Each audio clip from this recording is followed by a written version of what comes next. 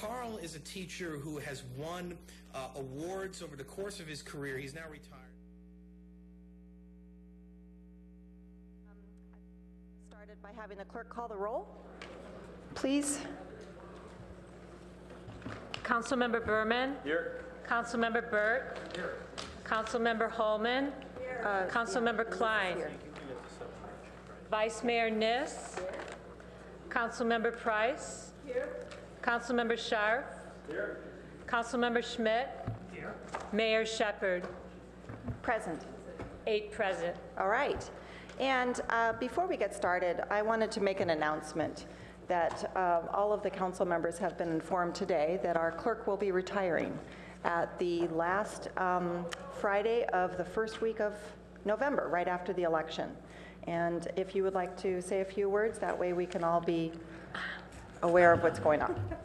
I wasn't prepared for that. Oh, yes, you are.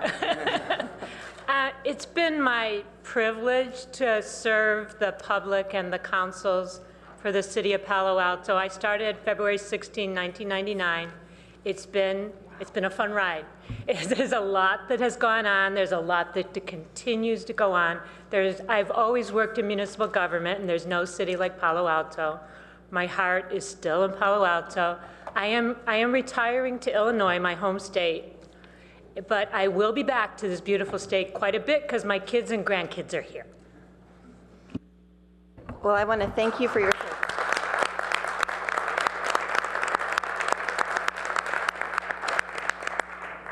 We want to thank you for your service and know that this is a fun adventure for you to go back to your home state and a fun adventure to travel back to see your grandchildren. But thank you so much for your service. You've been a real model for this community. You've been a welcome at taking all of our oral communications, all of our elections. You've really championed the face of Palo Alto in the clerk's office. So thank you very much. Thank you. Now, we're here with our own state senator, Senator Jerry Hill. And I wanted to thank you on behalf of the city of Palo Alto for all of your achievements during the 2014 legislative season, specifically SB 1064, where you authored and was signed into law by the governor on September 25th, which increases safety in our community by ensuring the National Transportation Safety Board recommendations are adhered to, especially as they relate to rail transportation and the transportation of natural gas. Also, SB 270, which you supported and was also signed into law, prohibits single-use plastic bags at retail locations statewide, supporting initiatives that encourage increased environmental sustainability has also been a priority of the city of Palo Alto, and we appreciate that it is a priority of yours as well. So we also appreciate your vote on the following bills, which is AB 1014, which authorizes the court to issue a temporary emergency gun violence restraint order in the situation, if the situation meets certain criteria. AB 1594, which requires increased state reporting on waste management action. You've been very busy. So AB 1826, which requires a business that generates a specified amounts of organic waste per week to arrange for recycling services for that organic waste.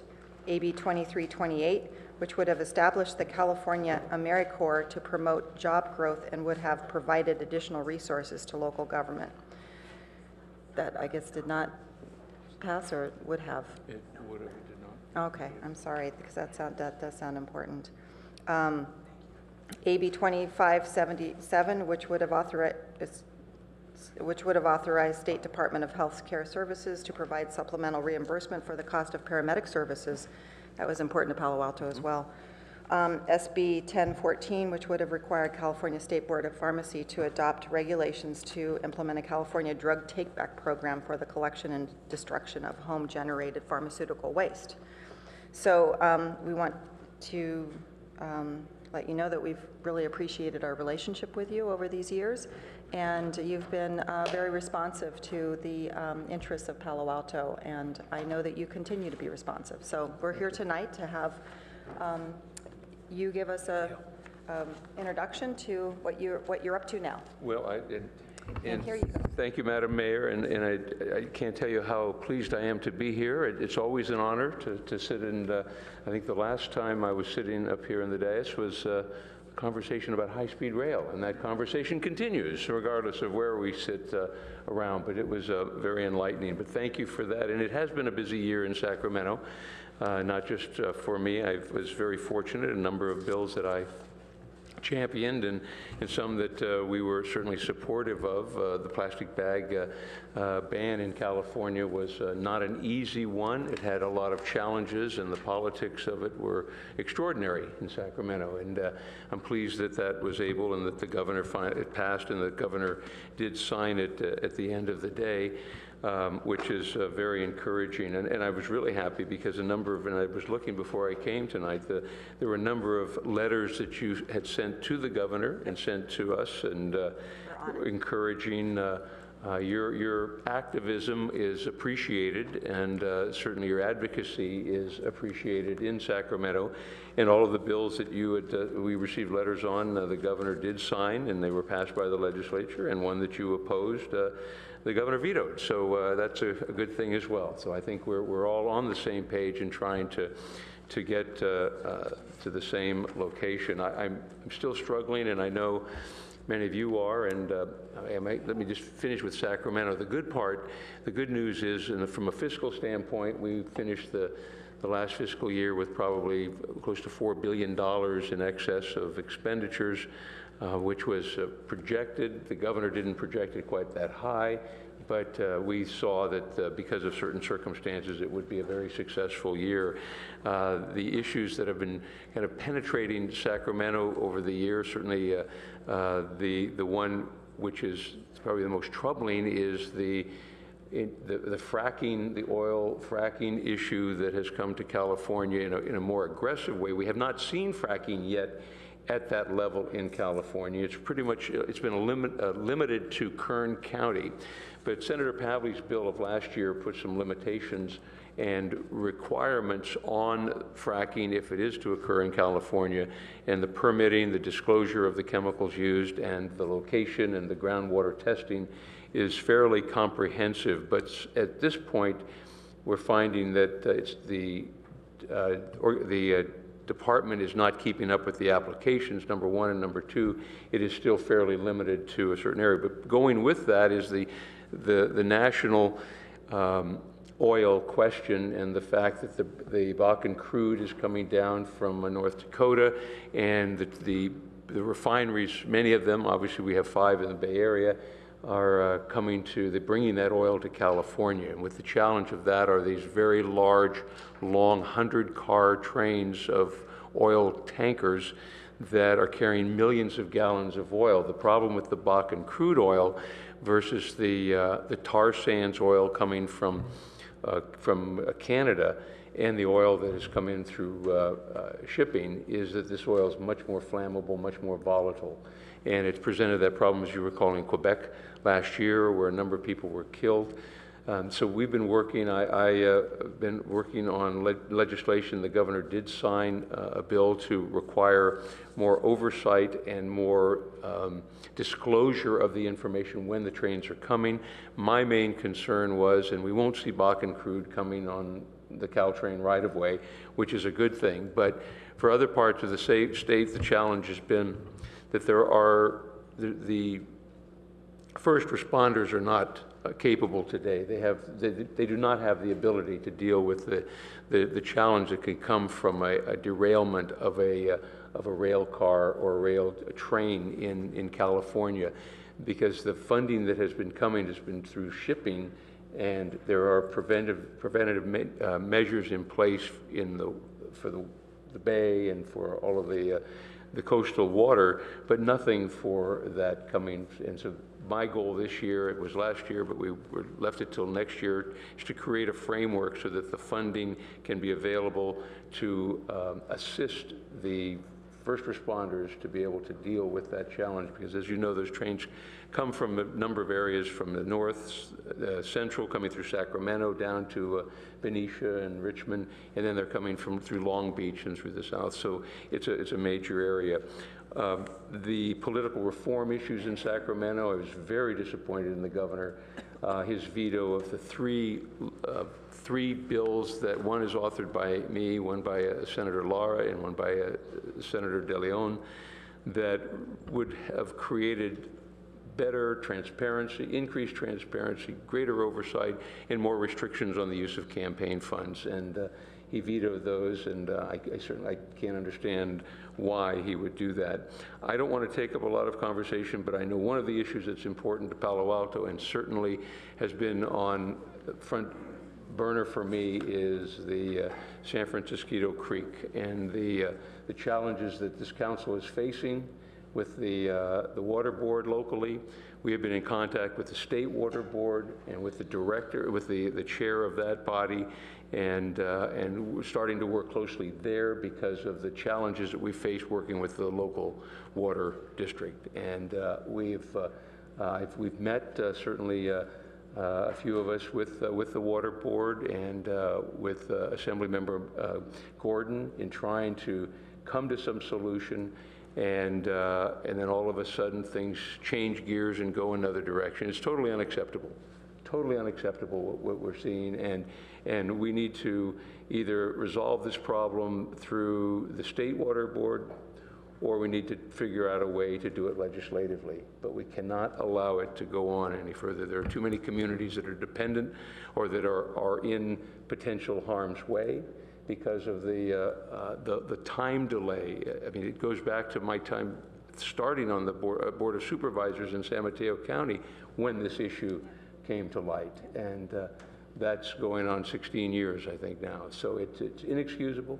And I don't know if it's the bureaucracy, if it's the leadership, but we're going to get to the bottom of it, and we're going to work together to solve that problem. And you certainly have my commitment, because it is it's not right.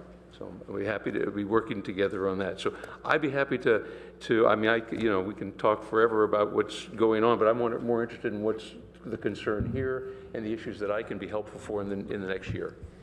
I do have two public speakers, so why don't we go ahead and hear from them, and they will have 3 minutes to speak. And our first public speaker will be Richard Brand, to be followed by Aram James.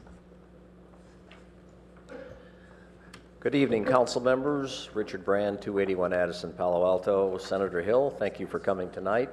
And I'm a big rail advocate, and I'm happy to see that you are as well. I know other members of the council. One of the things, and we're going to talk about Caltrain tonight, but my issue is Dumbarton Rail. This thing has been pushed and pushed out of the way. I'm very concerned that the MTC has reallocated funds to San Jose and via the transportation people in San Jose, money that was already allocated to get that thing going. You probably are aware, but Palo Alto has a major traffic problem. I don't even go down University Avenue anymore. I don't know if people have seen the automobile traffic coming in on our University Avenue is horrendous coming over the Dumbarton Bridge. Menlo Park is complaining that they're seeing all the traffic coming into Palo Alto. Palo Alto's economy is booming and people are driving their cars. And so my question to you is, how do we get Dumbarton Rail back on track and get the money that was allocated to that project reallocated to get a train back there as part of a holistic system? Thank you.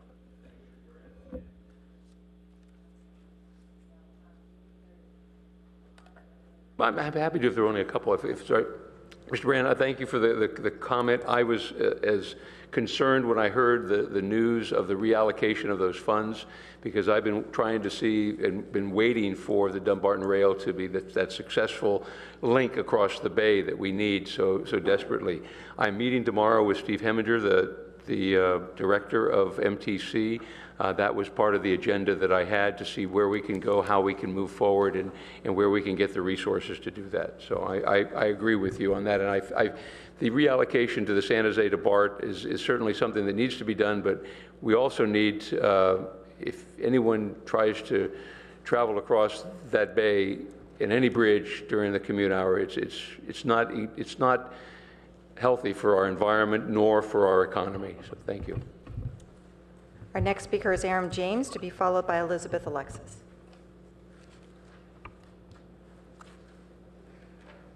Okay, so I'm not used to anybody answering questions during oral communication, so when you get to answer my question, I'd like to, one, know what your position is on Initiative 47 to reduce a series of non-serious felonies to misdemeanors. I'm also going to be reading from, talk about inexcusable in my estimation as my representative at the state level. Jerry Hill's jail bill for San Mateo County goes down fast. A last-minute bill by State Senator Jerry Hill to give San Mateo County preference for state funding to help financing of a $165 million jail in Redwood City quickly dies. I spoke out in San Mateo County vigorously against expanding our already horrendous prison industrial complex, 34 state prisons, the largest prison industrial complex in the world. Germany, with a population of 80 million, has 800 women incarcerated. We have 12,000 in Chowchilla. San Mateo County, the preponderance of inmates are there for nonviolent offenses. And you talk about wreaking environmental destruction on our state. It's our prison system. And I don't call that a county jail anymore because of AB 109. You know about realignment. We're packing our local county jails with folks that would have formerly gone to state prison.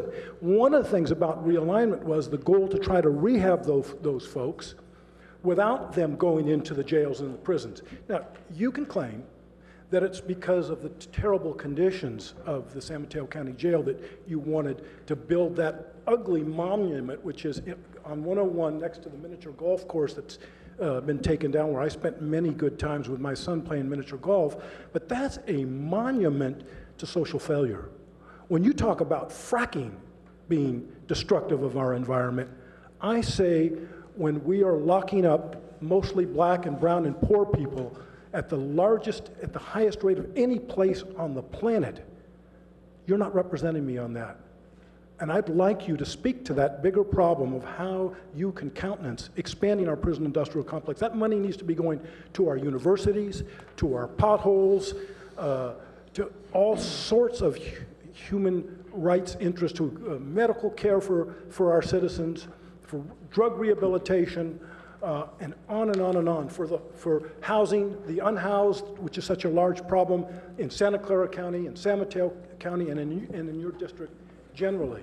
So, welcome to Palo Alto, but I'm one citizen that's very, very angry at what you've been doing to expand our prison industrial complex unnecessarily. So I want to know what you're going to vote. Thank you. I will just be brief. One, I support the proposition. Two, the issues related to jail construction in San Mateo County were related to a new women's prison, women's jail, which has not been, which has deplorable conditions, and the focus is on rehabilitation. 70 to 80% of those inmates in county jail are there because they're either using drugs, making drugs, stealing to pay for them, or selling them. And the purpose of the rehabilitation is to try and correct that problem so that we can not fill the jails with the population that we have been. And that's the purpose of doing that. So, and to create the ability and the resources and the physical plant to accommodate that. Thank you. Elizabeth Alexis, to be followed by Adina Levin. Good evening, Council, and welcome, Senator Hill. It's great to have you here. I first wanted to thank you for something that I'm not sure if Nancy gave a long list. This is another item I would add to it, is your fight for public records to let the city of San Bruno find out what was really going on with PG&E and the state officials. So this is an issue which my group CARD has fought long and hard on, is the need to be able to get access to public records. You shouldn't have to have a lawyer, and it should be all agencies in the state, all cities in the state, and I appreciate your efforts to bring transparency. I also want to speak about Caltrain. We saw on the agenda that you may be discussing, and we hope you will tonight, what is the future of Caltrain? And many people may not know this, but Caltrain is it's not an agency, it's a service. And it's a service that is a joint venture of the three counties of San Francisco, San Mateo, and Santa Clara. And this was something that was put together 20-odd years ago to find a way to save the service for all the residents here on the peninsula. And at the time, it was an expedient thing to do. I mean, we have been doing some work lately that has sort of shown, I think, the cracks in that, and that system, we may have gotten to the end of that. But it's also, the work that we have done has showed us that Caltrain is something that can be incredible. I mean, the outlook and the possibilities and how it could transform all our communities, it is worth fighting for. And it's worth everybody rolling up their sleeves, spending a Monday night, getting that process underway. Thank you. Thank you. Adina Levin, to be followed by Say Ready. Good evening, Senator Hill and council members. My name is Adina Levin with Friends of Caltrain. We're a nonprofit organization with about 3,500 participants on the Caltrain corridor, and I'm glad to see the City Council addressing the future of Caltrain, which is really important, particularly at this time in Palo Alto's history, where the city has taken an initiative to evolve its transportation policy to address traffic and parking issues by utilizing public transit and walking and biking and other modes more heavily. So Caltrain in the future is going to be different from Caltrain today. So the thing I'd like to talk about is the need of that leadership that will take Caltrain to that next step. The leadership of Caltrain is going to need to navigate successfully through electrification and the downtown extension to Transbay. They're going to need to take the service from a pure commute service to more of a transit-like frequent service. Today, 40% of Caltrain riders do not have a car or don't drive at all, and that doesn't even count people like myself who are car light, who use other modes more than our car, even though we have cars. More transit-like service is going to be critical for the region. More integrated with other transit services in the region. This morning, VTA staff and BART talked about bringing BART to downtown, and Diridon coming up with a funding plan to get that done by 2025, and Caltrain and BART are going to connect here as well as at the downtown extension. 21st century services and amenities with Wi-Fi being the least of them, and the ability to be an effective steward of the land assets in partnership and guided by the land use goals of the cities that it is in. And last but not at all least, the need to have stable funding for this service that is critical for our organization's economy and the environment to reach the goals of reduced climate emissions and maintaining our quality of life without gridlock. No opinion on exactly what organizational structure will attain that, but those criteria, a more transit-like frequent service closely integrated with the rest of Bay Area transit with stable funding, is absolutely critical, and the next generation of leadership will need to take us there. Thank you. C. Ready, to be followed by Theda Cortez. Good evening, Senator. It's an honor to see you here. A couple of things that come to my mind that would like help from you. The citizens are concerned about the air traffic. The airplanes come, go around. And why is that? Why would we want to do that? Why don't they go a little further somewhere else? And can we reopen that issue, see why these planes come around and go to whatever airport they go to? So it's a concern to me. I also come from an area where this was a concern. I was living in Orange County, Newport Beach, and somehow they maneuvered, whatever the organization is, to fly at a higher level and things like that. So I'd like you to help us, tell us give us some assistance as to how to reopen this issue. Emergency situation is okay, but not every night, 2 in the morning, 4 in the morning, planes come, go around. That's a concern to us. The second item is homelessness and shelters. I just Googled you and I see that you work on it.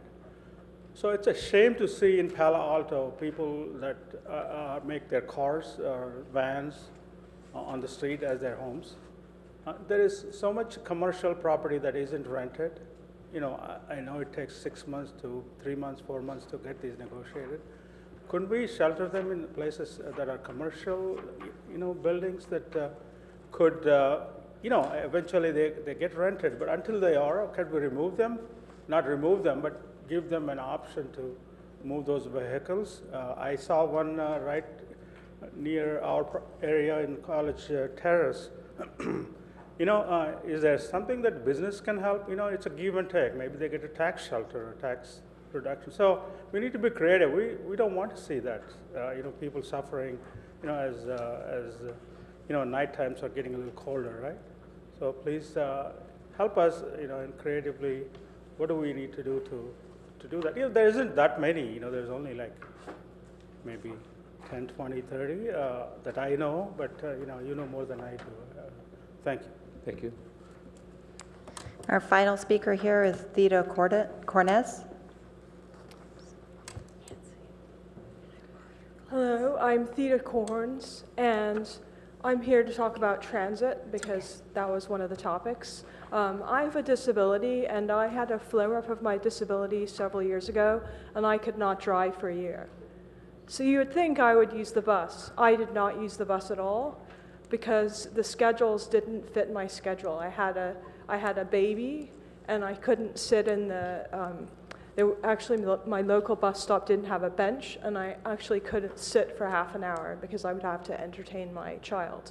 I did take Caltrain because I knew that Caltrain would arrive at a particular time, and I could walk, albeit slowly there, but I did not take any other forms of transit because they were not integrated at all. And I would ask you, Caltrain is actually working. It could be improved, but we have Friends of Caltrain. We do not have Friends of VTA or any other transit service. We really need to integrate these services better and also follow the model of Caltrain, where when they faced financial difficulties, instead of cutting service like they usually do, they actually raised fares and then kept the service and more people rode it. Right now, we have a serious issue of middle-class people like myself do not ride anything other than Caltrain. We are the people that vote. We are the people that come here to meetings. You don't see someone from VTA or other transit coming here and saying, we want more of it, but we actually do. Because my experience was literally not being able to drive for a year, that my options were very limited. If I had been poor, I would have taken the 2 hours it took to ride the bus, but I don't have that kind of time. And that's basically what we're doing, is we're allocating buses for poor people, and that's not right. We need a more equitable system, and that means thinking of it as an alternative and charging appropriate rates, and if necessary, subsidizing it for people who can't afford it. Thank you. Thank you, and Roland Lebrun. Thank you, and good evening, Senator and Council. Very briefly, I've got 2 items on the wish list. And the first one is the introduction of legislation that would mandate uniform platform heights, at least in California. And I'm suggesting a template based on legislation that passed in Brussels in 2002 that mandated this across the entire European Union by 2020. The second item, if possible, is to reintroduce another piece of legislation that was also vetoed by the governor 2 years ago. It was legislation introduced by former Senator Leyland Yee that would have mandated that any document in PDF format held by a public agency would be in searchable format. And the issue there being that if a PDF is non-searchable, the web crawlers will find a document, they will not be able to parse it, they will not be able to index it. The bottom line at the end of the day is the search engines will never ever find that document, and it'll continue to basically fly below radar. If you could reintroduce that legislation, I'd really appreciate it. Thank you very much. Thank you, and colleagues, if you have any questions for the Senator. Okay, Vice Mayor Niss. So, Jerry, Senator Hill, one of the things that I particularly wanted to mention, because time passes quickly and our memories are very, very foggy at times. But I remember in 09 and 10 what dire straits this state was in. Incredible. And we were making cuts. They were making cuts in the city. They were making cuts at the county. Could you trace that very short period of time, it's just 4 years now, from where we have gone from what was then, as I recall, a deficit of 10, 15? 45 billion dollars. Pardon? Billion, yeah. Billion, yeah, billion, with a B, the billions. And now we have 4 million in surplus. That would seem to speak to good governance. So just a comment. No, and so I'm sorry, I'll figure it out. The concern raised is that in 2008, in fact, when I started in the Assembly, the first thing we did on that first year was cut about $28 billion from the budget that had already been approved in June of that year. And we're talking about by November, we knew that $28 billion would have to be cut from a $102 or $3 billion budget. So it was 28% of the budget at that point in time. Those cuts were made painfully. But then, obviously, as the economy has turned, and thankfully, the Valley and where we are is what has generated and created a lot of that wealth that's coming to California today. What I have applauded the governor for is his restraint, his responsibility, and with his recognition that the cyclical economy that we all live with will again go in the opposite direction that we have today. And that's why on the ballot there is a rainy day fund, the reserves that are necessary. And that's one thing that California has never done. And that was with an interest of keeping or of maintaining a reserve. We had no money to work with in 2008, and the challenge was that education, which is about 40 to 50% of our budget, 40 for K through 12, an extra 10 for higher education. So 50% of our budget's education, and that had to be cut drastically. So the goal is to try and create the reserves, and especially take some of those capital gain reserves that were capital gain income that we're seeing, and place that into a greater portion of the reserves, so that when we do come to this in the future, we'll be able to deal with it in a more responsible way. But the governor has been very conservative in his in spending, and we're hoping that we can restrain that. The challenge also with the political environment, now that term limits have been adjusted into the legislature, where a member can sit 12 years in either house. That will, I believe, slow down what we saw before, which was the desire on the part of legislators to spend their money into that next position. They can sit and stay in one position for 12 years, which hopefully will make a difference. That, coupled with the open primary, I think will make a big difference in governance as we move forward.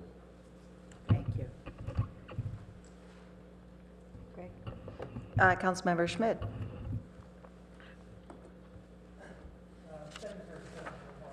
Mike. I want to give special thanks to your work on SB 498. That was a bill for conversion technologies. You supported it in the Environmental Quality Committee, the Appropriations Committee, final vote. It was signed, and I think that will have a good, positive, long-term effect on California sustainability. So thank you for that. I just want to raise a couple questions about the housing mandates from SB 375. About 3 years ago, there was a basic change made in the assumptions of that bill, moving from a mandate coming out of the state demographer's office about the long-term outlook for population growth in our state to a jobs-based model derived from local area. Now that shift from a fair share of demographics to one of job growth, implying bringing people in, is a big fundamental assumption. And I guess there are two consequences of that that we notice in our own community more and more. One is the fact that now housing allocation are tied to jobs. And yet, as we grow jobs, commercial sector expands and grows. The way Prop 13 is set up, the share of property taxes paid by commercial enterprises is declining by 1 percentage point per year on the county basis and certainly in the city. So the jobs are driving need for housing, especially affordable housing, but the way the state legislature has defined change in ownership among commercial properties has led to the fact that we are in a continuing financial bind. The second issue coming up with that is there was an attempt to get on the ballot this year, 6 Californias. Very interesting and exciting to find out that the state of Silicon Valley would have been the country's highest per capita income state. But troubling was Central California would have been the lowest per capita income state.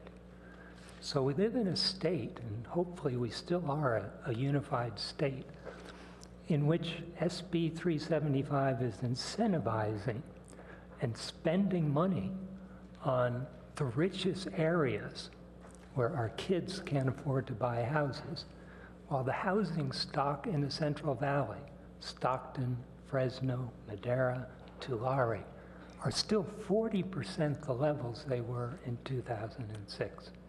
So if you could keep your eye on, what can the state legislature do with these problems that are cropping up as a consequence of 375? And I think you're absolutely correct, and that's that challenge that we're seeing with, especially with the Prop 13 and the limitations on commercial property transfer. That there was legislation this year that started, and there was a coalition together.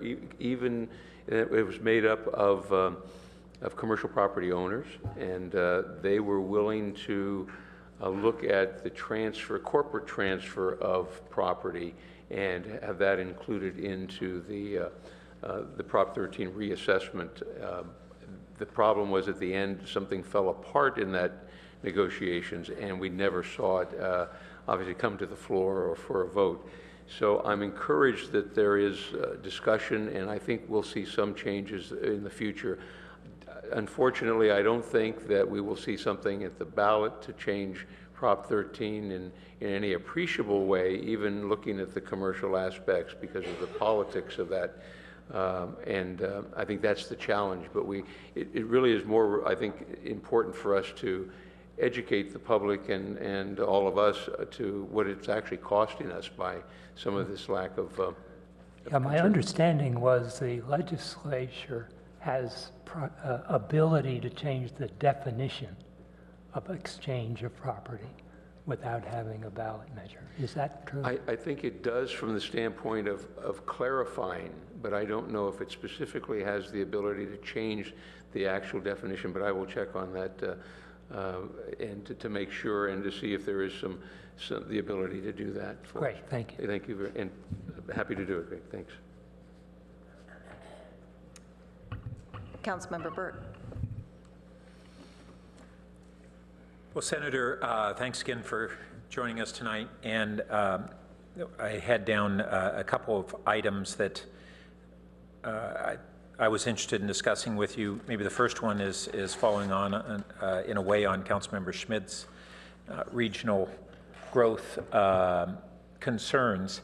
And in discussions with Assemblymember Gordon, he's spoken about an interest in convening a sub-regional dialogue on growth of both commercial and housing, and we all have seen that this has become central not only to our community discussions, but up and down the peninsula. And since we have not clearly defined boundaries of where those issues overlap one another between jurisdictions, certainly from a Palo Alto perspective, we're bordering 2 counties.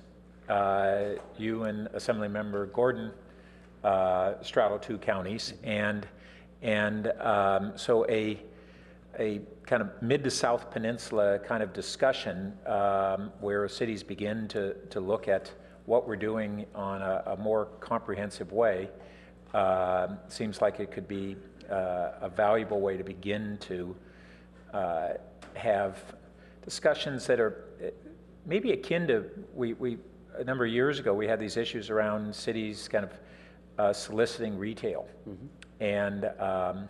And the system was set up in a way that they weren't really looking at impacts on surroundings, and maybe we have a similar circumstance today that we have to figure out a way through. Yes. And I agree. I think it's vitally important that we come together and look at 2 things. One, the uniqueness of this area and how the current law is affecting the application of that in the area, especially in the mid-peninsula, and then see if there are opportunities to make changes to it so that it will work as designed, but in a more fair manner than it seems to be working today. So I'm happy to, and I've talked to Assemblymember Gordon about it, and I'm happy to work with him. Good, and then my second topic is also somewhat related to that, in that a couple of the speakers actually raised this. When we had Caltrain established 25 or so years ago, it was a very valued commuter rail system, and it's in recent years taken on a much stronger role, and on the horizon, it'll have an even stronger yet role, to the point where it's becoming a crucial backbone to the entire peninsula, which is really the engine for Silicon Valley and critical to the state and the nation. And it's been historically an agency that was run in the way it was set up at the time, where it was a much smaller agency, 3 counties. Interestingly, as we see that we have a new executive director or CEO of Caltrain on the horizon, it's my understanding that actually San Mateo County is allowed to select that, and then the other counties, I think,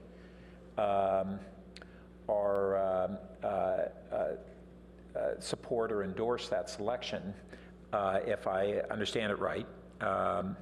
And so either way, I think that this is a great opportunity for us to look at both the governance of Caltrain and the administration of Caltrain. It's been this part of, or administered in collaboration or through the same person that runs SamTrans and the San Mateo County Transit Authority, and it's grown up kind of past being what a third of a CEO can fairly be able to provide the commitment and expertise that it deserves going forward.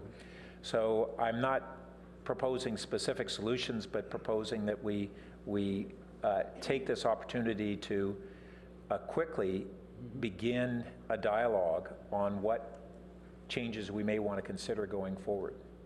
And I think it's timely, obviously, because of the retirement of the current CEO. I think if we look at some of the history and perspective, the reason that San Mateo and SamTrans was the default management organization was at the time of the original contract in 1991, creating Caltrain, it specified that until the 2 other counties, VTA, Santa Clara, and San Francisco, paid their portion of the purchase price, that the management of Caltrain will be left to San Mateo County. And the payment has been made, and so that is, I think, a moot point at this point in time. So I think it is valid. I've not heard that the VTA or San Francisco have been interested in taking over the management or the operation of Caltrain, but I do think you make a valid point. In the future, this will be play a greater role, Caltrain, a greater role in certainly the commute, but also in national transportation. And so I think that that discussion, but it probably should start with VTA, if there's an interest in Santa Clara County to do that, and maybe working with San Francisco. Well, and I don't know whether it would be necessarily one or the other of the counties, but perhaps an entirely new independent agency that would span those counties. That's a very good point, and it could very well be. I think the challenge that Caltrain has had, at least when I sat on the board, and I don't think that's changed today, is a fiscal problem. And it was better to be paying 1/3 of a CEO and staff's salaries and cost rather than a single identified sole organization. But it has certainly graduated to a point where it may be necessary. I think it's a good conversation to have, and thanks for raising it. All right, we've got more people. Okay, go ahead. And then I have your light on, so is this just, okay. Follow up. So I wanted to follow up on Councilmember Burt Sutton. I totally agree with him. I also think there's a transparency issue and ability for the public to influence the process the way it's currently set up. The way it's currently set up is VTA appoints someone to the Caltrain board, right? And you go through this process that's very far removed from the public. So a council member, for instance, gets on VTA, works their way up through VTA, and then VTA appoints that council member to the Caltrain board in Santa Clara County. It's a very disconnected process from the public and any real accountability. And frankly, who actually should be the right people in terms of representation, in terms of who uses it, and that kind of stuff. So I do think we should look closely at some sort of a Caltrain board, similar to what they have for BART, where you actually may have elected officials, who run for that position. So you have that kind of leadership structure. I'm not saying what's the right one, but I think the current one doesn't really provide that linkage between the public and the users. And I think that's unfortunate. And then obviously the issue you raised also, which was the issue of a funding source for Caltrain. I think those are the two critical issues. And as we see with Silicon Valley, and I think we all agree here, that Caltrain is playing this outsized role. And the government structure is really back, before it played this role. And so I really think it would be something ripe for state legislation. No, and I think you're right. I think it's good to have the conversation, and it may be time to make the change. The difficulty is, as you know, most joint powers authorities, whether it's the Bay Area Air Quality Management District that Councilmember Niss and I sat on for many years, or MTC, they're all removed, and there's no direct accountability, which is unfortunate because you lose that transparency. And as you know, the VTA appoints 3, San Mateo 3, San Francisco 3 members. There's a professional member, someone who's a transit expert that sits on the board.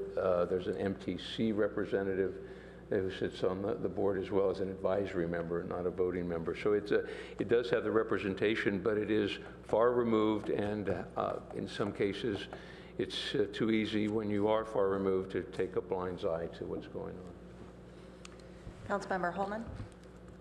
I want to go back to thank you for being here, Senator Hill. I want to go back to the topic of housing mandates. And much of the dialogue that happens about that topic is about methodologies and assignments and that sort of thing. But many people know, and my concern has been for a long time, is the basic assumptions that are made in terms of housing. And that is such that a person who lives in a town where they work is a shorter commute trip than someone who lives in a different town to that same job. That lost housing units don't matter because they aren't tracked. There's no incentive, there's no benefit to a city to try to track those or to conserve those. The threshold for trying to get to count at-risk units and get those to count towards your numbers is exceedingly high and difficult to accomplish. We were able to accomplish a little bit of that this year, but it's exceedingly high. the density bonus law for providing even one affordable housing unit.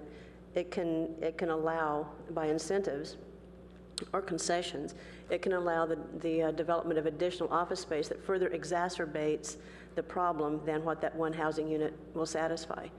So all of those things are, the assumptions and the premises. So it really, for me, has never been about housing creation, because if it was about housing creation, providing housing, these other things would matter.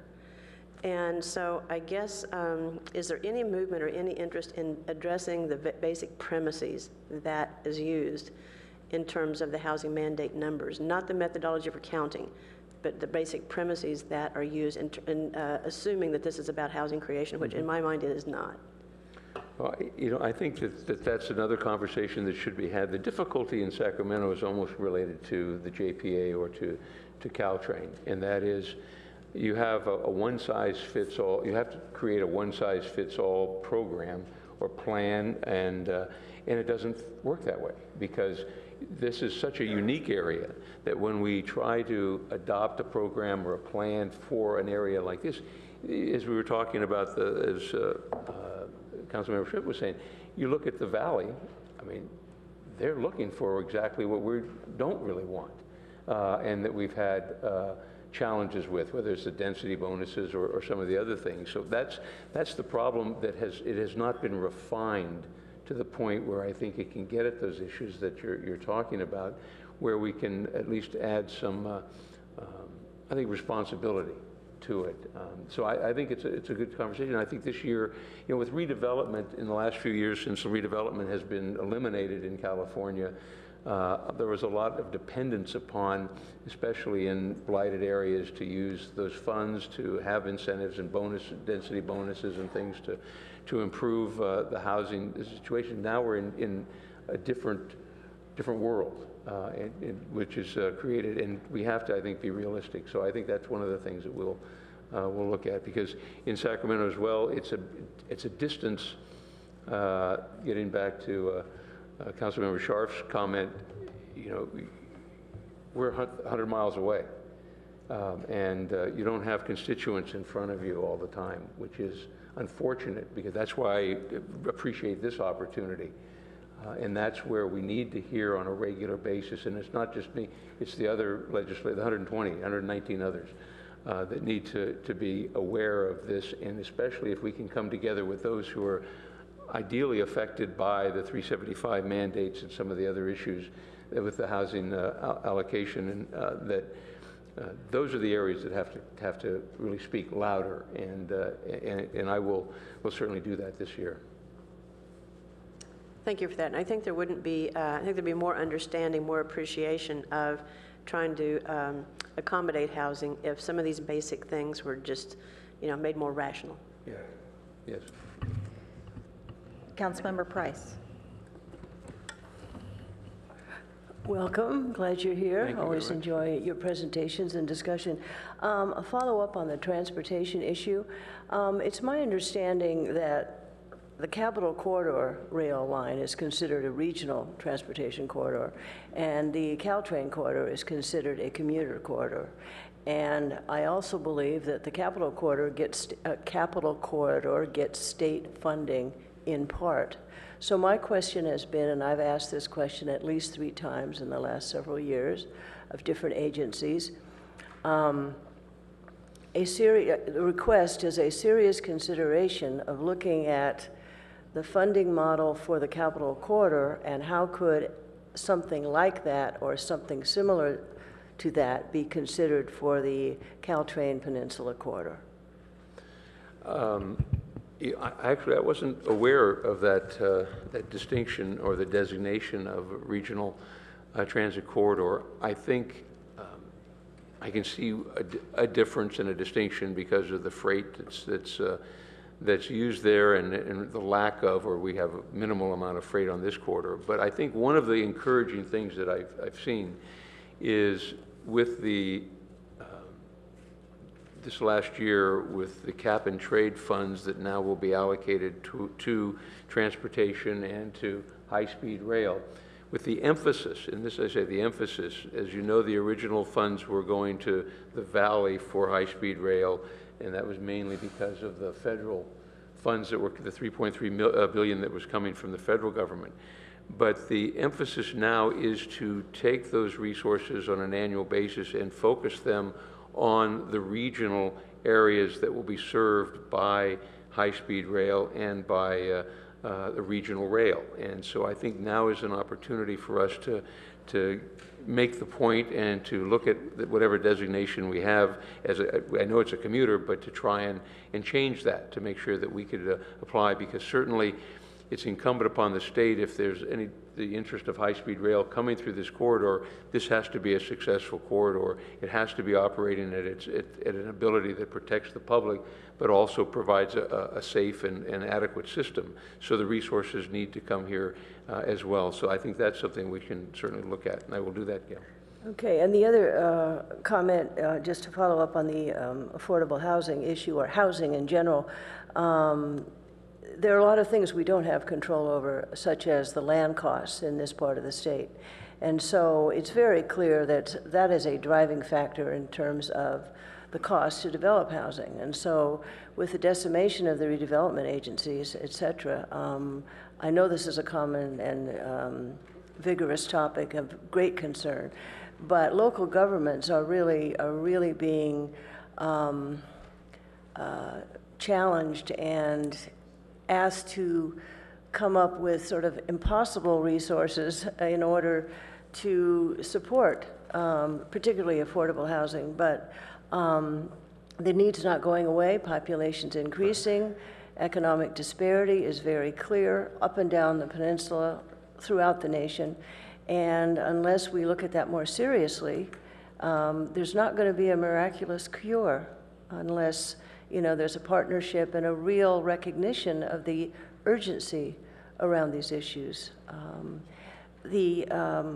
Did you want to make a quick comment on that, or? Well, no, I'd be happy to. And I think in Sacramento, with the demise of redevelopment, every year we have tried to move forward with some type of housing assistance for local government, some type of plan that could reinstate a form of redevelopment that does not affect education in the schools and local government, basically, but it can provide the resources that are necessary. It has been a challenge. The governor has not been, at least from what I've witnessed, not a strong supporter or proponent of a lot of that. And then we get into the fractionalization and the politics of different interest groups. It's if you're going to try to develop a funding source somewhere for housing, and it gets to the point of where is that coming from and who's going to have to pay. And there were agreements made in the past on certain bills, and they fell apart at the last minute, and they didn't make it. But there will be a continued effort. I know the new the Speaker of the Assembly, Tony Atkins, has made today. She announced what her priorities, and affordable housing and homelessness were right on her list, and she wants to really do what she can and she's been a very strong advocate for these tweaks to a kind of a redevelopment too that could come forward. So hopefully we'll see something. Thank you. And could you just very quickly address again the San Francisco Creek issues, our golf course issues as it relates to the regional, the water board, and what is not happening? I know you touched on it before, but do you have an action plan to address this? Do I have an action plan? Yes, well, I think absolutely. I think what we're waiting for is, we thought we had an action plan when we all met together with the water board a couple of months ago, and we thought we were in a clear path to have everything resolved within a month. And when they came back with the public comments and the changes that were, or the questions that were asked, I know the city is, or the JPA is answering those questions, and they're due, or they will be submitted on the 8th of October, and we will wait to see how they are received, and that's when we will take a more aggressive stance with the state board if we run into problems with this after that. And I think that's what we're waiting for, and our conversations with through the Pro Tem's office in Sacramento and to the State Water Board. So that's the plan without getting into the specifics of the golf course and the levees and how it's going to work, that's the interest and I think where we will take it. I'm expecting, but I expected it the last time for there to be some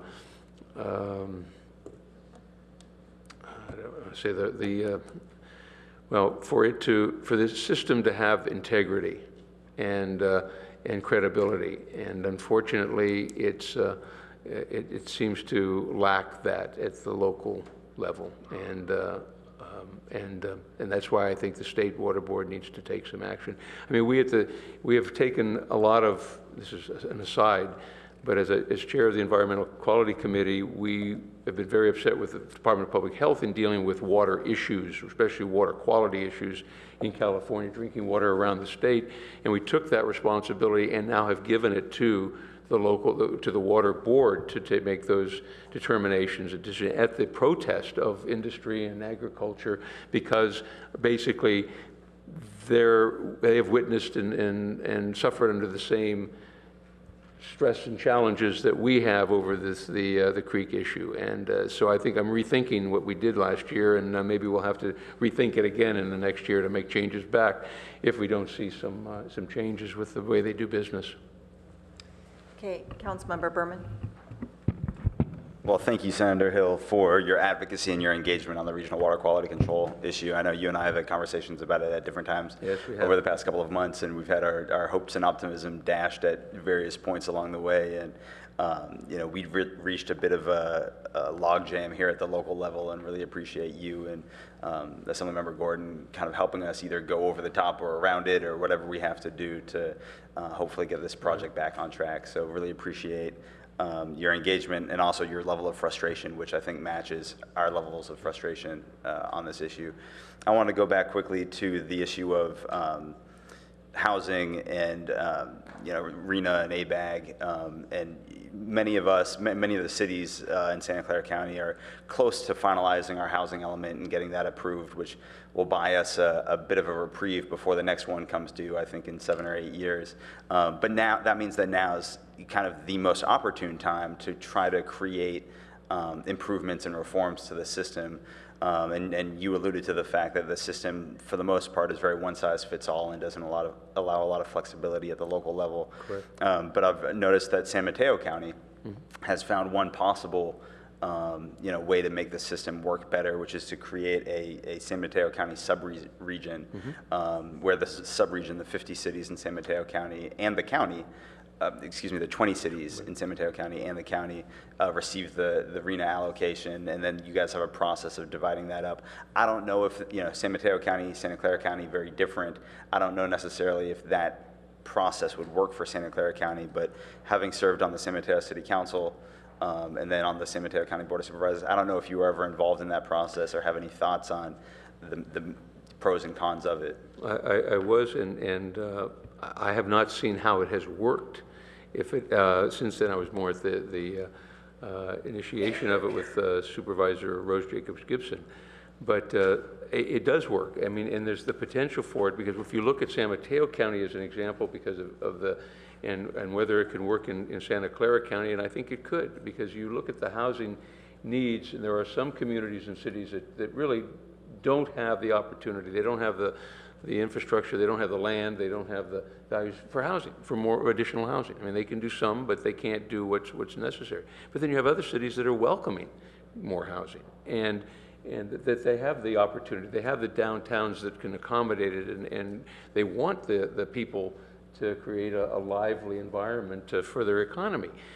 And that's how you can kind of balance that in a community, in a sub-region. I think makes a lot of sense.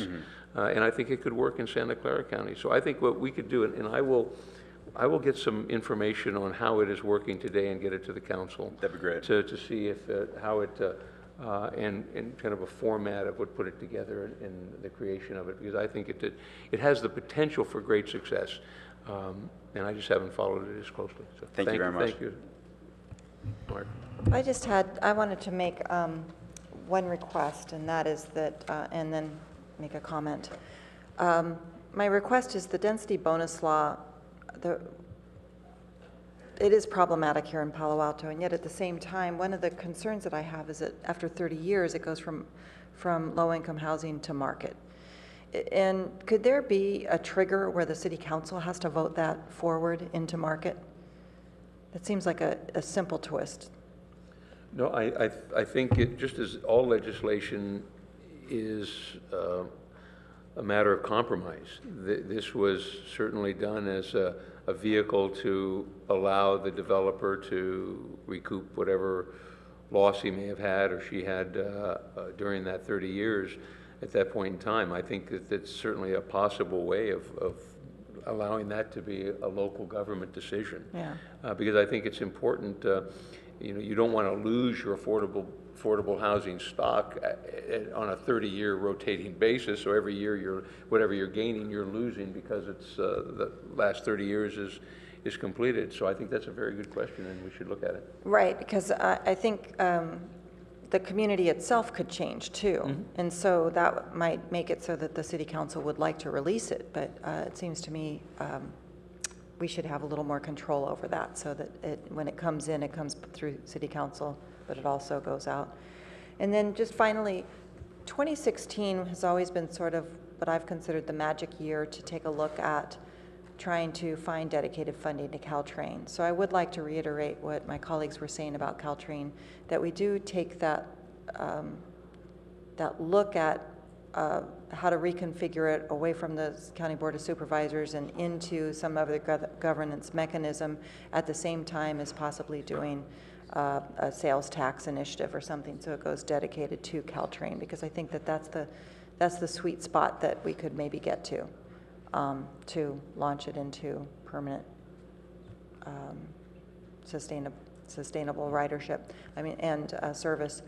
I think that San Francisco mentioned that at one of the meetings I went to, that they were kind of looking at 2016, and I know Santa Clara County is ready to do that, I believe.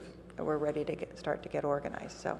And I agree, and I just be brief with it. As you know, 2 years ago, I had legislation that I had authored that would do that, would give the JPA the ability to, on a 3-county basis, have an election to see if the voters would be willing to tax themselves to sustain Caltrain. And because of the circumstances at the time and because of the resources that were coming into Caltrain, it wasn't the right political time to do that. But I think it needs to be addressed, needs to be looked at in the same conversation that we're talking about with governance. So I agree, and I will raise that issue as well.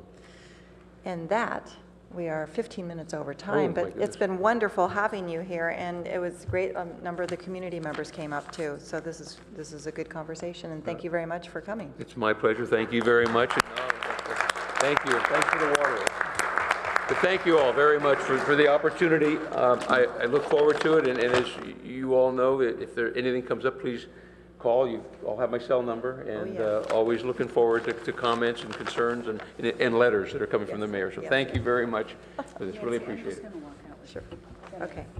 Great. Well, thank you. And since we are a little behind schedule, let's transition into our study session. This is a study session. It's item number 2. Planned Community Zone Study Session. In the 1950s, Palo Alto enacted a planned community zone to manage flexibility and development projects in exchange for a specific public benefit which would not be otherwise attainable. The zoning was amended in 1978, but over the years, many public benefits secured by the PC zone have not had the type of value to the public one would expect. In other cases, the benefit either quickly lost its public presence or were difficult to use.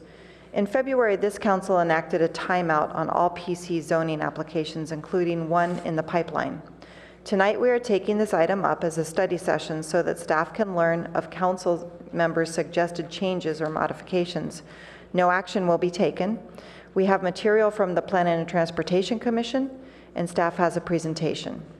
Staff intends to return with a revised ordinance for council adoption. So with that, I also will be hearing from the public after the study session, at the end of the study session, so they can hear council comments and then they can respond to how this is going forward if we've missed anything. So, go ahead, Hillary. Thank you, Mayor Shepherd, council members. I'm Hillary Gittleman, the planning director, and I'm joined this evening by Consuelo Hernandez of the planning staff. As the mayor indicated, tonight's study session is regarding the planned community zoning district. Consuelo and I recognize that there are those in the public, on the council, and on the planning commission who know far more about the planned community zoning process than we do. And so we thought it would be remiss if we just started drafting an ordinance before we came and heard from council and from the public and the PTC about their thoughts. We had a couple great sessions with the Planning and Transportation Commission, which Consuelo is going to summarize briefly, and you'll also find a summary in the staff report. And then we look forward to hearing your comments, questions, and those from the public. Consuelo? Thank you, Hillary. Good evening, Mayor Shepherd, members of the City Council. As Hillary mentioned, tonight we bring before you a study session to talk about PC and the potential reform opportunities that we've discovered through the past several months of researching and meeting with the PTC. As you know, over the past, since the PC zoning ordinance has been in place, the city has approved approximately 100 different PC ordinances, and that includes some that have been amended and new ones. And what we've discovered is that the process has allowed the city to be responsive to opportunities that have presented themselves and to proactively address community objectives related to such land uses as affordable housing and small grocery stores. However, as you know, the public has expressed some concerns about the ad hoc nature of each individual transaction, the inadequacy of public benefits, and how those have been monitored. And as the mayor mentioned earlier this year, the City Council decided to place a timeout on any PC requests in order to give staff an opportunity to analyze and come back with alternatives and solutions for potential reforms. And that's what we've done. Staff initially started this effort by compiling prior analysis that have been completed. And you'll find that as attachment C of your staff report, kind of our version of a white paper where we consolidate these prior analysis and start to formulate alternatives to the PC process. Included with your report and at places, we started to look at the data and at the different PC projects that have been approved. So what you have before you is a table outlining the past 20 years. It's about 47 PCs that have been approved or amended, and it outlines a project description, the types of public benefits that have been approved as part of those different PCs, and the trigger or the nature of why a PC was required. Included with your staff report as attachment A is also a summary of the PTC's conversation, the study sessions that we held with them, to really get an opportunity to hear from them, the experts, and as Hillary mentioned, on what ideas they have for potential reform. And they essentially came up with 8 different ideas or issues related to PC zoning. And as you know, the ordinance hasn't changed very much since 1951. In 1978, it was amended to add public benefits. But at the time, it didn't include a definition for public benefit, whether the project is a public benefit or if there are public benefits that are gained as a result of the project. And there is some consensus that a definition for public benefits is needed. There was also discussion about the regulations providing an explicit monitoring and enforcement above what the planning department currently does. And then there was also this idea of the types of projects that should be handled via a development agreement or perhaps a precise plan. Some other ideas that came out of the discussion with the PTC and some that staff came up with is other communities identify geographic areas in the city where a PC zoning is more adequate. So perhaps there's an opportunity to outline specific areas through the comprehensive plan where a PC is most adequate. And finally, there was some agreement that perhaps the regulations could be updated to reflect some type of cap on the variation from the underlying zoning district. So perhaps a maximum height exemption of 5 feet in height, or a maximum density or minimum setbacks that could be included with the regulations. And so really there are 2 options or 2 choices in the PC reform as staff sees it. We can either revise the existing ordinance to address issues and concerns raised by the public and what we've heard through the PTC study session, or we can eliminate the use of PC zoning for new projects and adopt another approach equally as effective as facilitating affordable housing. In your staff packet, in your agenda packet, we also started to look at the synopsis of public benefits that have been gained. And one of the things that we found was that through the PCs that have been approved, approximately 1,000 affordable housing units have been developed as a result of PC zoning. It's attachment D of your staff packet. And so what we feel is that the benefits to the community from this flexibility, it's a good opportunity for us to come up with an alternative. If PC zoning is no longer effective and the public no longer has confidence in the process, that perhaps there's an alternative to that existing regulations. And so tonight, what we really like to hear is from the public and from council any additional comments or ideas that you might have. And then following tonight's meeting, staff will come back with the draft ordinance that will be vetted through the PTC Council, and then staff would also be hearing from the public through that process. And we're here to answer any questions you might have. Thank you.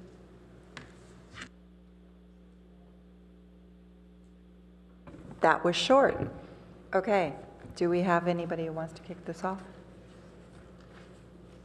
Do you want to go to the public first, or do you want to go to us first? Well, I have a few public comment cards, but we could go out to the public. Would you rather go out to the public first?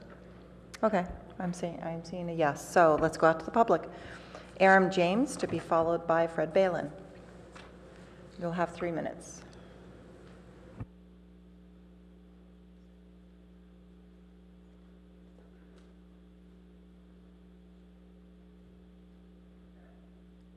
Obviously, I like the idea, the statistic that I just heard of 1,000 units of affordable housing. So that shouldn't be lost in the discussion. The secrecy, though, and the trade-offs that have occurred during a lot of the PC trade-offs troubles me and many other members of the community. I'm still very curious to hear from members of the council what happened during the negotiations of 27 University Avenue and the planning that went in there that was done apparently secretively. I'm particularly interested in hearing how many of you participated in those secret negotiations. It's nice to call the process horrible, but that doesn't sound like personal accountability for engaging in the process. I'd very much like to hear how many of you would take responsibility for actually going up and participating in the tour of the 7 acres that were being offered apparently at some point in the negotiations to Mr. Arriaga for a pittance. So it's great to hear everybody say that they're remorseful, but I've heard nothing that's come close to personal accountability. Mr. Scharf, how many of those meetings did you participate in? You call it a horrible process, but that sounds like far from taking personal accountability. Maybe you didn't go to any of the meetings, and that would work to your favor. Maybe you were deeply involved in all of the meetings. Maybe you didn't go on a tour of the 7 acres and didn't have anything to do with those negotiations. Or maybe you sat in on all of them. I put the same question to Nancy Shepard. What was your personal involvement? Is that going to be something we're going to hear from you? Because you're up for re-election. Mr. Scharf, you're up for re-election. Karen Holman has come out and said that she did object to the process, but I'd like to hear more from you as well about what part of the process that you participated in and what part, including the tour of the property that you participated in. I don't think the citizens can really trust a council that doesn't talk about their personal role, not just generally the council. That's masking personal responsibility. So I'm hopeful, particularly, that the voters can be fully informed about the participation level of Mayor Nancy Shepard, former Mayor Greg Scharf, and Karen Holman.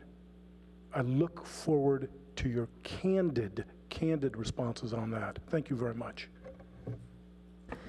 Fred Balin, to be followed by Robert Moss.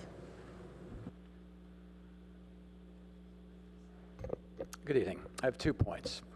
First of all, on the first page, the third bullet, it says that PCs are supposed to consistent with the Palo Alto Comprehensive Plan. Actually, the word consistent is not used in the definition of PCs. It appears in one spot in the ordinance that has to do with findings. We all know PCs are not consistent with the comprehensive plan. That's the definition of a PC. In fact, when a PC is approved, the comprehensive land use designation is changed at the same time. Why is that? It's because Palo Alto is a charter city and doesn't legally have to have consistency between its comprehensive plan and zoning.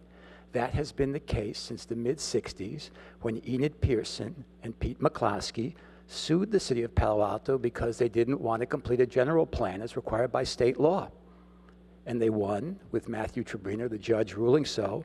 And since then, Palo Alto has always used the loophole of consistency with state law that they don't have to follow to get around not having to be consistent. If we had that in there, that would stop a whole lot. It would stop a lot of development agreements. It would stop a lot of PCs before they even got started because anyone could just take it to court. Okay, the second thing is tonight, you know a lot about PCs. If you're new to the council, you've already seen 395 Page Mill Road, Maybell. If you were here before that, there have been others. JJNF was prior, College Terrace Center, Alma Plaza, Lytton Gateway. Everyone's an expert here. Be clear about what you want. If PCs are to be abolished, state it. If they're to be kept under certain conditions, clearly define what those conditions are. If you're happy with the way they are and generally satisfied, state that.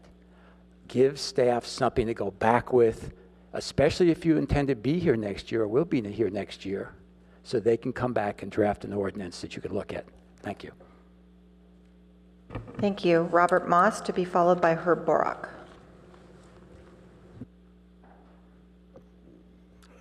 Thank you, Mayor Shepherd and council members. As you know, I've been saying for decades the PC process has been just a racket. And let me give you just a couple of examples.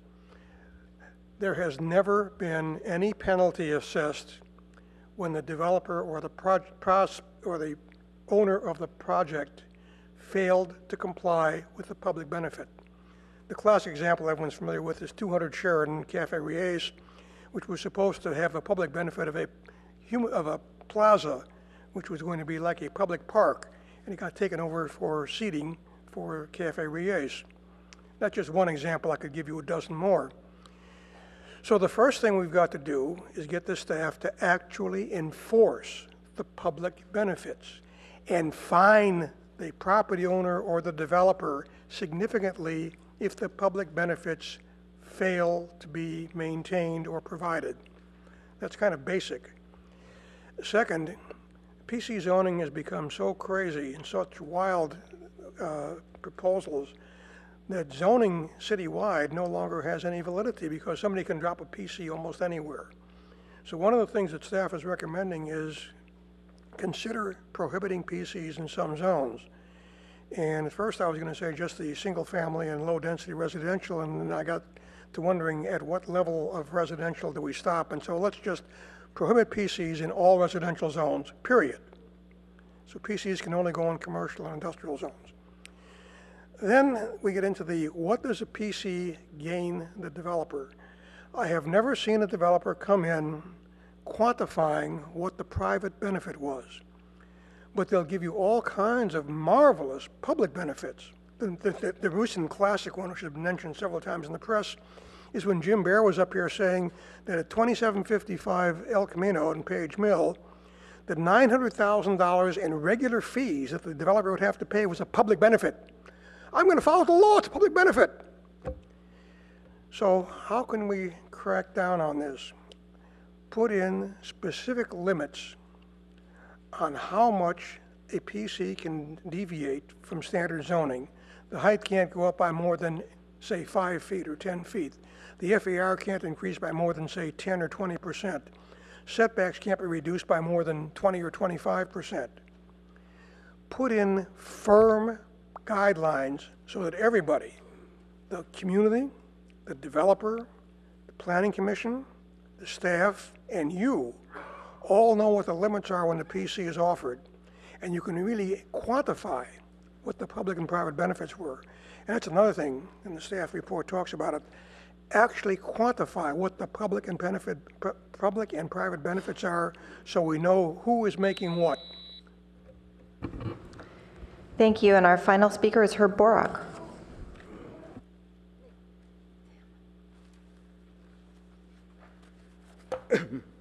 Mayor Shepherd and council members, I believe that you should eliminate the ability of there being any more planned community zone districts. You would need to retain language, and only this language, from the existing zoning code that would enable minor changes to an existing PC's development plan or changes in its development schedule, and failure to meet the development schedule, and also the provisions for inspections. But there's no reason to have planned community zone district anymore. I was trying to find something that would help you get the message, and the previous speaker mentioned that you should know what the private benefit is for developers. You have at your places a working draft of a PC zoning log since 1990, and if you go to the last page, there is not a column that says private benefits, but there is a column at the end that says trigger for PC. And I ask you to take a look at two of those.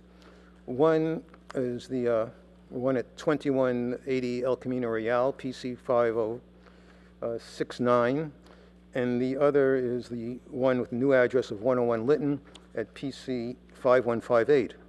The trigger for the PC for both of those says nothing about the fact that the reason the developer wanted a PC was for the substantial increase in office floor area.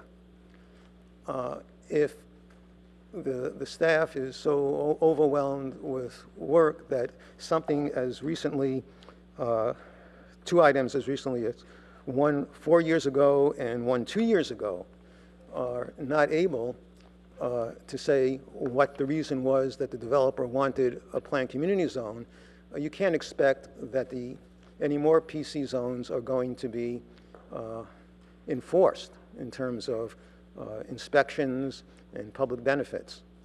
So I think that we have a record over 60 years of PC zoning, and especially since public benefits were added, to know that it's basically a way of making deals for the council that makes the deal, and after that everybody forgets that it happened, and forgets that there were no conditions attached, forgets that there were public benefits required, forgets that the zoning code requires inspections on a periodic basis.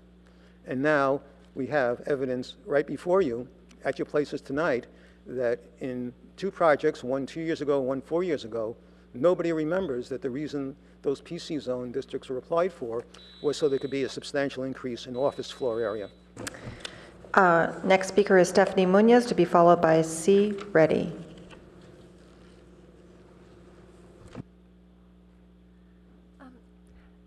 Good evening, Mayor Shepherd and council members. I guess I'm an anomaly because I believe in the PC concept, but it should be pure. It shouldn't be just a bribe. It shouldn't be just a quid pro quo. It should be something that people didn't think about 50 years ago. 50 years ago, people didn't think about there might be a need for affordable housing for seniors or for people that mow the lawns. People didn't think about that. 50 years ago, there were dozens of orchards in Santa Clara County. Nobody ever thought that an orchard could be precious. But as you keep pointing out, times change. When you find yourself in a situation in which something which you did not particularly value before has now become very valuable, that's the subject, that's what you should have a PC for. Recently in town here, there was one of the last orchards in town. I think it was the last but one, the penultimate orchard. It seems to me it would have been worthwhile to ask around and see if one couldn't use part of the land for something and keep the orchard. But that never came into play. instead, PC was used as an excuse for raising the assessed value of the property in Palo Alto, California. It's sort of 94306. It's quite disillusioning. And I think that the town, in general, the town council, is either not aware or ignoring on purpose the extent to which the action of the city council is responsible for creating these situations. And I think you should look in your consciences and see what is happening. Thank you. Thank you. And the next speaker is C. Reddy.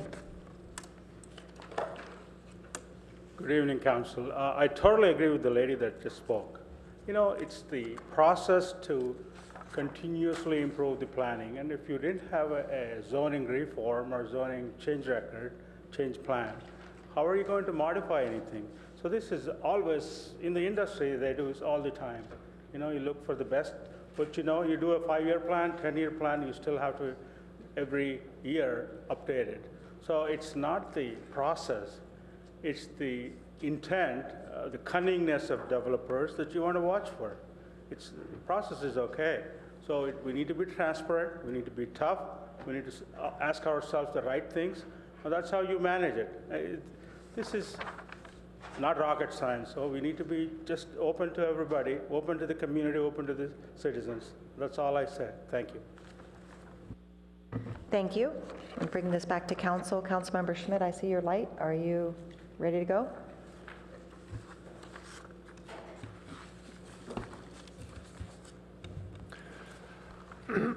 Let's see, just an introductory comment.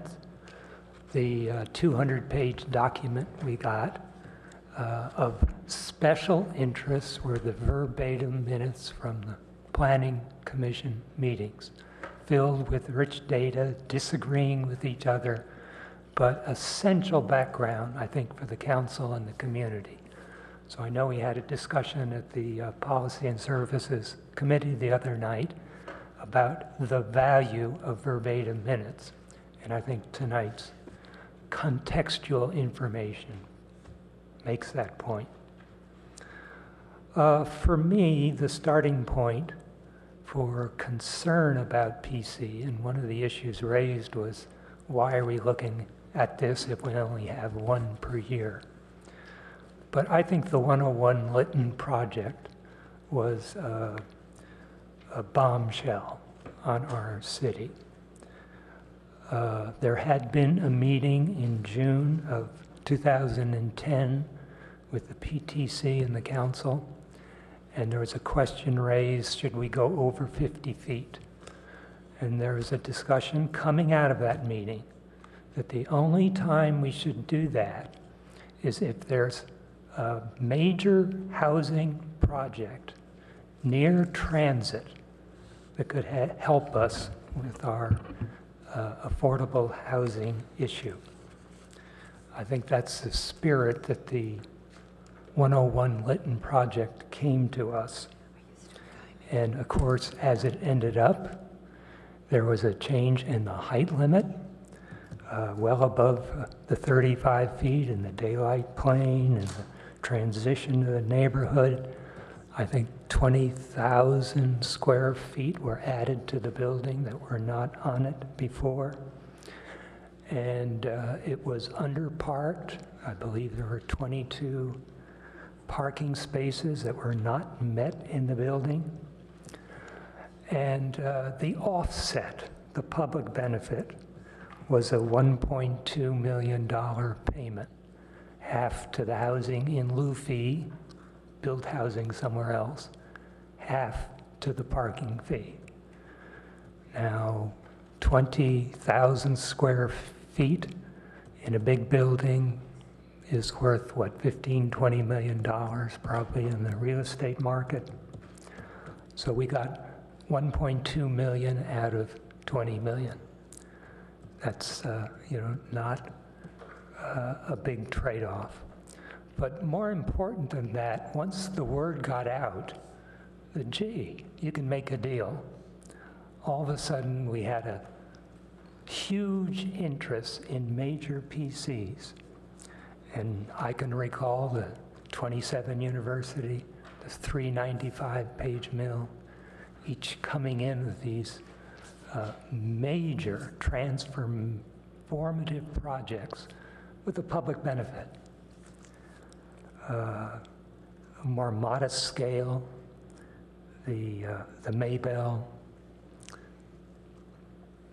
and others. But in the downtown, there were 6 or 7 projects that came in that were not necessarily PCs, but each acts for a trade-off, for an incentive, for a benefit, for reinterpretation. Tiffany Hotel, 240 Hamilton, Parking Lot T, University Arts. A whole series of these things came up. Now, one of the benefits pointed out is, oh, we get affordable housing out of this. There's 1,000 affordable housing units. But of course, the footnote says that's since 1952. And if you just look down the list on the last pages, I came up with the 5 years between 2003 and 7. We got 238 affordable housing units. In the 6 years, from 08 to 14, during this period, we're having this burst of excitement of pass my special incentive. We got 83. So it's not working. It is working in the sense that it's drawing in ideas to let me do this, let me do that. But it's not providing us affordable housing when we're looking the hardest for it. So that's the spirit. I guess this is just a study session, so we're each supposed to say the things, how we would answer some of the questions asked. Let me give you 6 answers to questions. Is it connected to the comp plan? Yes, I think it is. You know, I've been to a couple of these forums where each of the candidates for city council get up, and I believe every single one of them has said, the comp plan is important.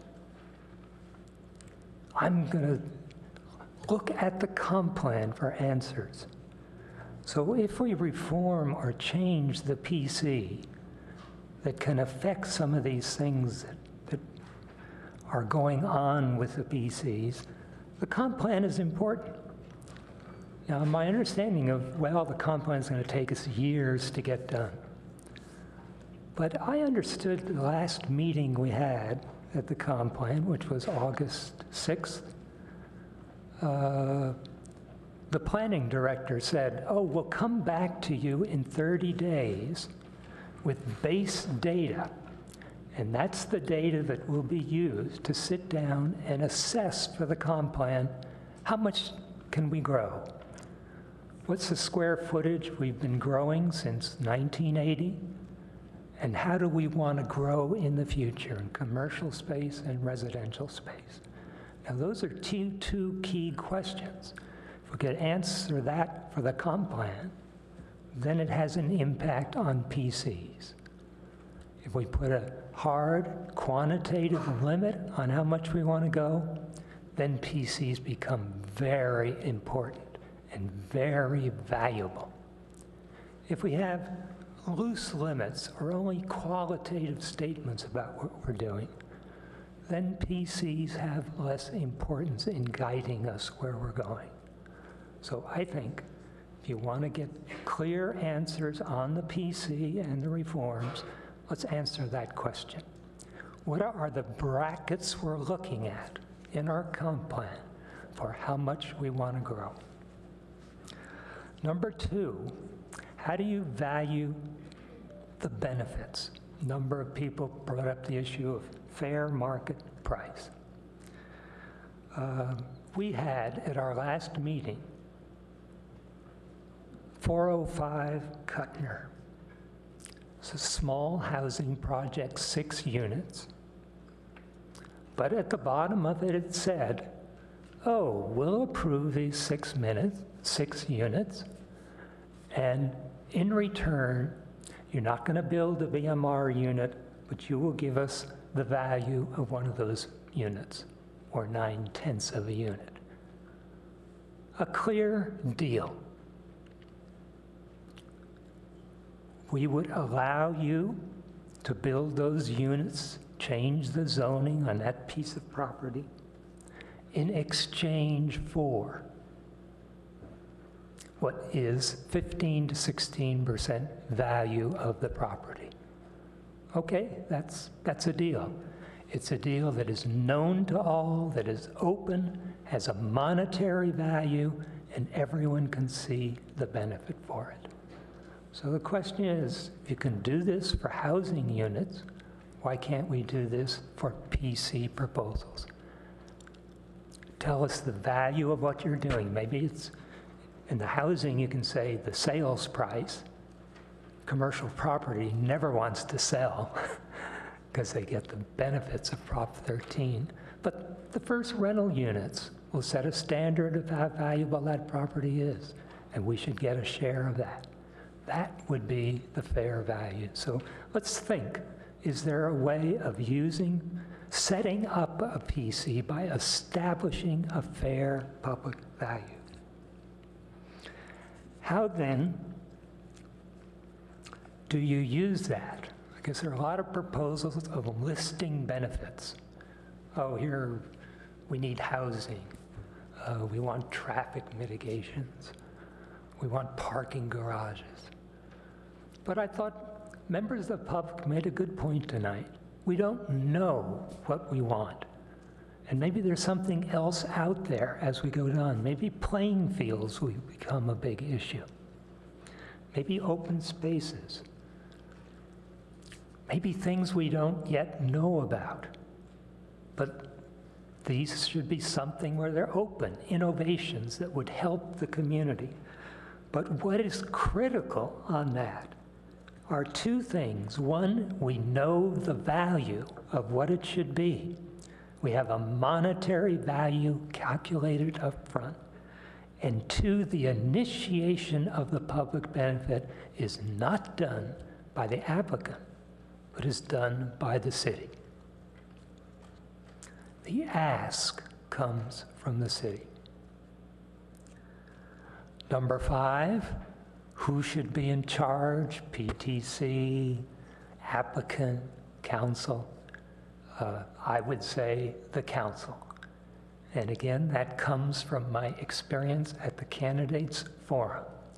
Here is the place where council candidates have to get up in front of the people and say, here's what I'm going to do. They're the ones who have to answer the questions that come in. And realistically, the public turns to council member. You want my vote, they say. Do this or tell me what you're going to do. So the council is the responsible body. We have to stand up and say, it's our responsibility. If we do something wrong on 27 University, we can't point to someone else. It's us. So on the item of who's responsible, that's what the council is for. And finally, review and enforcement. I noted that you had in here on page 43 the code for the development agreement, which was written after the code for the PC. But the development agreement says we will have a report once a year. Now, we've had a problem on PCs getting a report every 3 years. Why can't we do it each year? If a development agreement, which is a much bigger deal, can, why can't we set up annual reviews? So those are my 6 points, and look forward to your getting back to us. Okay, thank you. And no, we don't do any acclamations for we're in the Commons, so but I do not see any other lights for anybody else that would like to jump in on this. But Councilmember Holman has. Thank you. Okay, I'll jump. a number of thoughts and comments and maybe a couple of questions. One, since the last council member just spoke about development agreements, and that's offered in the report as one of the options. Development agreements usually have a life, do they not? Like 20, 30 years? Yes, they do usually set a term. Yeah, so I think it's important, that's not mentioned in here unless I overlooked it, and I think it's important for people to understand, if we're looking at that as an alternative, that it isn't for the life of the project, it is a set term usually. So number of comments here. Something that I thought was really interesting is looking at the list of PCs. The ones that, to my eye, and not to a project, but the ones that to my eye look like the ones that were the most successful were the ones that started with the public benefit. You know, affordable housing projects. 533 Bryant, which was done by council a number of years ago because there was a proposal to demolish. And I know you all have encountered this. It's a nice little surprise in the alleyway off Bryant Street. There was a proposal or interest in demolishing the historic house there.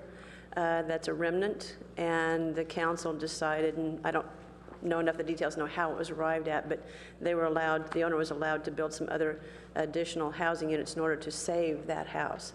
So it started with a public benefit.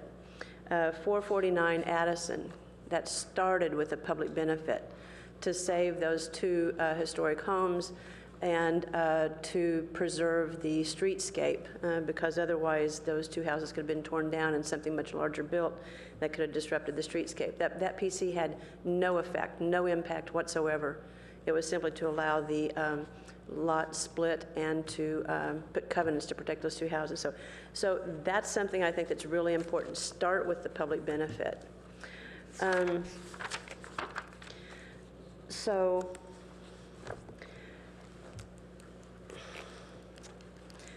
there's some criteria. I'm in favor of keeping PCs because I think they can, just to be clear on that, because I think they can be used to great effect. I think they should be used rarely, and I think they should be used commencing with the public benefit. What are we trying to achieve here? Not what is the excuse for allowing something else. So I think we've had this upside down for a good long while, and I think that's the pushback we've seen by the community. I agree wholeheartedly with the enforcement issues, and something that goes along with that is to require, and we have a very good city attorney, we need to make sure that the language in the ordinances is not self-conflicting or self-defeating. And I know Ms. Gittleman's already confronted that issue on a few things, trying to get enforcement on that. So, so you know I'm not pointing a finger at the current city attorney. That's clear.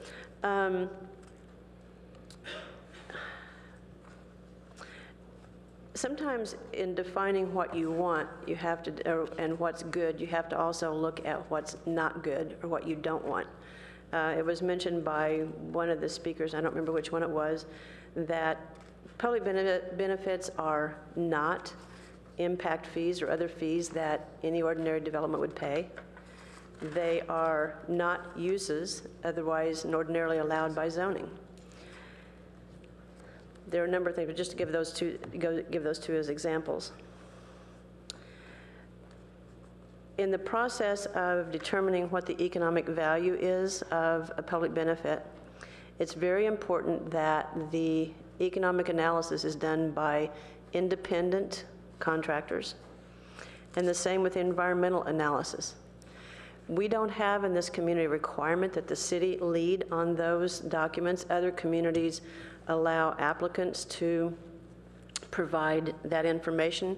I think in this community, and you know, if I ruled the world, I would say in all communities that should be provided by the jurisdiction, by independent analysts. Consistency with the comp plan, that is one of the, and I think it's important to look, by the way, on packet page 34, which is where the ordinance says what the required determinations are, which are more specific than what is on page 8 of the packet. Those are kind of abbreviated findings for the planned community zone. Packet page 34, the ordinance itself, required determinations, C, it says the use or uses permitted and the site development regulations applicable within the district shall be consistent with the Palo Alto Comprehensive Plan and shall be compatible with existing and potential uses on adjoining sites or within the general vicinity. One of the things I think we ought to make very clear in any ordinance change is that not only is it consistent with the comprehensive plan, but the comprehensive plan cannot be changed in order to make the project consistent with the comprehensive plan. That's just more deal making to me, it seems.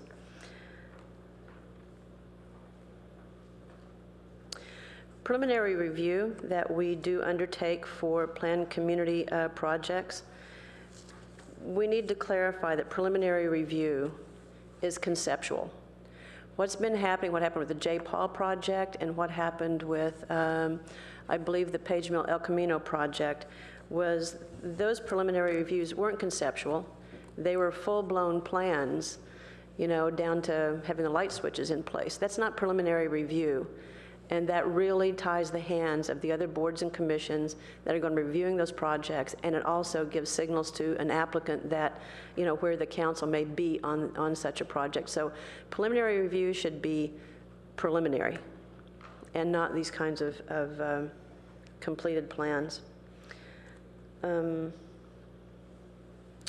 think it's important to note that, and this has, I think, been stated fairly clearly, that currently, without PCs, we wouldn't be able to accomplish affordable housing projects. And it's possible in the future that we might have an affordable housing overlay, but that's also another lengthy process. You know, where does it go? Where would it apply? That sort of thing. It's also the only way we've been able to require grocery stores and grocery store retention at Edgewood Plaza and at Alma Plaza. And there's some note in here somewhere about uses. Oh yes, it's on packet page 29 under enforcement and monitoring. And it says, a public benefit that requires a specific business to remain open may not be enforceable in the long term. Don't even go there. Public benefits should be based on good planning practices, and never make zoning decisions based on a tenant, because it's impossible to assure the success or ongoing success of a business. It should be the use and not a tenant. Enforcement, and yes, there's something in here also I read where we needed to have in the ordinance that we have inspections. The ordinance, the PC ordinance itself already has in it that we have inspections every 3 years. We don't, I think, even do that.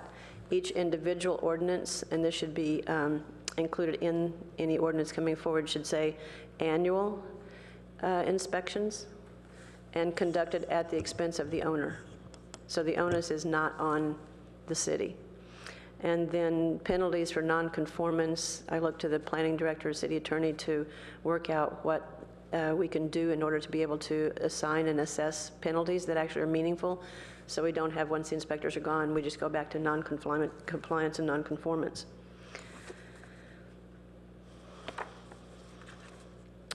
As far as what public benefits are, I said a few minutes ago, or a couple of minutes ago, what public benefits aren't. What public benefits are is harder to define. I think it is important to have, I'm shying away from the word menu. I think it's important to have some examples of the kinds of things that might constitute public benefits.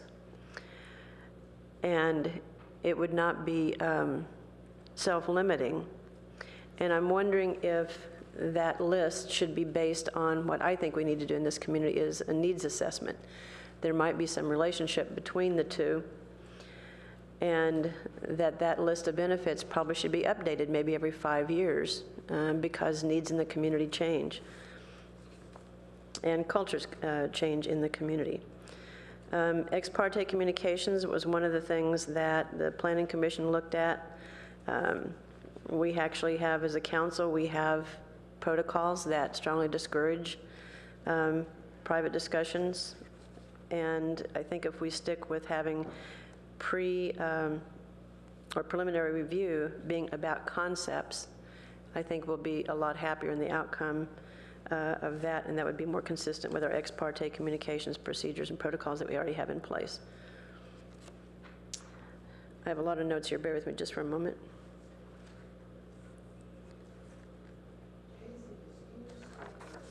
Well, it gives him a chance to put a plug in, doesn't it?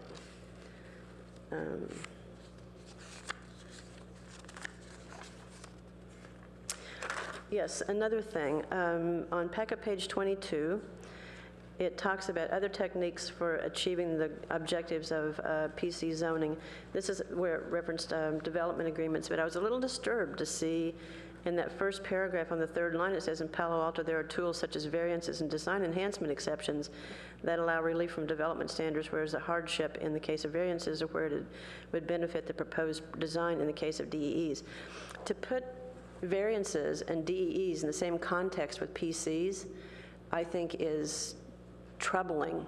For me, it's troubling, and I frankly hope it's troubling for other people too, because those should be minor changes or adjustments, not what we think of as a planned community zone. So if there's any thought that we might start using variances or DEEs to the extent that we might, and I'm not suggesting that, but that's what it says here, and it doesn't say it, we're not doing that. So that's troubling to me. So I would suggest that we not go there.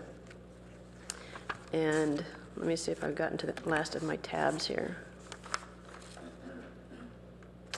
One other thing is there's been talk about identifying where PCs might be located.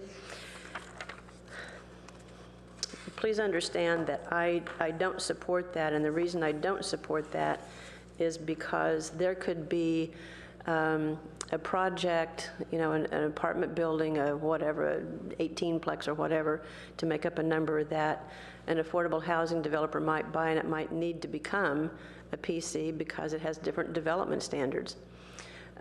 So I think, you know, if we want to have affordable housing integrated into the community, and I mean compatible with the surrounding community and the immediate community, that would be a requirement. But also, I don't think we can limit exactly where those projects might go. And the projects that I mentioned earlier, which were what were they, 449 Addison and 533 Bryant, those, you know, one of those is in an R2 zone. So again, I think if PCs are used creatively and appropriately and start with the public benefit, we won't have the kind of backlash that we've been having, and we can actually have a successful PC program. So I think that might be all of mine.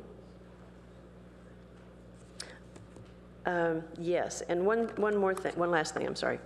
So on Finance Committee this year, in looking at the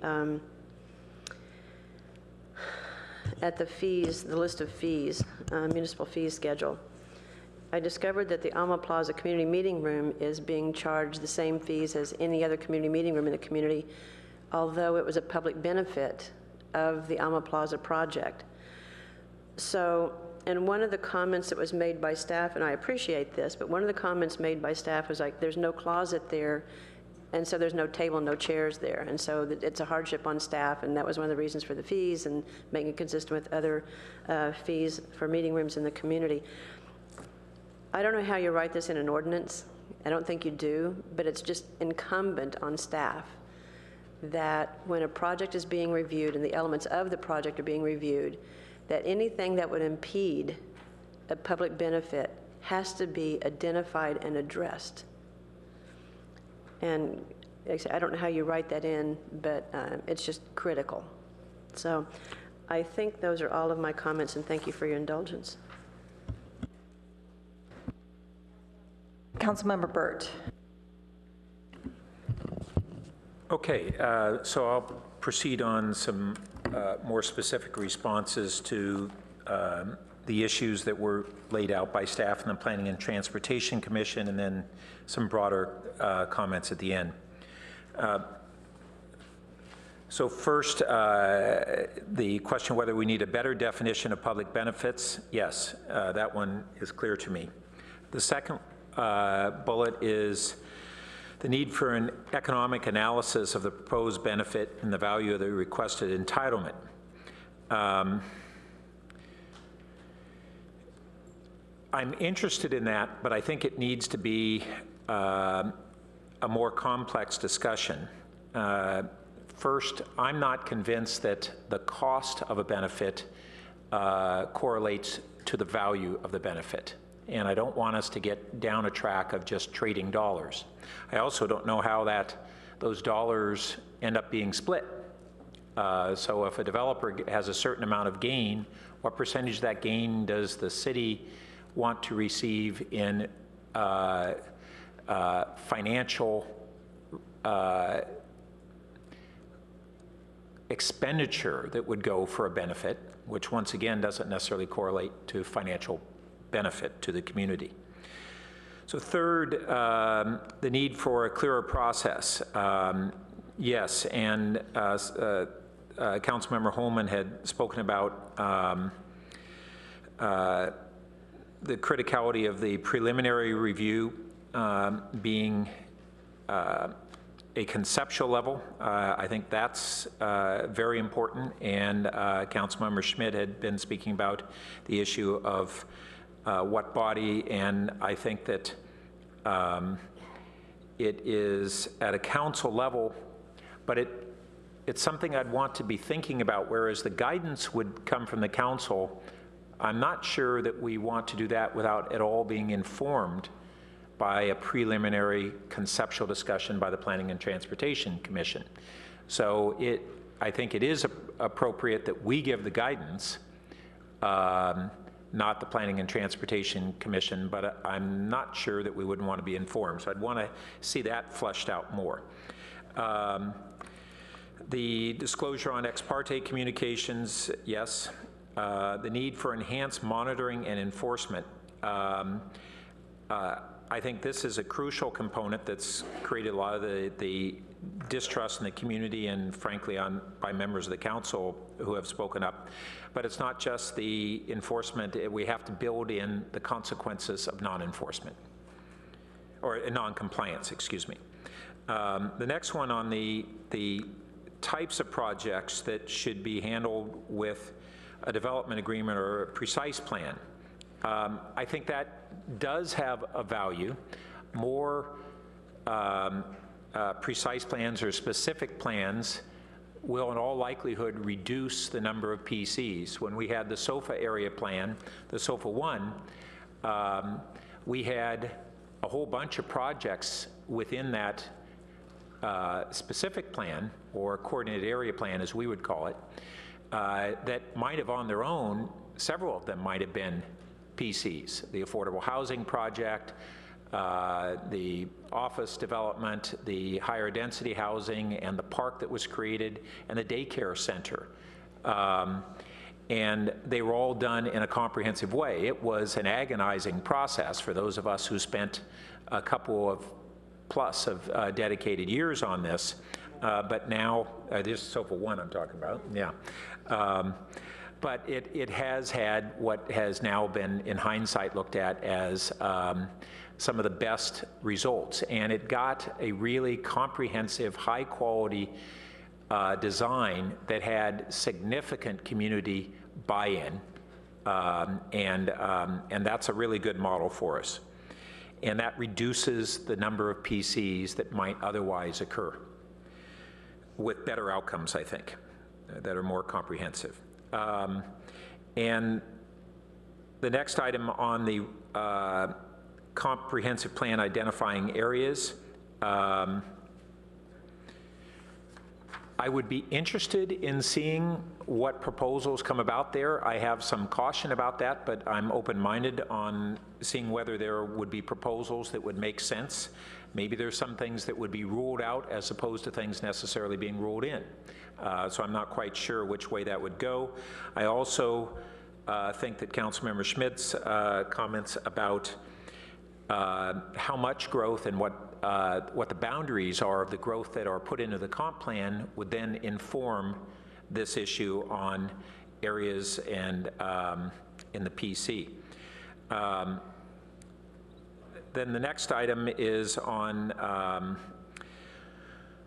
whether there should be a cap in the degree of variation. I think very possibly, but I'd want to see those proposals and understand them. Councilmember, and then a couple other points. Councilmember Holman had talked about the criticality of that the comp plan consistency must apply to the comp plan before there was ever a project conceptual proposal for the PC. The PC can't initiate the change to the comp plan in its consistency.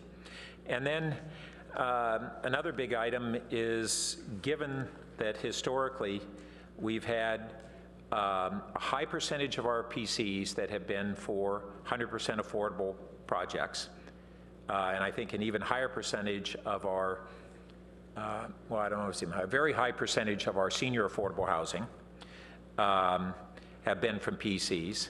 That implies that they have historically been extremely crucial to being able to have those kinds of projects in our community. And I would like to see, and if staff has this right now, what portion of those affordable projects are in residential areas, not necessarily, for the most part, not R1, but residential, and I don't know if staff has that. They don't. So I heard this proposal from, I think, Mr. Moss, that we not have any PCs in residential areas. That would eliminate the vast majority of affordable housing projects that we have had historically. But the other consideration is that we now have a different circumstance, which is the housing density bonuses that exist for 100% state-mandated housing density bonuses that exist for 100% affordable projects. And I would like to understand which of our affordable housing projects that were built in the past, how would they have been impacted under the 100% affordable housing density bonuses? So would they have still been able to have been built? Would half of them been able to be built? Would none of them been able to be built if they were allowed that housing density bonus and they had tried to build an affordable project under that? And so then at the higher level, I find it interesting that the members of the council have spoken so far that have been among those who have been most hesitant about a number of the PC proposals and development in general, have spoken out generally in favor of fixing rather than eliminating PCs. And I think that's a telling comment. We don't want to have a council reaction that is basically save us from ourselves. We haven't been able to show proper discretion and control on what types of PC projects we would approve, and therefore let's throw out the entire process. I'm not sure that that is wise, temperate decision-making. And so I'm going to be very interested in, if we go forward with these kinds of changes in our PC process, these are not changes on the margins. These are the most substantive changes that we have had in 50 years to the PC process, as far as I can tell. And they would drastically improve the process, I think. We won't know until we look at them in aggregate and after they've been fleshed out more, but my sense is they'd be a great improvement. And this whole process does, this kind of choice of throw it out or fix it reminds me of the Mencken quote about every complex problem having a solution that's clear, simple, and wrong. So I think this is a complex problem. I think we're wading into some moderately complex solutions, but good ones that make sense. These are not abstractions that we can't get our hands around. These things that we've talked about tonight have concrete ways that we can take each of the aspects that we've had in concerns about this as a community, as a council, and put a number of fixes in place that are not token, very substantive. These are significant changes if these were adopted. So, thanks. Councilmember, Vice Mayor Ness. So now 3 have spoken, and I think it's pretty clear that we're saying fix it. I also think we're saying don't throw out the baby with the bathwater this time. And it's difficult, though, when we've had a community that has reacted so strongly to PCs, strongly enough that we put it on hold last January. So what we're looking at tonight is, having had a timeout period, we've had a chance to, as the kids would say, chill about this one, and look at what we really want to have going forward. I think the most compelling argument has to do with affordable housing, and also the kind of affordable housing. We mentioned 1,000 units tonight, but there's also senior housing located throughout the community that is not only valuable to low-income seniors, but in particular is very attractive. You probably wouldn't notice it was low income. And lastly, I think probably one of the most dramatic of the PCs certainly was the Opportunity Center, which is mentioned in here as well, not only for housing for people who had a great deal of difficulty getting housing, but in addition also has a drop-in center and provides a number of services. So I think I'm going to go through the same things that others have gone through, but I think we can go through these relatively quickly. I think I'm hearing consensus, even though only 4 of us, but there are only 4 more to speak tonight with Councilmember Klein gone. But clearly, looking at the top of page 2 up at the top of your page 3, and also packet page 10, the need for a better definition of public benefits. Well, yes, because you can't make any analysis of public benefits unless you know what the public benefit is. But also, one of you spoke very well, and I don't know which one now.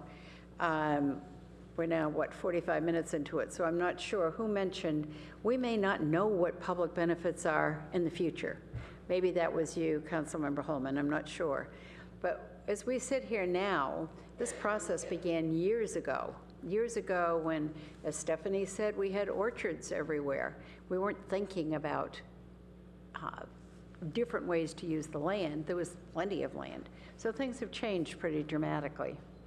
As far as an independent economic analysis, well, difficult, but I think something like that has to be done primarily so that we can analyze and that we can actually determine at a later date whether or not we got the benefit and whether or not we got the value from the benefit. Throughout the community, you hear of egregious uses, not worth going into tonight, but where something has evolved into a very different use, a couple of restaurants and so forth, that certainly have been called out. Ex parte, I think we've kind of beaten that one to death. The need for enhanced monitoring, and someone spoke to that very well as far as being able to decide how long this should go on. There are other nuances to that I think can be addressed and can be addressed by staff returning to us. The development agreements are precise plans. I think Councilmember Burt spoke well to that. There are times to use that. There are specific plans. They've referenced frequently the SOFR agreement, but there are a number of areas where you can use specific plans, development agreements, whatever that might be. I would certainly not say we should identify areas where use of PC zoning is allowed. I don't think we're going to know in the future where that could happen. And lastly, I would probably lean in toward that possibility that we could cap the degree of variation, but I think we need to look at whatever staff comes up with at this point. What we're doing tonight, if I understand it correctly, is we're giving guidance to staff to return. And I think at least if 4 of us have spoken so far, it would indicate just what has been talked about before. It's not totally broken, but it probably needs some fixing. And from that aspect, we are saying, don't toss it out totally, but come back with I think a plan that more clearly identifies the issues that have been in the community over the past 2 or 3 years. So does that seem clear to staff? You've now heard from 4 of us. Are we heading in the right direction, Hillary? Well, thank you, Vice Mayor Niss. We do hear a growing consensus on the council that all of this input is very helpful for us, and I think we can capture most of it in an ordinance and some discussion questions around that proposal. There may be more agreement than disagreement, which is a good place to be at the moment. Thanks. Councilmember Berman. Well, I've enjoyed the conversation so far and agree with practically everything that's been said. I won't go through all 8 points. I think there's clearly a consensus on the council, and you guys have enough clarity on that to move forward. I do just want to quickly touch upon point number 5, which is the need for enhanced monitoring and enforcement of public benefits, and some discussion regarding the desired duration of those benefits. And I'd encourage, I'm normally hesitant to do this, to pull out one piece of something for, a separate track, but this would be one of those rare instances where I think we need to pull this out and get this moving on its own separate track, because a lot of these other things have to do with future possible PCs. This has to do with existing PCs, and it's an area that we're in desperate need of improvement, and just something. I mean, some process, which we currently don't have, for reviewing current PCs and enforcing the promises that were made, or penalizing those that didn't keep those promises. I haven't had much of a chance on council. I should also say I was kind of surprised, to see that there haven't been that many PCs lately. That's not to say that those that have occurred aren't controversial, but this isn't something that happens on a bi-monthly basis. I haven't really had a chance on council to talk about a PC that had to do a lot with office space. And so I'll just say right now that right now in Palo Alto at this time, and probably for any time that I might be on the council, a developer would have to offer a unicorn carrying a leprechaun with a pot of gold to be a public benefit worthy of increased office space. We have plenty of office space in town that can be built under existing zoning, and somebody coming and offering $300,000 here and $500,000 there and $200,000 there doesn't justify allowing increased office development above and beyond what can already be built. So I guess that's my little heads up to any developers out there who are thinking about doing that. I think Councilmember Burt had an interesting question about PCs in the past and PCs that have focused on affordable housing and how those would be treated under current state density bonus laws. And I was thinking, for me, affordable housing and below market rate housing is the reason not to ditch the entire PC process. And it seems like I had a lot of questions for staff about how that might be accomplished if we ditch the PC process. It doesn't seem like we're going to do that, and so I'm not going to bother asking all of those questions. But with, and I know, the city attorney, I hope you stop me if I get close to overstepping what's okay and what's not. But in regards to Buena Vista Mobile Home Park, I'm just going to throw out facts. I'm not going to make any statements. But it is 4.5 acres. There are currently 117 housing units on there. It's zoned RM15, which the state density bonus law is 35%, right? I believe 35. So 4.5 acres at 15 units per acre times 1.35 to get the 35% density bonus gets you up to 92 units of housing. So you're still 24 units of housing short on that site vis-a-vis what's currently there. So for folks who say, it just goes to show that without the PC process, I believe there would be no other way to maintain that number of units on that site under a different owner or anything like that. I hope I didn't overstep my bounds much, but just talking about what is possible and what isn't possible, And I think, something like that, a hypothetical situation like that, is a reason to keep this process and to keep this flexibility open for Palo Alto, where it's incredibly difficult. And I'm glad that I've seen more of a conversation in the community recently about the cost of housing and the difficulty of finding housing for those who aren't of significant means. So that is all I'll say about that. But I definitely don't think that we should throw the process out, but I think that it does need dramatic fixing, and I'm encouraged by the suggestions that have been made by colleagues and the staff report and the conversation that we're having. But again, pull out that enforcement mechanism, and let's get that started as soon as possible. Councilmember Price. Okay, thank you very much. I'm very clearly in favor of the revision to the PC. I've been consistent in my comments on this the entire time I've been on council. I've always seen PCs as an opportunity, not a threat. I do think the city does need to engage in perhaps more successful negotiations and be more assertive and clear regarding the goals of any PC that comes before us, to make sure that we have something that's tangible and meaningful for the community and results in a really excellent project. I concur with many comments that have been made. I also wanted to say that the staff report was excellent, the staff memo was excellent, the PTC memo also, and I appreciate the community's comments. This was really one of the most comprehensive and insightful reports I've seen, and given the sensitivity around this subject, I really want to commend you.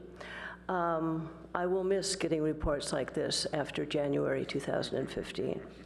The economic, I could read it on my own, yes I could. Many people do. The economic analysis, the economic analysis, I clearly support. It would be useful, I'm going to state the obvious, is to have a template with key elements so that when a property owner or a developer comes in and knows exactly what to expect, I think the issue of predictability in terms of process and detail will reduce the angst, I hope. The other issue on the monitoring, it's been addressed many, many times. My concern is that we make sure when we talk about an enforcement and monitoring that's meaningful, that we attach money to it. If we are saying we want better and more intensive monitoring, but we have no intention of funding increased monitoring, we're making a joke of the whole thing. So I think that ultimately down the line, there will be fiscal impacts related to that, and or if work can be conducted differently, or if there's another way to achieve these outcomes. I am in favor of a menu as a start, but keeping open to flexibility because we continue to not be prophetic in terms of the kinds of things we will need in the future. The reason the PC is so great is because of the flexibility it allows and all of the other planning tools that you've outlined in the staff report. We don't know absolutely what we will need or what will be best for the community over the next 5, 10, 20 years. I'm very much in favor of precise plans and specific plans. I am not in favor of designating them on the comp plan at this moment. But the way these roll out is we have the opportunity to create and use those tools, which will result in great projects.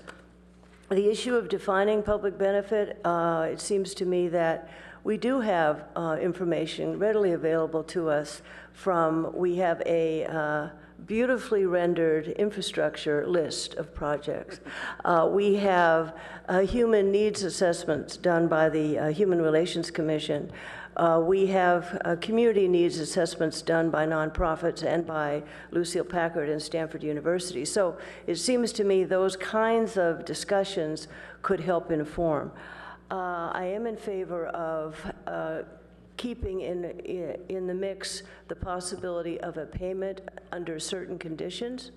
And there is a question I do think we need to address, and perhaps our city attorney can address it, the issue of nexus as it relates to benefits that are happening on the parcel itself or off the parcel itself, either infrastructure improvements or services, how can we define that in a way? And is that something that should be detailed? It's a question and a comment. Is that something that should be detailed in the ordinance regarding the flexibility we have in conducting our PC analysis? Do either of you have comments about that?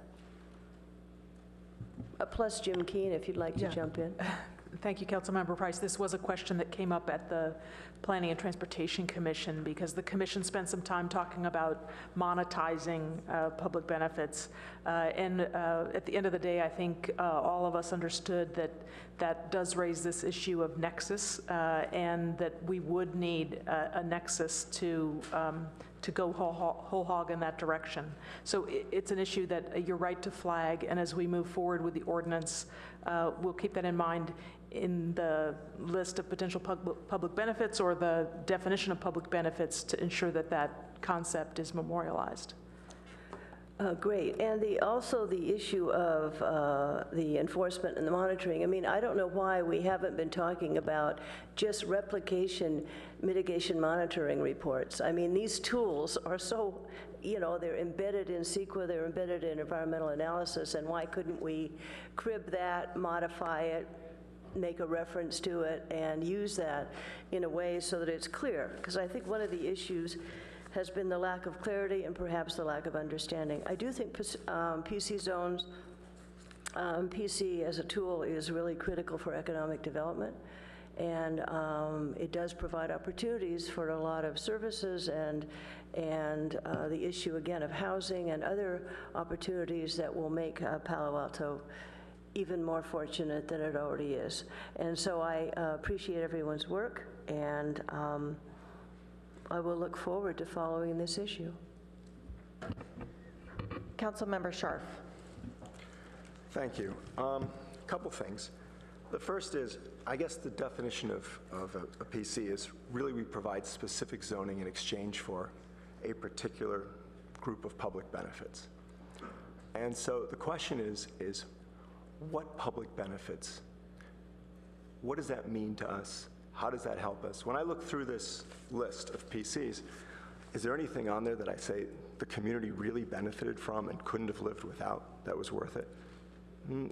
So you put aside the affordable housing issues, which are a separate issue. I think it's hard to find those, frankly. It's hard to say this is a public benefit. And so all this talk that we talk about, we want the flexibility, we want to be able to do that. The question is what public benefit really has come up since 1950 that we say, this is something the community looks at and says they love. I think of what community benefits have come out of development, and the thing that people talk to me about, which they really like, are the soccer fields on Page Mill. That's a development agreement, it's not a PC. There's nothing even remotely similar to that in here. So then I think we should talk a little bit about the affordable housing. There seems to be this concept that we can't have affordable housing standalone projects without a PC. And I think Councilmember Burt was the one, and I was thinking the same thing, with the new density bonus laws and that, it seems that you probably don't need a PC. So I said to myself, what have we done on that? 801 Alma is a perfect example of that. 801 Alma is not a PC. I don't think it looks particularly nice, but it's not a PC, and that was done with density bonus. And so why do we need a PC process at all for affordable housing? Clearly 801 Alma tells us we don't.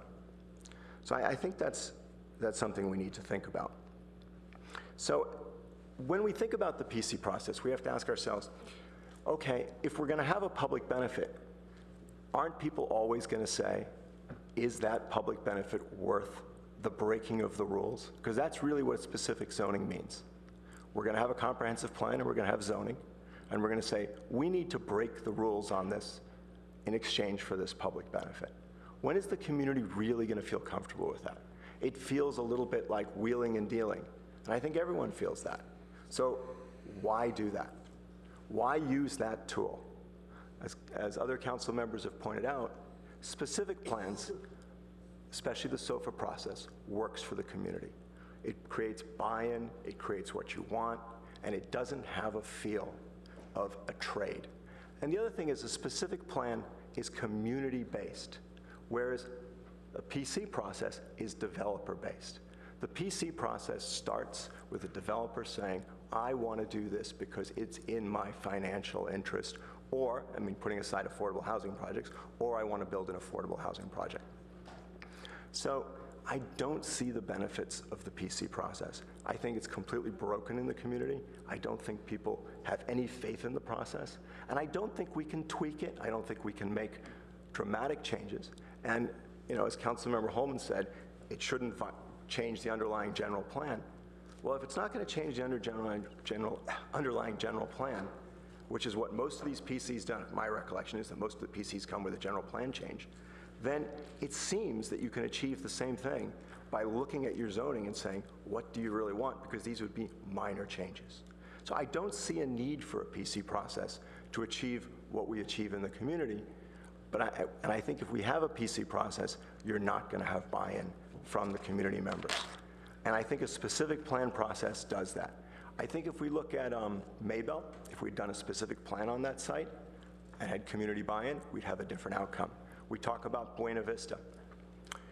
I think that if we suddenly decided to do a PC, an affordable housing project, developer bought that, we could very much have community issues with density on that site. Whereas if we did a specific plan for that and got the community together, got the neighbors to work together, got everyone there, and said to ourselves, what works with a group of stakeholders before anyone buys it, frankly, that process is a much better process. That process brings the community together, and I think SOFA showed us that, whereas just simply having a developer-driven process where people talk about, have we gotten enough benefits? And should those benefits go on the site, or should those benefits be spread out to the city? The impacts of the development are always on the site. So there's a natural tension there. So I don't quite see how you tweak this process to get buy-in from the community, to get people to feel confident in the process. I also don't get a good sense of why we need to do this. We could have a much, much broader vision. And I'm just going to address downtown because it's simpler and a broader vision. We could say, we want no more than a certain amount of commercial development downtown. And that's really what the downtown cap is currently all about. Now, we are blessed in Silicon Valley with the strongest economy, probably in the world. Everyone wants to build here, highest office rents. And instead, we've taken this blessing and allowed it to turn the community against that concept. Everyone feels put upon. Office developments are springing up all over downtown, but most of them are within zoning. There's only been one PC. And if you look and said to ourselves, instead, if we said we're going to have a limit of the amount of development, not over an overall cap, but amount that we want to see as a community on a annual basis or a semi-annual basis, I don't know what the details would be, and you said, because it should be a beauty contest, we should really like the architecture that comes in. We should really, really like this project, and it should provide community benefits. There you get all of the community benefits, but you're not breaking the zoning. We've agreed on what that looks like as a community. We have an overall cap, and we have an annual or semi-annual cap, so we don't feel that change is occurring too quickly. We also then can modulate design, density, all of that, and have a community buy-in in the whole process. That, to me, seems to be a much better, broader vision and a much better process than a developer-centered process in which the developer comes and says, I want a bigger building here. And if the developer says he wants a bigger building there, and we say, well, we're going to do an economic analysis, and so instead of, benefits of $5 million, we want benefits of $10 million, it feels like we're selling the zoning. And I don't think we can get away from saying to ourselves, we as a community are not comfortable with selling zoning. And if we're not comfortable with doing that, and I don't think we are, then we shouldn't have a PC process. And so I think we should scrap the PC process completely, but start over again and say, what are our goals here from a broad vision? What do we want to accomplish as a community? And then work towards developing a process that meets those goals, rather than saying, let's just tweak this process. Because I do think it's an extremely complicated issue. And I don't think it's a simple solution to say, just get rid of the PC process. I think you have to replace that with a broader vision of what we do with it. So I, for one, think that we should scrap the PC process. Thank you. Okay. Thank you for bringing this to us, and thank you for the staff report. And I'm going to go ahead and jump in here because in listening to each and every one this evening and following the Q&A with Plan and Transportation, I honestly think that this still just is not simple enough. I think that one of the angst over the PC process is the fact that it seems to be a divining of a moment in time with what somebody has concocted would be a benefit to the public.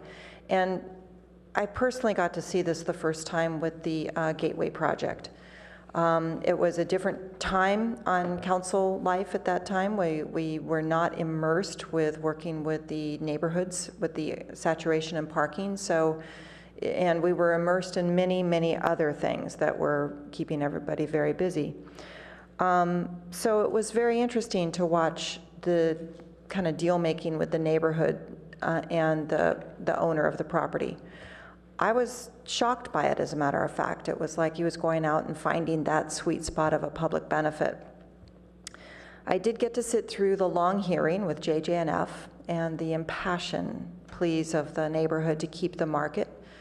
I think that the moment in time when those public benefits are being offered in the council chambers here and the effort that has been put into place is completely lost when it goes on the list that you've given us. We don't see that energy. We don't see that plea and angst. I was not following the Mickey's project, the Alma Plaza, the shopping center that was my cow path when my kids were little and when I first moved here. That was where I went to grocery shop once a week. And filled the cart up and really didn't have any time to go grocery shopping any more than that. But to see what's there now, I pass it by all the time because it's just too hostile for me to drive into. It's just, I know that when I go in, there's not a guarantee of if there's easy parking for me. I'm going to have to look for it. If I go downstairs, I've tried the downstairs, it doesn't work. It's complicated to get up to the grocery store. And yet I know that that process went through a rigor of the neighborhood in order to get built. And we lose that energy when we come back and look at why something is not working. And I think that that's wrong. So when I answer these questions, the need for a better definition of public benefits, ever since I've gotten on council for 5 years, identify the public benefits ahead of time.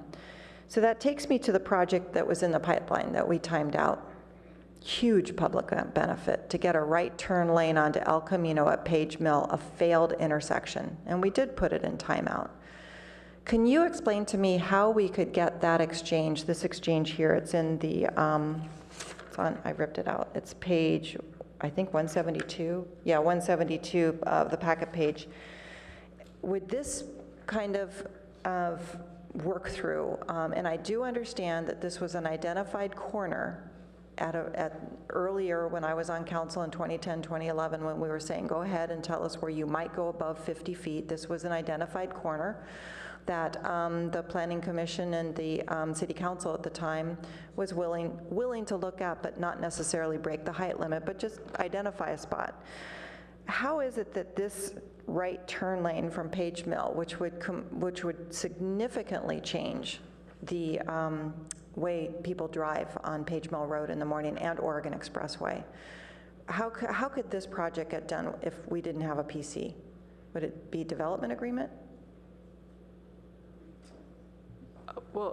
Thank you, Mayor Shepherd. I guess if we didn't have a PC ordinance, this proposal would have to conform with the existing zoning, and we would only be able to achieve the benefit that they've described if there was a nexus to require it as mitigation, or if the applicant volunteered it as a way to win our favor. To keep his square footage, to keep their square footage, but give away some land in order to make the public function better. So, okay, so it would be, could we pre-identify something like that? Like if you want to build here, this would be what the public benefit would have to be. Mayor Shepherd, if you want an analysis of this particular proposal and the other ways we could accomplish the public benefit that they put on the table, we could certainly bring that back to you. I'm a little hesitant to do it on the fly. I'm not trying to get you to give anything away. I'm just trying to get an idea. Yeah, we talk in the staff report about some other ideas like a development agreement or what they could achieve under existing zoning. We'd have to really take a closer look at it. Right, but I think that's where I understood when I got on council that the public was. They wanted to know they wanted to see pre-identified public benefits. Now, it does get to the comment that Councilmember Holman was making, was start with the public benefit, and then it will evolve from there. And I think that didn't work with Maybell. I don't think it worked with, right now it's not working with JJNF. It's good to have the grocery store there, but we're not getting the developer to bring the type of communication with the neighborhood right now to get the neighborhood to be supportive of their solution to getting that grocery store there. And so at some point, if we keep this ordinance, I would like to see the public welcoming the outcome as it develops, which gets me to the accountability of actually making sure that when we do offer the public benefit, we keep the public benefit, and if not, then what do we need to do? I hear about the parking stalls at 801 High Street all the time. You know, we can't get to them, or you can't get to your car after 5 o'clock or something. It's a mystery. And there's other examples like that downtown where they have been lost, and so I would like to see a better accountability and articulation of them as to how they actually are being used for the public and for the benefit of the public. So if we're going to go down these questions, economic analysis, absolutely. I want to see that because I want to know if we're giving away something that would normally not be given to somebody, and it's an expansion into our public space, you know, either up or down or out, then I want to see what that would look like financially in order to navigate and qualify. I think that's part of quantifying and qualifying. Obviously, there needs to be a clear role of city and council, and these other items, and yet at the same time, answering these questions doesn't bring a lot of clarity to me.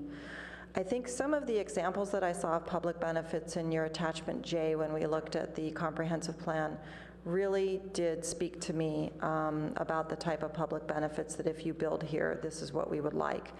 And I guess I would like to see if Palo Alto could get there so that there would be an understanding and it wouldn't be resulting in some of the ambiguity that we've ended up with a couple of our current, most recent public benefits. Because I'm not seeing how we're going to work if the Mickey's Market, you know, does not, even with grocery outlet, if that doesn't work, then what do we do? And it's a concern for me. So I'd also like it to just be a little simpler. For me, my desire would be to go through the comprehensive plan process and get to the specific plan period where we can go and identify areas where we want to do specific plans. At the same time, I've also said I would like to examine the concept of putting context-sensitive solutions into play, where some spots in town that are somewhat sizable, I've heard nothing but good work that comes out of Caltrans from that experience, where you start with the project and the neighborhood at the design level all together, so that it is a strategic stepping into having a product with the neighborhood that is going to have an experience of significant change, which I guess sounds not too different from maybe the SOFA plan that we have, but something similar to that. And so those are my interests, to just really make it much more definitive instead of, well, sort of this and sort of that. So good luck. And thank you. Do you have any comments for us before we No, thank you, Mayor Roll this Shepherd, forward. council members. We will do our best to turn these thoughts and ideas into a draft ordinance, which we will share with the Planning and Transportation Commission, get their input and public comment just as soon as we can, and then bring that forward to you when the commission is finished with their deliberations. Okay. In that case, we are 50 minutes behind schedule. And with the agenda before us tonight, I would love to take a break right now, but it does take a long time to come back from break. And I know that I've been watching the Woodmans over here waiting for Gamble Gardens, I'm assuming. Yeah. And so if we could jump into one item here, item number 3, I would like to see if we could take this up at the end of the meeting tonight. Do I need a motion to make that change? Okay, so I need a motion. I'd like to move that we move this to the end of the meeting before we go into closed session, if we go into closed session. I've got a second. Let's go ahead and vote. And then that passes unanimously with Councilmember Klein absent. And so this brings us right to our community partnership presentation by Gamble Gardens. So welcome, Gamble Gardens.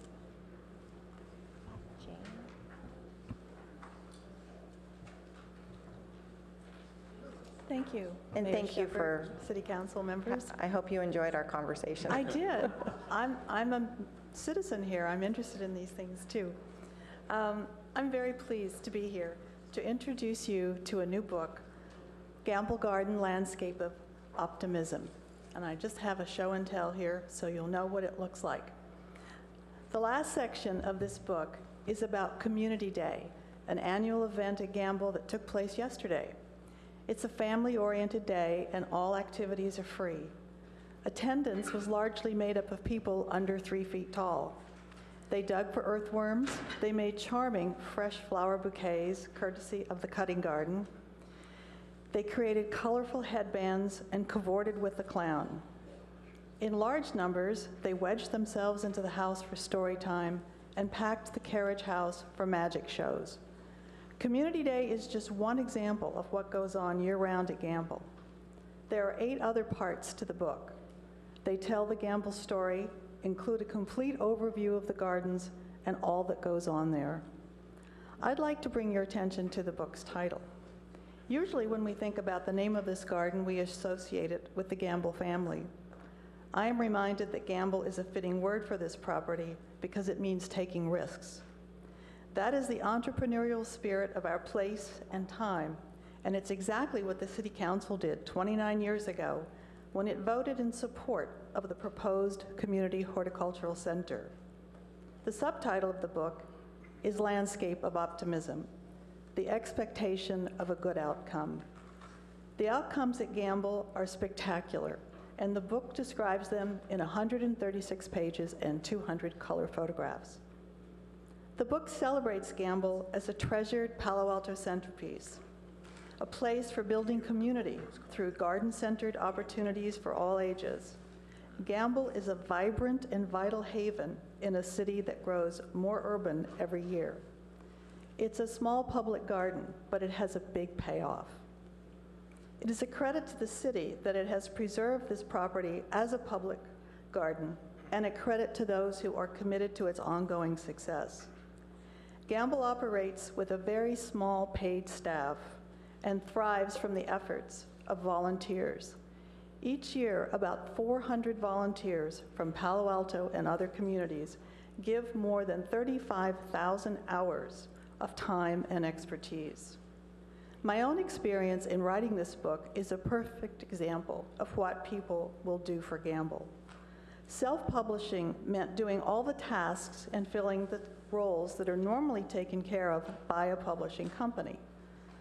The book required manuscript readers, a copy editor, a horticultural editor, marketing skills, photographers, artists, input from garden staff, and computer graphic skills. Every person who was asked to help was completely generous and gave their best because it was for Gamble. Finally, with full underwriting for publication, donated by John and Cynthia Gunn and Bill and Jane Stockland, the book is 100% a fundraiser for Gamble. This book is intended to engage and inspire people in Palo Alto and beyond. I hope the city will use it to tell something that is important about who we are and what we care about. For many years, Lucy Tomac was the director of horticulture at Filoli, and she served on Gamble's first board. She also wrote the foreword to this book, and in it she says, "This is a story about stewardship, investing in nature and taking big risks. This model can be applied to any community with creativity and vision." Thank you for your time. Thank you. And Susan, I have a question for you. Are you still doing roots and shoots with? Absolutely, and there's a whole chapter in here on roots and shoots. Nice, nice. Yes. Nice. And I don't know if anybody else has any questions. We've had a couple holiday parties there as council, so it's been we've been exploring up in the attic and everything. Great, we'll come back. Yeah, where do we get hold of the book? The book is available at Gamble Garden. Gamble Garden office is open weekdays from 9 until 2. You also can order it online, gamblegarden.org. Thanks for asking. Good, thank you. What's the book's title again? It's Gamble Garden Landscape of I should know. Gamble Garden Landscape of Optimism, and underneath it says the Elizabeth F. Gamble Garden, Palo Alto, California. So our name is on it. Thank you. Councilmember Holman? Not a question, just a large round thank you to the organization, because it is one of the best treasures in Palo Alto. It's really a fantastic, fantastic resource. Thank you. And thank you for coming. Moving on.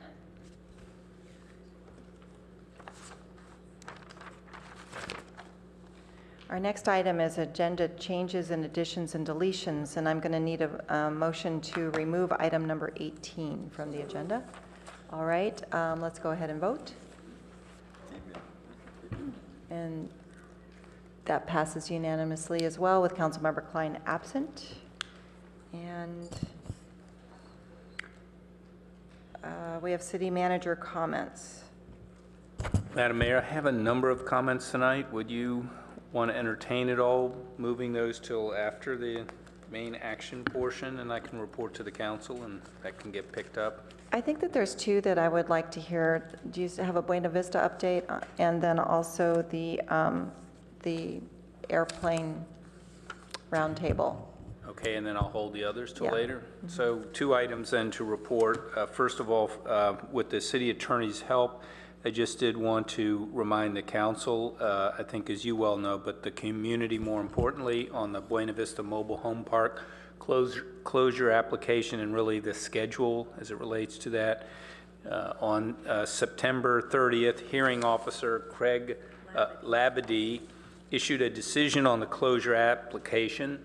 Mr. Labadie sent the decision to the attorneys representing the property owner and the Buena Vista residents. He also sent the decision to the city.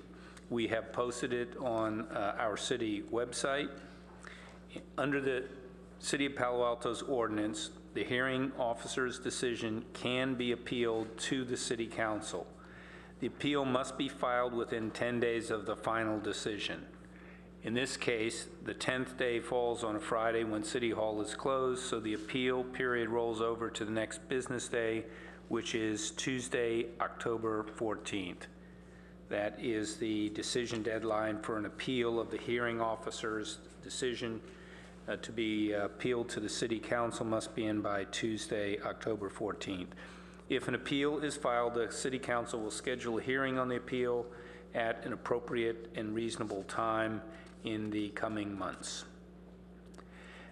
And then additionally, I did want to report, not so much on progress, but on sort of statuses where we are, because the council, I think, hears from many community members about, again, their increasing concern about airport and airplane noise over Palo Alto.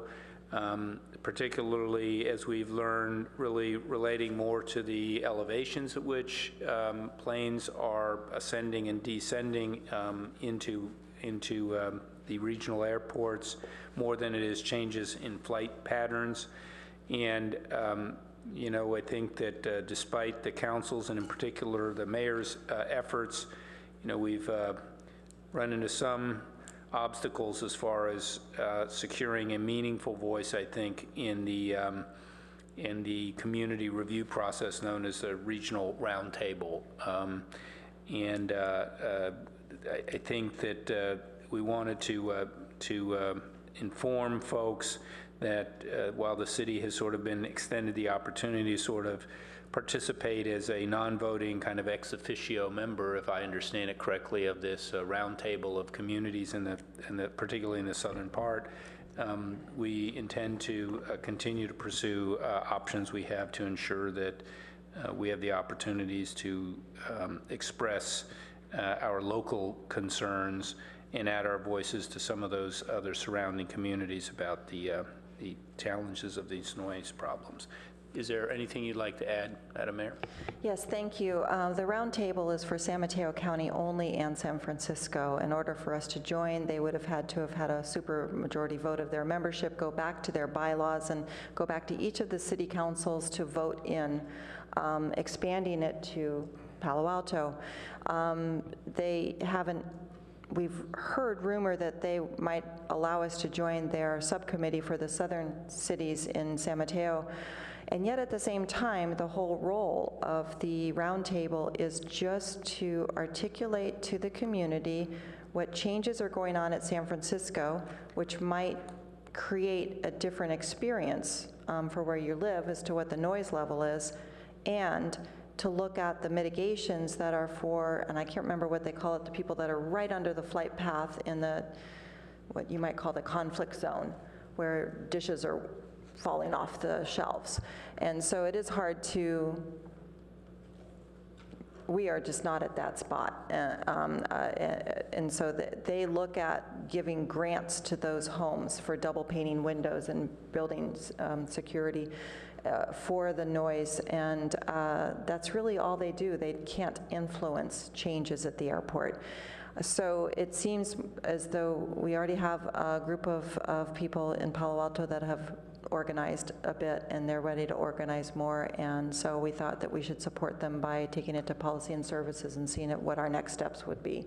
So the city manager will be putting that on the agenda, and we can dive in there and go forward. And Andy Swanson, our airport director, is very aware of all of this and in contact with everybody, and also can explain in Policy and Services exactly some of the layers of FAA ordinances we might have to kind of knock it out of the park on. So that's it for me.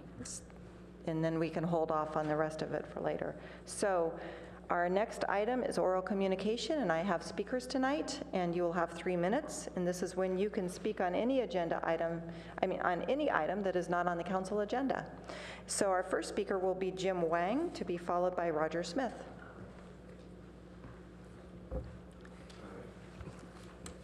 Good evening, councils. My name is Jim Wang, living in Boyce Avenue for 16 years. Due to Nancy's help, thank you very much, and I was able to meet city manager and also city attorney. Thank you. This is on April 16th. On June 25, Jim spent time to visit my house and take detailed notes and take a photo. And then he told me, say, he will get back to me after August. So I have been very closely follow up with Jim's office and wait very patiently. And in general, the background for the Boyce Avenue case is the architect submitted the incorrect planning and for IR review. And the city did not conduct the basic check. And instead, the project manager provided a very positive reference regarding to the architect and also the survey. And myself and my neighbor have raised this question to the city. And the program manager say, you know, we make licensed professional accountable. So, and the city should record the planning and audit it because of the several discrepancies were identified, but actually not. And once the project has been started and built it, and we found some no complaints. So like 6 window and the fence and the extra mechanical equipment and not meet the II plan. So we include my neighbor other side and have actually this issue to many level of the city. And so I have to be looking very quickly. And city should record the planning, but not finally, the final inspection has been silently, quietly approved by city staff. And for my point of view, Palo Alto already have a good IR process. The problem is the process not to be followed by this particular case. And individual not follow, and the planning department lack of the check, don't have an audit, and also don't have the enforcement. This encourages this kind of unethical practice ongoing. So today I urge you council and stand up, stop this unethical practice. Thank you. Thank you. Roger Smith, to be followed by Stuart Carl. Thank you, Madam Mayor. Roger Smith. Several years ago, Jadesh Bashi and I formed the Friends of the Palo Alto Parks. And a couple years ago, we dedicated a bench out in the Baylands for Alan Henderson. And we just lost Alan Henderson, who was our mayor, I think in 79 to 81, and a great citizen like you all, spent a lot of time, effort on the council. The other cities on the peninsula, Mountain View, Redwood City, Sunnyvale, Santa Clara, and Palo Alto have all the same problems we do, which we've talked about for several hours tonight. Many of you know that the thing we don't have in common is they only have 7 council members. We have 9. Santa Clara also has a utility and 114,000 people. We have 64,000. They only have 7. As many of you and myself have talked to Gary Fazzino, the late Gary Fazzino, about reducing the council from 9 to 7, or as he used to say, right-sizing the council. So after 20 years of talk, we now have an opportunity to do that. Measure D on the council, on the ballot, will right-size the council from 9 to 7, which will have many, many benefits. One of which will save time, effort, money. Will also save staff time. And as I think about this, we've lost some very good people off staff, very good people to other communities. And I said, and people have talked to me in the community, would you rather have 9 bosses, 9 council people, or 7? It doesn't take a wizard to say, I could work for Redwood City or Mountain View and only have 7 bosses. The other thing, it is supported by Senator Jerry Hill, who was just here recently, Assemblyman Rich Gordon, Joe Simidian, and 8 other mayors. The other thing I think that I've thought a lot about, we've had some great mayors and great council people that have only served 1 term. My hope is with 7, they would serve 2 terms. Sid Espinoza, Peter Dreckmeyer, LaDoris Cordell, John Burton, Gail Price. I think with 7 council people, we can have more accountability, and hopefully we'll have people serve for 2 terms that are good council people. Thank you. Thank you, Stuart Carl. And are you is this, you think you got it? Okay. I think I know what you're talking about. To be followed by Jennifer Langsman. Okay, thank you, Council. My name's Stuart Carl, and I'm here on the eve of the rejection from the Airport SFO Roundtable to just give you an update on what's going on with the air traffic over Palo Alto. I was here a few months ago. I'm sorry, could you bring the mic up a little bit? Yeah. That better? Yeah. I was here a few months ago and gave you all a report and showed you some maps of the flight paths over the city. It turns out that those flight paths actually underestimated the amount of flights flying over Palo Alto. This is our latest data from a few months ago. I think it's from May. And this actually shows that we have over 250 flights typically flying over Palo Alto every day, and about 180 to 200 of those are SFO bound. We've also learned that they're about 1,000 feet lower than they were supposed to be flying according to a agreement between Anna Eshoo and our late Mayor Gary Fazzino had made with the FAA and San Francisco Airport. The other thing that is happening is you can see that heavy red streak. They're rolling out a new air traffic control plan called NextGen, and that will narrow the flight paths. And it's a rollout, so I think the flights from the south are already starting to fly over what they call superhighways in the sky. But I think we will eventually see the what is called the teardrop from the north also consolidate into a heavier flight track. I think I've given some thought to the solutions. I'm not sure we have a legal solution here, but we do have a model for a solution. Anna Eshoo and late Gary Fazzino were able to reach an agreement with SFO to give us some relief. Unfortunately, the problem is much worse now. I think the planes need to, return to flying to at least 5,000 feet over Menlo IAF. We should have them spread out. It's not fair for our city to bear the full brunt of this problem. It should be shared. And I think we should look into a nighttime curfew. We have a lot of people being awakened between the hours of midnight and 5 a.m. by a half a dozen flights that go over our city, most of them flying freight. Thank you. Thank you. Jennifer Langsman, to be followed by Aaron James. Thank you, Mayor. I have two questions. Do I have 2 minutes or 3 minutes? You have 3. Okay, and in the case I go over, could someone cede their time to me? No? Okay, I think I can do it in 3 minutes. My name is Jennifer Landesman, and thank you, Mayor, for reporting to Council on our concerns about airplane noise. Actually, today I received an email from John Hempel at San Francisco Airport, and he says, afternoon, Ms. Landesman. Looks as though all 3 were foreign cargo carriers, large wide-body aircraft arriving from LAX. Your complaint information will be entered into our computer system. John is referring to 3 flights between midnight and 1 a.m. on October 4th, 5th, and 6th. The noise these flights make is intense, and they are usually followed by dogs barking, a baby crying, a teenager or spouse saying, "What the hell?" and you can't go back to sleep. When you're in your home, you have an expectation of not being constantly interrupted or aggressed by violent sounds.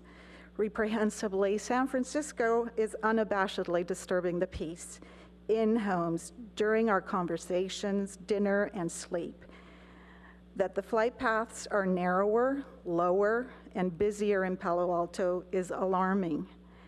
Solving this problem is not a procedural or bureaucratic exercise. It's a political job.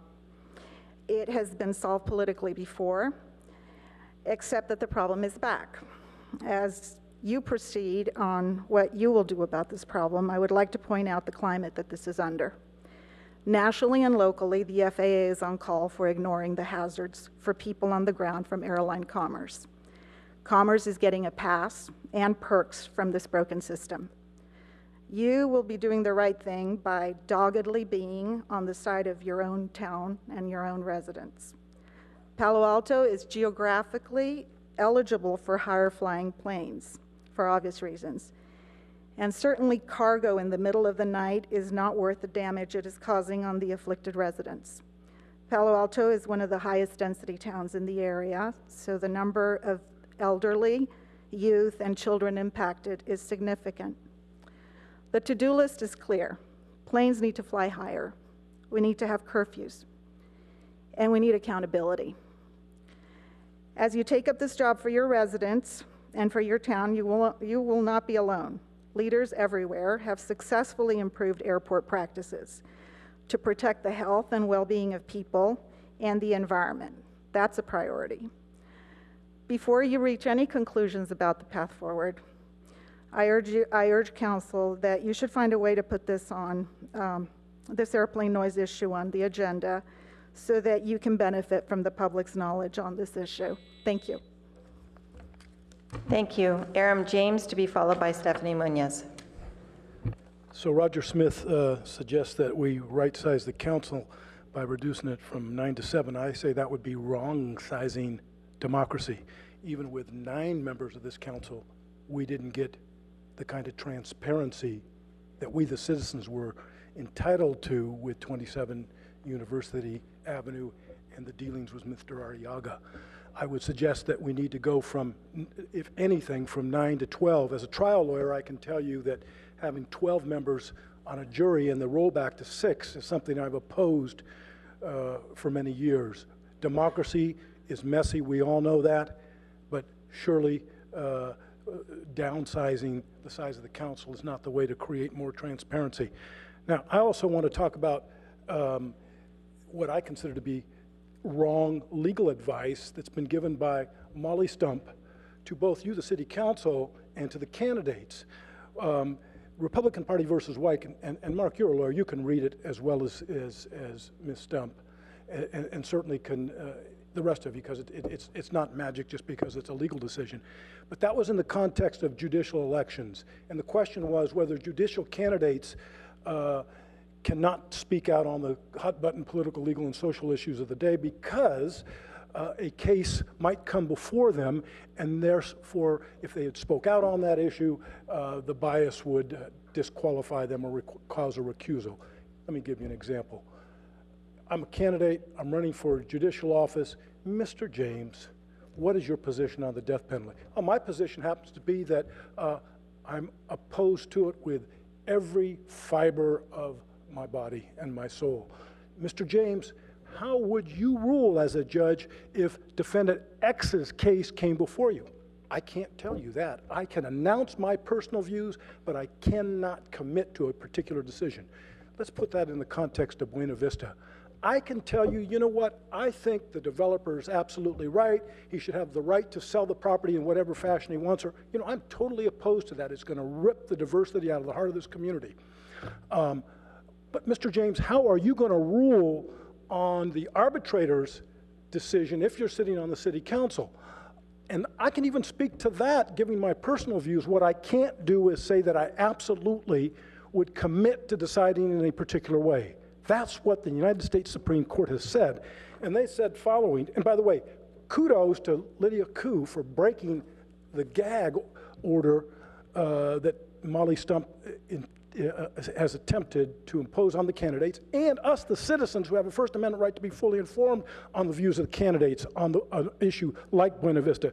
Supreme Court Anthony Kennedy, in a concurring opinion in White, said, the political speech of candidates is at the heart of the First Amendment. You can read the rest of the decision for yourself. Thank you. Stephanie Munoz. I'll be right back. Okay. Good evening, Nancy and council members. When Jerry Hill left this evening, I thought I really regret that they don't have these people stay, and they could hear more of what you're all about and what you're saying to us and what we're saying to you. They would know a lot more about Palo Alto than leaving before the meeting. What I went to say was, you just can't do that. This isn't communist China, where we can just make people leave their homes and wreck them because of the greater good of the almighty state. This is America.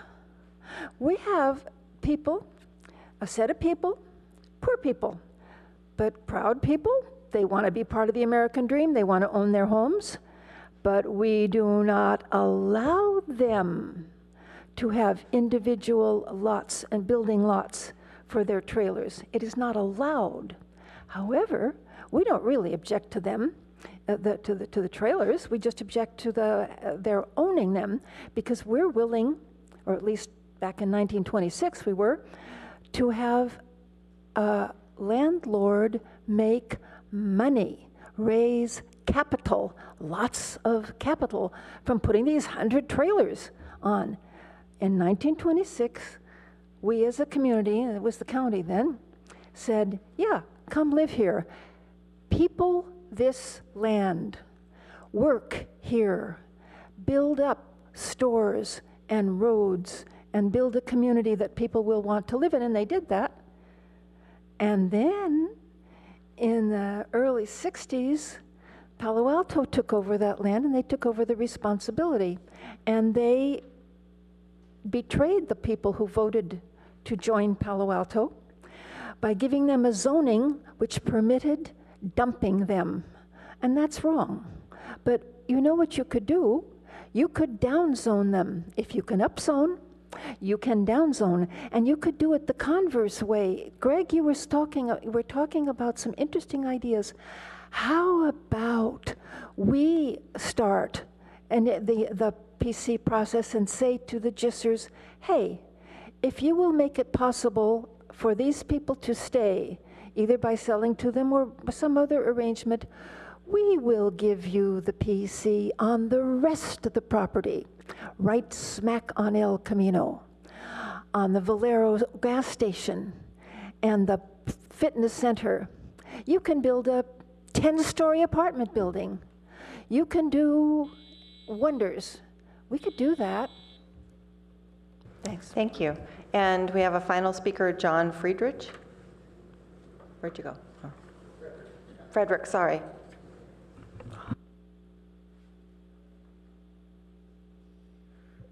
I think I'd like to talk to the issue of Buena Vista, because I do think it's in play. I think people were less intimidated by the city attorney's query than just the lack of visibility, the flaccid print media, and the distraction within the community makes it a little difficult to talk about an issue that people would rather ignore, I think.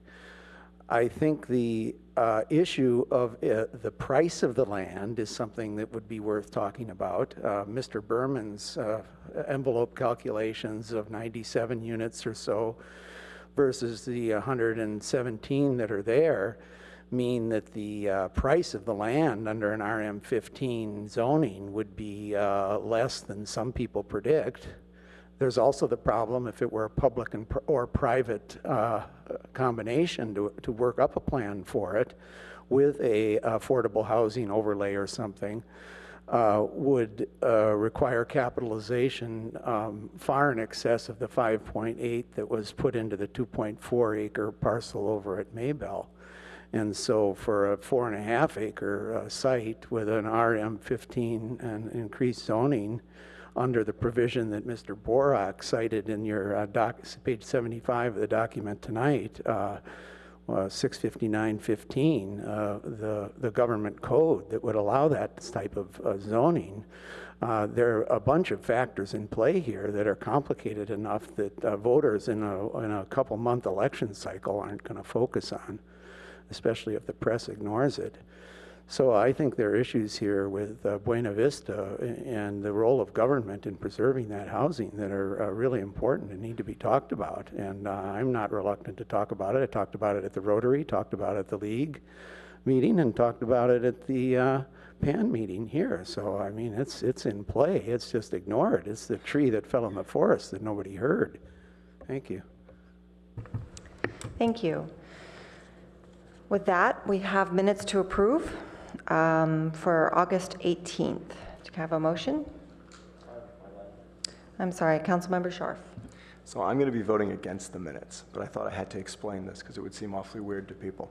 We had a Policy and Services Committee meeting where the city attorney pointed out to us that in a legal proceeding that the sense minutes did not accurately reflect what she thought she said. I've actually felt similarly about some of the comments that I have in the sense minutes. I think we need verbatim minutes. I think that's the only thing that's transparent. I think we need to move to that as quickly as possible. Thank you. Does anybody want to make a motion for the minutes? Now, To move them forward? to approve them. Yeah. So moved. Yes, second. All right. I have a motion to move and second it. I'm sorry, I've got a Councilmember Burt has his light on. So I'm kind of confused by Councilmember Scharf's vote against the minutes. If there are concerns that the minutes are not adequately accurate, it seems that there are two potential actions. One is for us to, under council member comments, to look at taking up a policy issue change. And the other is for us to send the minutes back, and the parties who are concerned with the content should ask to have them corrected. So I would move that based upon Councilmember Scharf's comments that we forego approval of the minutes tonight and allow them to be corrected. All right, that's an alternate motion, so a substitute motion, and this would mean that the minutes will be held and no changes to minutes processed if this passes. So all of those in favor? I'm sorry, this would be to not approve the minutes. It doesn't mean that we're going to go back to sense minutes. It's in the policy and services right now to have that determination based on the early packet release. When I know you're on finance committee, so you might not have gotten wind of that part of what's going on in policy and services. Jim, do you have something you want to contribute here? Well, it's been discussed, and it will, as everything at committee, it will ultimately come forward to the council as a recommendation as to how to proceed with minutes in the future. But as I understand, are you voting on the substitute motion first?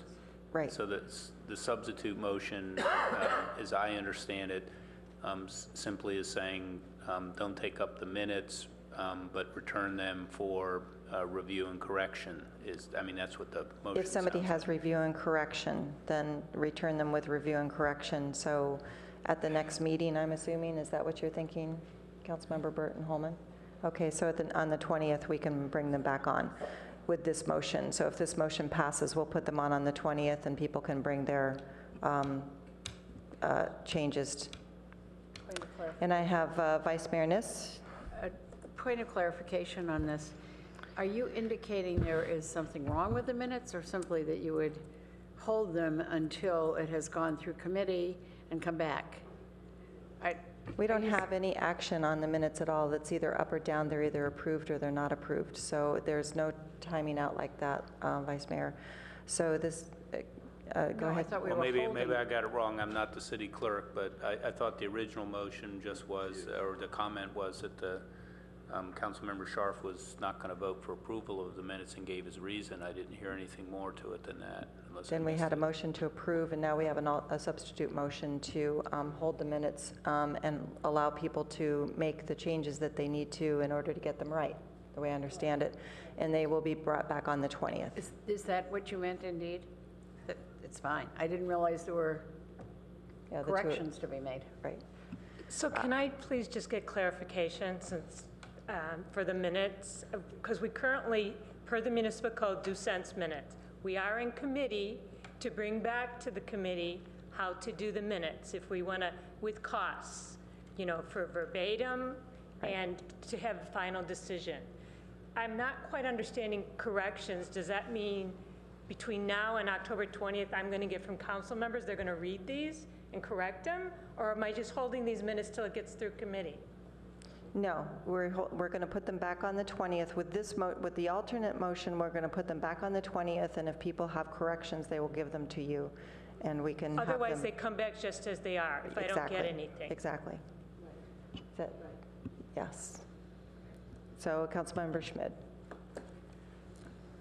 Just a technical question to the clerk. Do these remain on the website, or are they taken away from the public?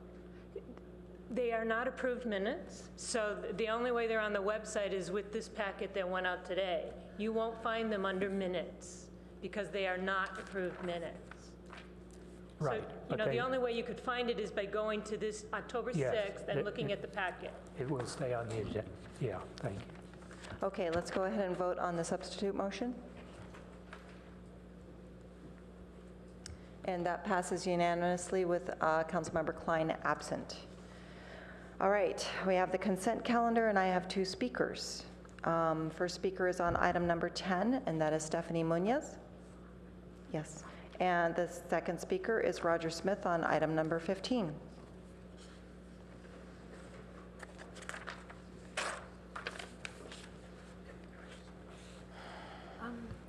Hi. I believe item 10 is about parking overnight in the Crescent neighborhood. And let me say that I think there are fairly simple ways to alleviate the distress and the legitimate complaint of people that live in places that are impacted for no reason of theirs by traffic coming in from outside their neighborhood. In this case, I believe it's from East Palo Alto. But I believe an overnight ban is all too suspiciously like the ban on sleeping in cars. It seems to me that the people who are willing to keep on living and not kill themselves, but just go on living in their cars, is a helpful thing to the community. They're willing to take themselves off the streets where they could be killed and be a dead body cluttering the landscape, to be in their car, and that's a good thing. When the gentleman talked about people on the council who'd served only 1 term, I thought of, and he mentioned LaDoris Cordell, I thought about the evening that she came a couple of months ago to talk about the ban on sleeping in cars. And she stood up, and I thought, oh, goody. She's going to say exactly what Aram James said about how folks think about the Constitution, about the Supreme Court, about, the normal course of law in this country. You cannot tell people that they cannot sleep in their own private. You can tell them where. You can tell them that they can't put those cars on here or on there, but you cannot tell them they can't live in their. Well, anyway, I thought that she was going to lay down the law, but she was going to do it because she's important. She is a judge. She's a law professor. Did she say any of those things? No. She stood up and she said, these people, all they have is their cars, and you want to take the cars away from them. I thought, oh my God, is that what it comes to? All that law, all that experience, all that wealth, that people just have to care about each other? Is that what it all comes down to? And is not even working? I actually asked myself, God, do the people in the council have hearts of stone? I don't think so. I know them. I know who they are. I think you have to think about overnight. Maybe you shouldn't talk about it in between each other. It's against the Brown Act. But each of you in his own heart should talk about what's reasonable and what's fair. I think you should be grateful to people. Thank you. And Roger Smith, you'll be speaking on item number 15. I'm speaking on 15, the business registry. I've been in business here in Palo Alto for 50 years, and one of the things I would like the council to consider is the business improvement district, which we have, and I believe that's a legal obligation to pay your dues. Last time I checked, a lot of people are not paying their dues, which is beyond my belief, because some of these are very, very big companies. So I would encourage you to get a report on the business improvement district and have that maybe on an annual basis, because businesses in town, downtown is where the business improvement district is. If they're not paying their dues, I know Greg is all for openness. It'd be fun to know that group of people that aren't paying. And second thing, I didn't see in all the material I read about the business registry is what are the other communities doing? Are there some in the Bay Area? What I did in business all the years was to compare my competitors and say, what are they doing? Not inventing everything here, and then just taking what they're doing, with pluses and minuses, and doing it. The third thing is, I would hope that as we do business things, and I think we can, as a city and the business community, can be closer, is that we work with the Chamber of Commerce. And I'm very, very pleased that former council member and mayor Judy Kleinberg has taken that over. And I think that will make a closer relationship.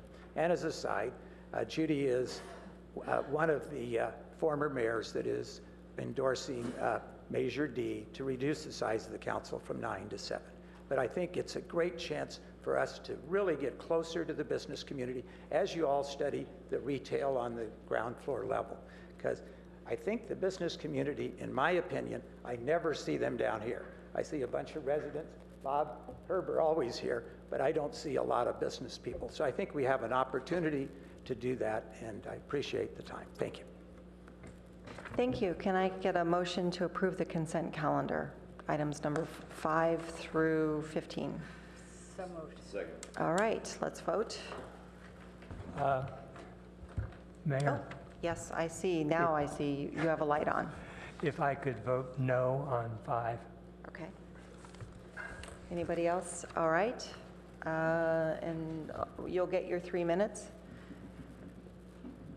And the consent calendar is approved unanimously with Councilmember Schmid voting no on item number 5, and you have 3 minutes to speak to it. Yeah, 5 deals with a recommendation to approve the energy risk management policy and also to turn it from an annual report to a biannual report. Now, this comes from a UAC Commission recommendation, which they unanimously approved, that the council didn't need to see this every other year. Council oversees the utilities, which have a budget of about $300 million per year. This report has been presented to the council once a year, and I would approve the report as it is on the consent calendar. But the recommendation that the council doesn't need to see it each year, made by the UAC, who does not even see the report and has no responsibility for the report, saying the council doesn't need to see it. And this is done without verbatim minutes. As my colleague, Councilmember Scharf, pointed out, verbatim minutes are important. So at the least, if they're going to make the recommendation to it, we should see the detail of their discussion. So I'm voting no on it. Thank you. And we are going to move on to item number 16, which is undergrounding utility lines. This is district number 46. And I have a script, but first let's just remind ourselves that undergrounding utility line projects costs are shared with AT&T and Comcast, and locations need to meet their criteria based on guidelines by the California PUC.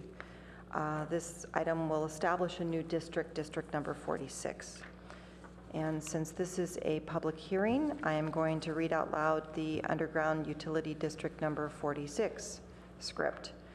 Earlier this year, the council adopted a resolution to establish underground utility district number 46. The resolution set October 6, 2014 as the date for the public hearing and adoption of the ordinance establishing the underground district. Staff's recommendation is that council adopt the ordinance to amend section 12.16.02 of chapter 12.16 of title 12 of the Palo Alto Municipal Code and thereby create underground utility district number 46. District number 46 will result in the removal of 3 poles and placement underground of overhead electric distribution and communication lines. This will affect service to 8 properties at the intersection of El Camino Real and Arastadero and West Charleston. I'm going to declare the public hearing open. Are there any speakers? I have no speaking cards.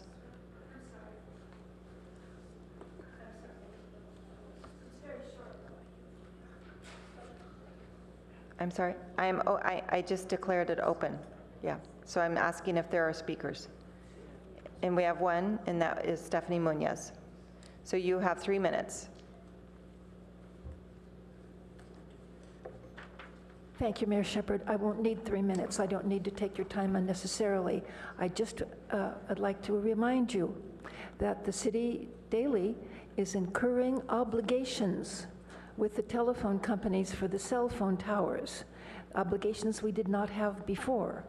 And they are obligations that we may come to rue when the time comes that we want to underground some telephone pole, to find that we have always given, never sold, entitlement rights to some very powerful private companies.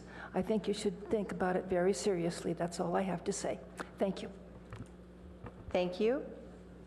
And there's no more cards. So this concludes the public comment portion of tonight's meeting, and I thereby close the public hearing and return this matter to council. Is there a motion to approve the new district? I need a second. Second. All right. Is there any discussion with your motions? No discussion. All right, let's go ahead and vote. And that motion carries unanimously with Councilmember Klein absent. And I see staff returning. We're just going to plow through, no break. So we've got a lot of people. Let's stand up while they stretch their legs, and I can get. Airlines, you're supposed to stand up. Okay. Well, I'll read my script so that we can get launched into item number 17, which is the council review and direction to staff regarding the risk assessment for storing and handling hazardous materials at 607-811 Hanson Way, which is CPI and the former Varian site. CPI manufactures microwave and radio frequency products for defense, communication, and medical scientific applications. Once a part of Varian and now independent, it has leased this site in the research park since its inception in 1951. In 2005, CPI was the only plating shop in Palo Alto using and storing hazardous materials at or above the California Accidental Release Prevention Program threshold levels. In 2006, CPI made upgrades to the plating facility, storage and processing and safety equipment, and continued to store hazardous materials above the correct levels.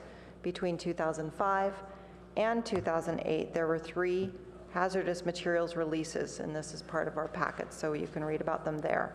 And with that came, with incidences both in March and May of 2008.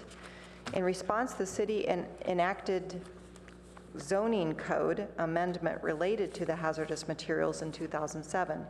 This made CPI a non-conforming use until March 2012, when CPI reduced their hazardous materials to below Cal ARP threshold quantities. Tonight, staff will update the council on their work, completing the risk assessment report meetings with the neighbors and other developments. Staff is seeking public input and council review of the risk assessment and supplemental materials, including the discussion of conceptual approaches to zoning.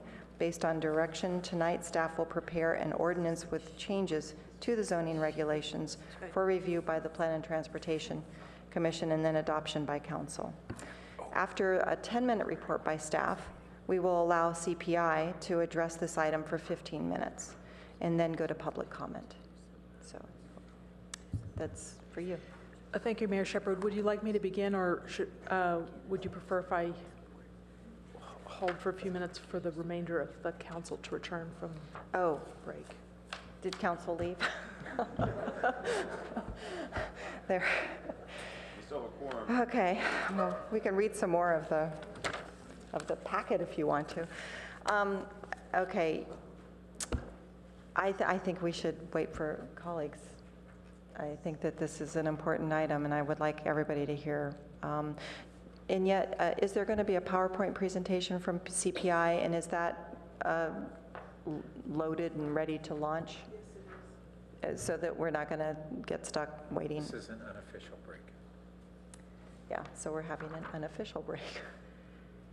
We need to pipe it into the Restrooms. Think we should go ahead? Where are you guys on this? There'll be a moment. Yeah, but I think we should. Let's give them 2 minutes. 2 minutes. Literally. All right. So.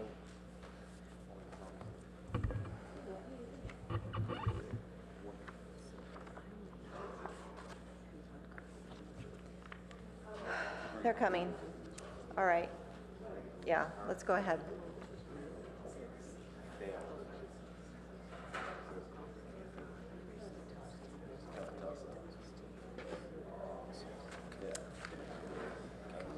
And we have a return. Thank you.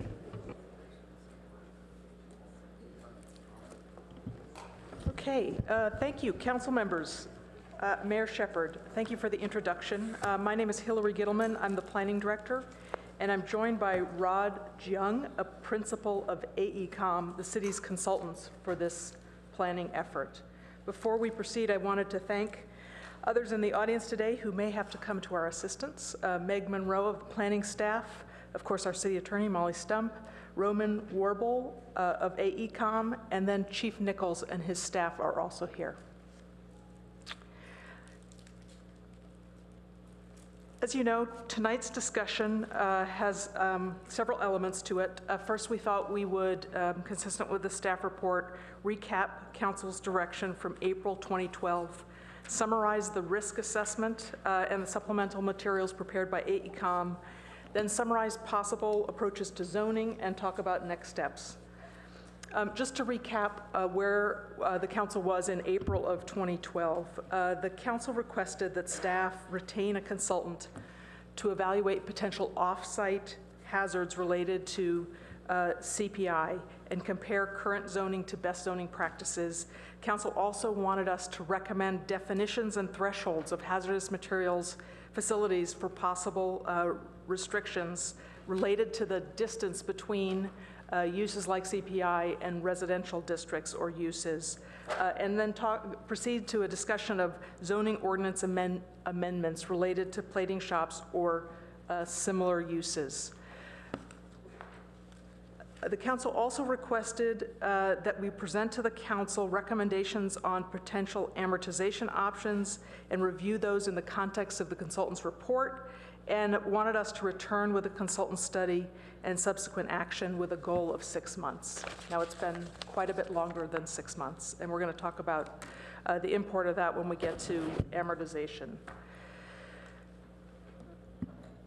The first thing I thought we would do is ask Rod to summarize the findings of the risk assessment that has been done, including the supplemental modeling, and then we'll get to some of the zoning questions.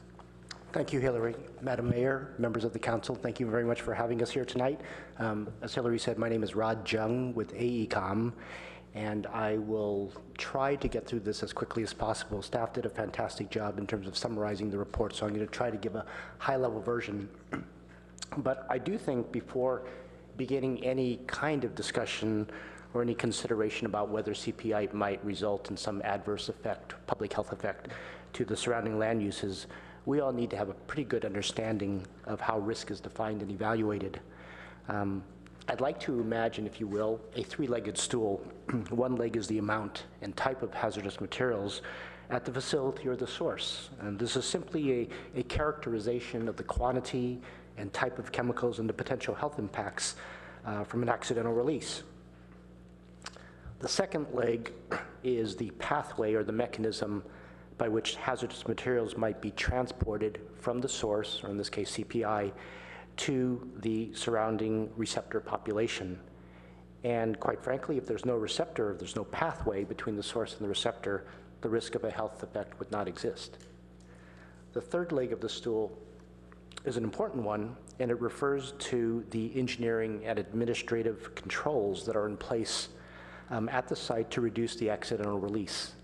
These can be things like filtration systems, containment berms, double barrier tanks, gas sensors, emergency response plans.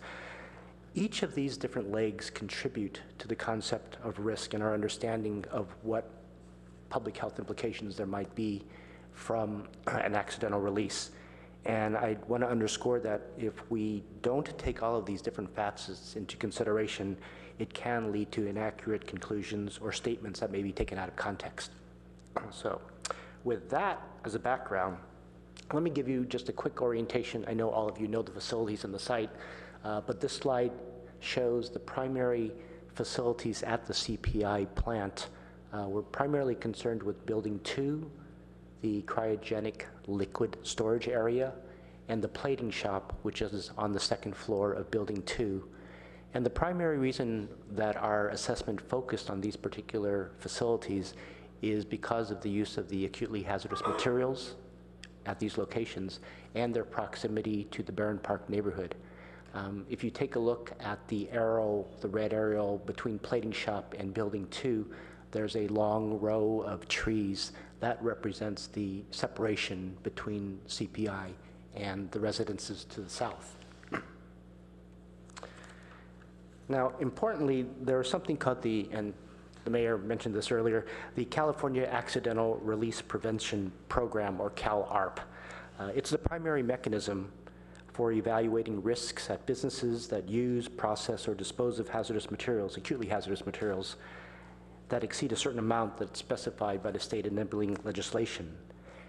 Businesses that exceed such amounts are required to prepare something called a risk management plan, which, among other things, considers the off-site consequences of an accidental release.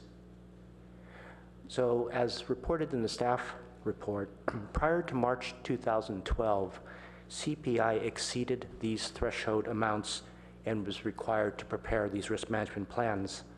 The plans, the most recent being in 2004, 2007, and 2008, essentially were required to define or identify worst-case scenarios or accidental releases, and then to predict where the toxic endpoint of the scenario would be and whether it would be on-site or off-site in the surrounding neighborhood.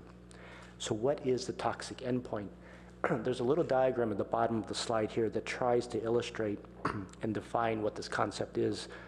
The white square represents the site of the accidental release, or the source. The red arrow that goes off to the right signifies the distance to the toxic endpoint, and that endpoint is defined as the concentration of airborne hazardous materials beyond which a short-term exposure would not be expected to result in an acute adverse health effect. Said a little bit differently, exposure to concentrations of the, I know it's a little complicated, but said differently, exposure to concentrations of the airborne acutely hazardous materials at a shorter distance or within the black area that's on the diagram would result in adverse health effects.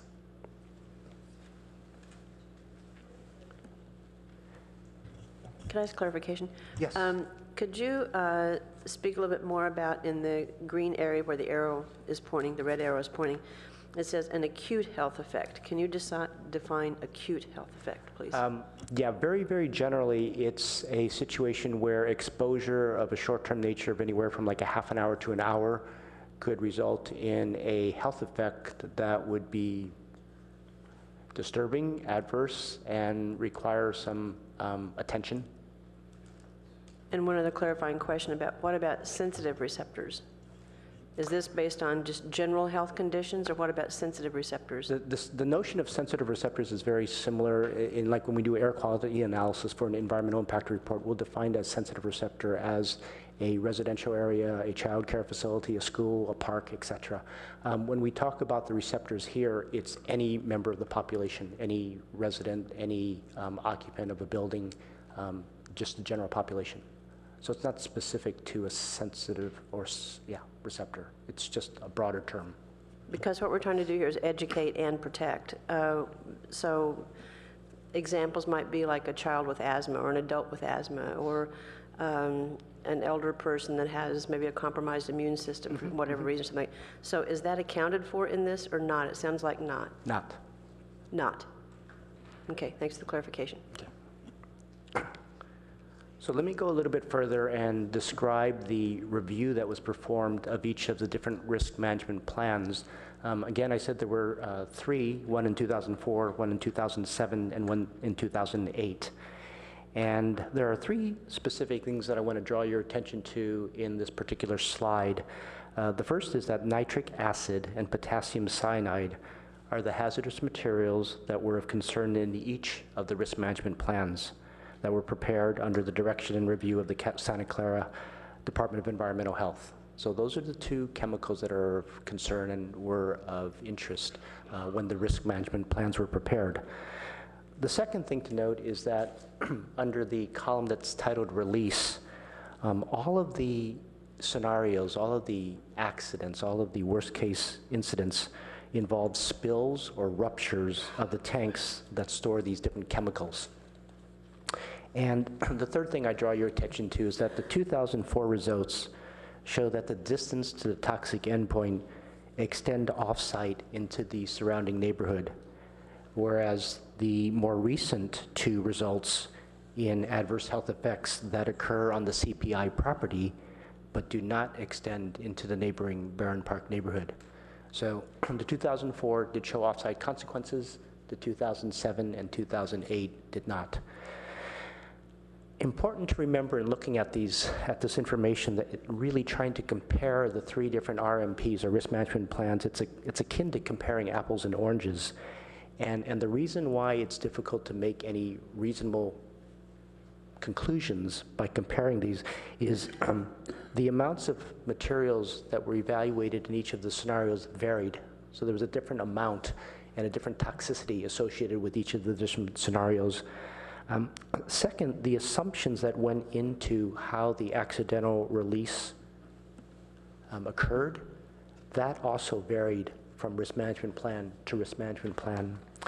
And then finally, there were changes that were made in operations on site. There were things like seismic upgrades that changed, again, the release scenarios and the accidental releases. And then finally, the way that the distance to the toxic endpoint is derived is by using an air dispersion model. Each of these different risk management plans used a different model, so it makes it really hard to understand and compare the three. Recognizing this, one of the tasks that the city asked us to perform was to take a look at the most recent risk management plan from 2008. And rather than relying specifically on the methodology that was used by CPI, the city suggested, why don't you go ahead and take a look at the most current guidance that's available from the U.S. Environmental Protection Agency, and you, AECOM, decide which is the most appropriate air dispersion model based on the chemicals that you anticipate to be released. So our results applying this more recent 2009 guidance and a different air dispersion model essentially confirmed the information that was contained in the 2008 risk management plan. That was that the off-site consequences would not extend off CPI's properties. In fact, the toxic endpoint distance we found to be actually less than the 33 that was reported in the 2008 risk management plan. We're getting there. There was a second primary task that was assigned to AECOM, and that was, we already have a series of scenarios that are identified in the risk management plans. We would like you to take a look at some other extreme events. What are some other release scenarios that could be plausible? And we'd like you to take into account, or we suggested you need to take into account the amounts that are now on the site, the possible impact to off-site uses, the likelihood of an extreme release to occur, and the preventative and safety measures and equipment that could reduce the likelihood of a release. So based on these different factors, we came up with 3 different scenarios, 2 of which were reported back in January, and then the third one included in the addendum that was completed at the beginning of September. The slide shows the first 2 scenarios that were identified and reported in the January report. Again, the first scenario looks at a nitric acid release. This occurs possibly because of equipment malfunction, possibly human error, but there's basically an alley that separates Building 2 from the Barron Park neighborhoods. It's in that alley where the loading area is, and under this particular scenario, there is an accidental release of about 45 gallons of nitric acid. under these very conservative assumptions about mechanical equipment and human intervention not being successful, there is a toxic endpoint that extends 92 feet from that loading area, which would extend to the first row of houses to the south in the Barron Park neighborhood. The second scenario actually looked at the cryogenic liquid hydrogen area, storage area, which is just next to Building 2. And in this particular case, the cause of an accidental release could be anything from mechanical failure to possibly a traffic accident, possibly a seismic event. But in this particular case, there are these trailers that carry the liquid hydrogen, and the expectation under this scenario is that there'd be a failure associated with one of those trailers. The liquid hydrogen would then mix with the oxygen in the air, resulting in a very intense flame. Rather than having a toxic endpoint in a certain concentration, in this case we said the toxic endpoint is equivalent to the distance within which someone would be exposed to a first-degree burn. That distance was 111 feet. That would occur within the CPI property. The third scenario is something that came up subsequently after we had a meeting with the Barron Park neighbors.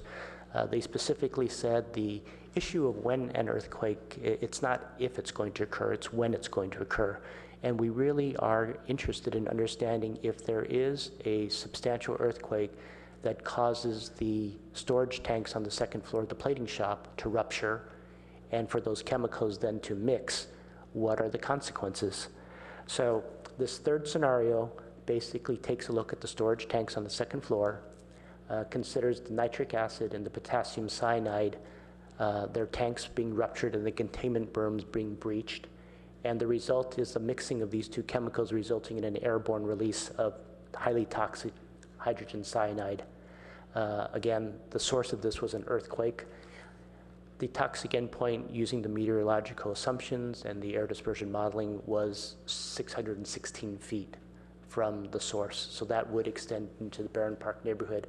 The diagram on the on the bottom of the slide generally shows that area around the plating shop and how far 616 feet would extend.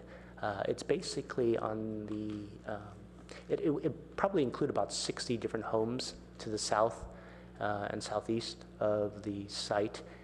If you take a look at the red area, that represents the prevailing wind patterns, and recognizing that the yellow area is kind of hypothetical. It's assuming that the wind patterns would go in all directions and extend it off in a nice even circle.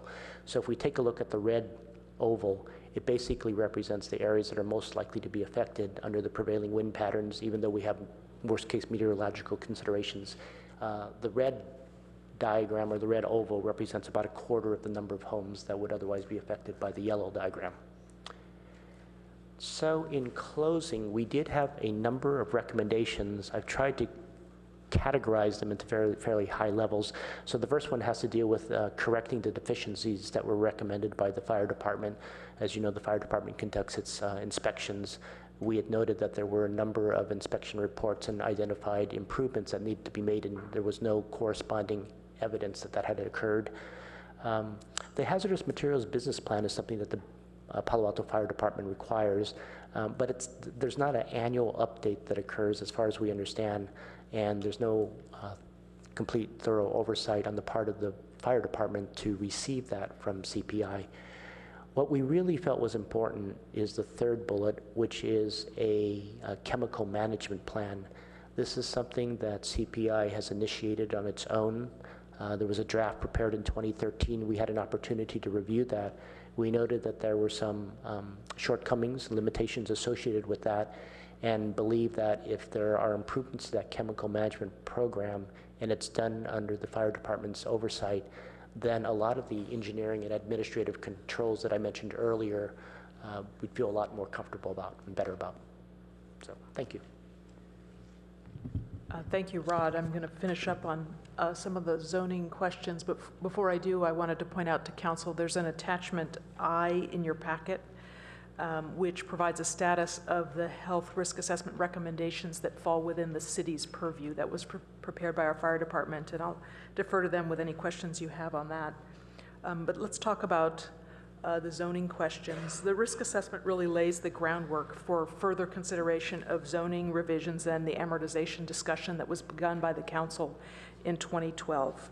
At the council's direction, we undertook a survey of other jurisdictions, and we didn't find an ordinance that was directly comparable to this set of circumstances, but it was a useful exercise. We found out what other jurisdictions do in terms of defining uses and how they establish, if they establish, buffer zones between these types of uses and residential areas. We also undertook a review of the city's own current zoning regulations, and have summarized in the staff report a few different aspects of our zoning regulations. The fact that uses are generally permitted in office, research, and manufacturing districts. I mean, they're specified in the code which uses are permitted. The conditional use requirement for hazardous materials uses above the Title 19 thresholds, and the 300-foot buffer that was instituted for any new use above those thresholds. Those are all summarized in the staff report. We also looked at the mapped landscape buffer that's included on the zoning maps as one way our zoning code and maps deal with this question of a buffer. There are some areas of the city where we actually have mapped these landscape buffers. And we talk in the staff report about rules governing legal and non-conforming uses, and also the building and fire code provisions that we examined to see if there was a potential for relevance or utilization in a land use or zoning context. There were really three possible approaches to zoning that we looked at. All of these, the theory would be that we would adopt a zoning ordinance that would be consistent with the comprehensive plan. It would, the three methods we looked at would be to expand the landscape buffer, which currently adjacent to the site is 50 feet. There are areas in the city where landscape buffers extend to 210 feet, so it could be anywhere between 50 and 210 feet in theory. Another option would be, as I mentioned, using building or fire code definitions somehow, although as we evaluated that approach, we ended up concluding that it was probably not a practical strategy. And then the solution that got most attention was the idea of defining plating shops as a permitted use within manufacturing zones, except within a certain buffer distance of residential districts. And you note on the slide, we haven't specified what the distance would have to be, either in the first option, the landscape buffer zone, or in the third option where we define permitted use and say it's permitted except within this area. And this is really a question for the council. As Rod indicated, if we used the first air dispersion modeling that AECOM completed for us and that we released earlier this year, a 100-foot distance would seem appropriate, because if you recall, the toxic endpoint was 90-something feet. If we use some of the information that we gathered from other jurisdictions, we found in San Francisco and Los Angeles, there were provisions in their ordinances where they had used a 500-foot buffer. If we used, I didn't put this on the slide, but if we used the buffer distance that's already contained in the city's ordinance, it would be a 300-foot number. And then, of course, if we used the results of the air dispersion modeling in the extreme event, assuming the seismic event and the mixing of the tanks on the second floor, we would get to the 616-foot distance.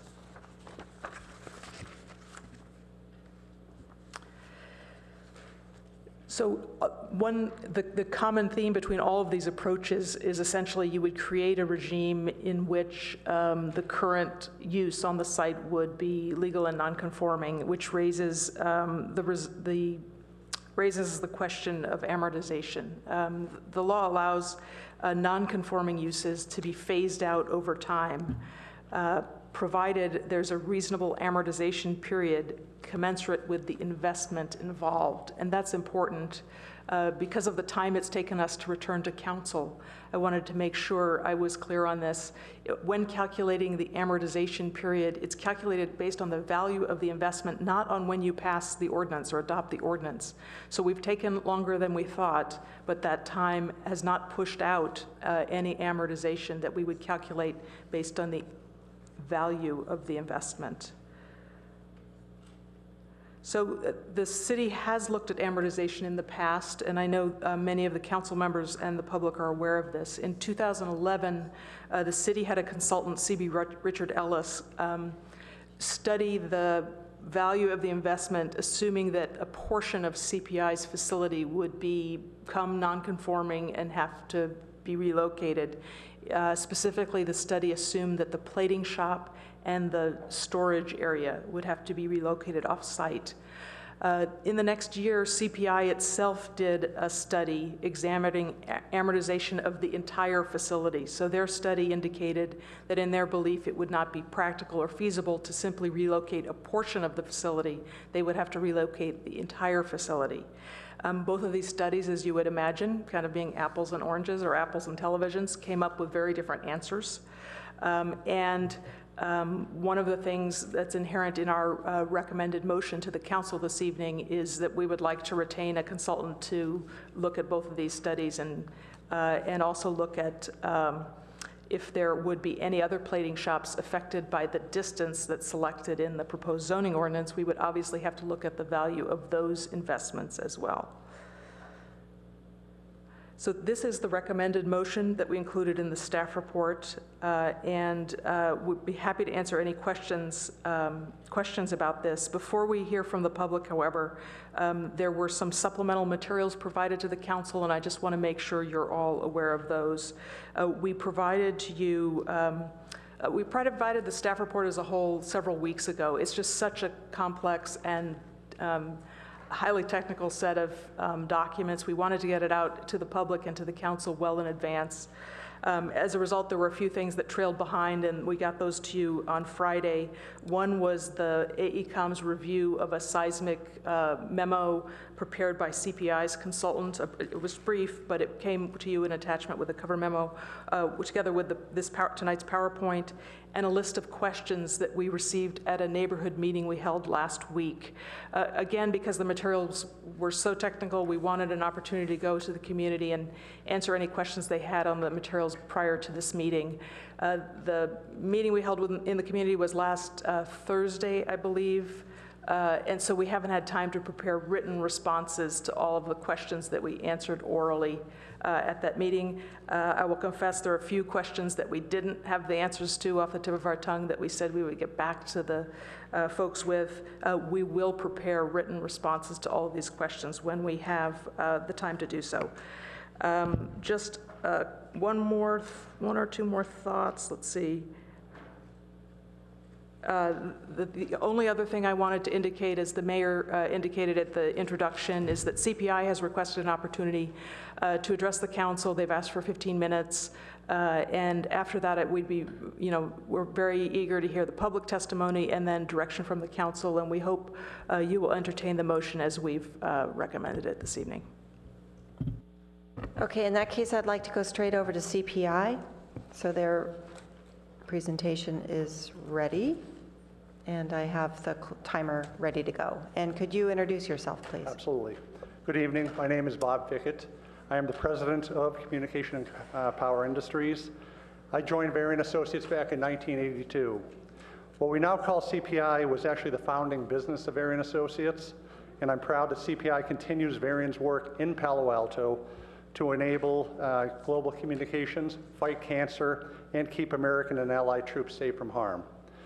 Over the past few years, there have been times when CPI has been depicted as a fly-by-night organization that doesn't give a damn about public health and safety and will do anything it can to hide our imagined wrongdoings. At various times, we've been publicly accused of nefariously hiding chemicals in trucks that we park in the neighborhood. We've even been unfavorably compared to the Union Carbide pesticide plant that killed 4,000 people in Bhopal, India. These depictions could not be farther from the truth. As the council considers various matters related to us and the welfare of our neighbors, I'd like to present some important facts about CPI and the safety of our operations. First, we have been on our site in Palo Alto for over 60 years now. Second, our plate shop has been in place in the current location for over half a century. By the way, in that 60 years, there has never been any harm to anyone, any community member. Third, and this is important because this keeps getting misstated, despite the move of San Carlos operations down into our Palo Alto facilities during the 2006 time period, CPI currently has the lowest quantity of Title 19 chemicals that we've ever had in our plate shop. In addition, we have made numerous improvements over the past several years. Since 2006, among many other voluntary measures, we added perimeter sensors and alarm systems. We put in backup safety systems. We even put in systems that back up our backup systems. We did this because community members asked for these measures during our conversations with them early on, and they made sense to us. While we have always been regulated by local, state, and federal agencies, we also see it as our responsibility to continually work to strengthen our safety culture. Therefore, we've hired and worked with a number of additional experts over the years to ensure that our safety protocols remain state-of-the-art. In 2006, after the accidental release of the nitric acid odor, we hired the company Risk Management Professionals to conduct a complete review of our facilities and processes. RMP found our operations to be safe and compliant overall. They had some recommendations for additional improvements, and we took them to heart and put them into place immediately. Then at a city council meeting, or the city council meeting in 2012, Art Lieberman, a community member and frequent outspoken critic of CPI, questioned RMP's risk analysis, claiming the expert's approach was different from the approach used in SLAC's risk analysis, and asked why RMP didn't use the same approach. We said, fair question, so we immediately hired Environ, and who are the local experts who conducted the SLAC risk analysis, and asked them to advise us. Environ spent quite a bit of time with us and did a thorough review, and also found that CPI's Palo Alto operation is safe and compliant. They had some recommendations for additional enhancements, and we immediately worked to implement those. In addition, the city hired AECOM to review CPI. This was a less in-depth project, but very thorough on parts of the documentation. Nevertheless, they found CPI's operation to be safe and compliant as well, but also had some recommendations. We reviewed the recommendations with Environ and determined that we should immediately address those which were appropriate. There were some of the recommendations that were not appropriate. This was likely due to AECOM's not having reviewed all the available information about CPI due to the shorter-term nature of the project. For example, we absolutely and unequivocally do indeed have the trainings, operating procedures, and records that AECOM says that we are still needed. To be clear, I'm not claiming we are perfect. Yes, we did have 3 incidents between 2006 and 2008, 6 to 8 years ago, when we were transitioning our San Carlos operations down to Palo Alto. There have been no further incidents since we completed the transition. While these incidents did not cause any harm to any employees or community members, we absolutely take them to heart, took them very seriously, and put measures into place to make sure that similar incidents do not ever happen again. CPI's employees are very proud of the work we do to save civilian and military lives. Therefore, it just becomes increasingly difficult to stomach the way that we're being treated like an irresponsible, uncaring parasite and pariah in the city that we helped build over the last 60 years. We're not the enemy. We take health and safety of our community and our employees very seriously. We have a proven track record of operating a safe, legal, and compliant facility in Palo Alto since 1953. To be clear, CPI is very willing to continue to work with the city towards an acceptable solution. We have been a willing participant in meetings and have voluntarily opened our doors and our records to numerous parties at CPI's request over the past several years. However, like anyone, we do have our limits.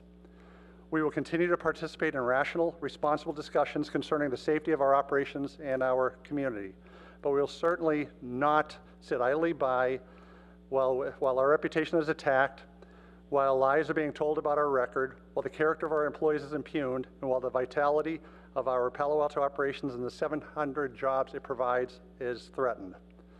We expect the council to consider the matters before it based upon facts, not unsupported or inaccurate assertions, and to fairly, appropriately, and legally represent all interests affected by these decisions. Thank you for your time this evening. I'm going to turn the floor over to our attorney, Mark Steries.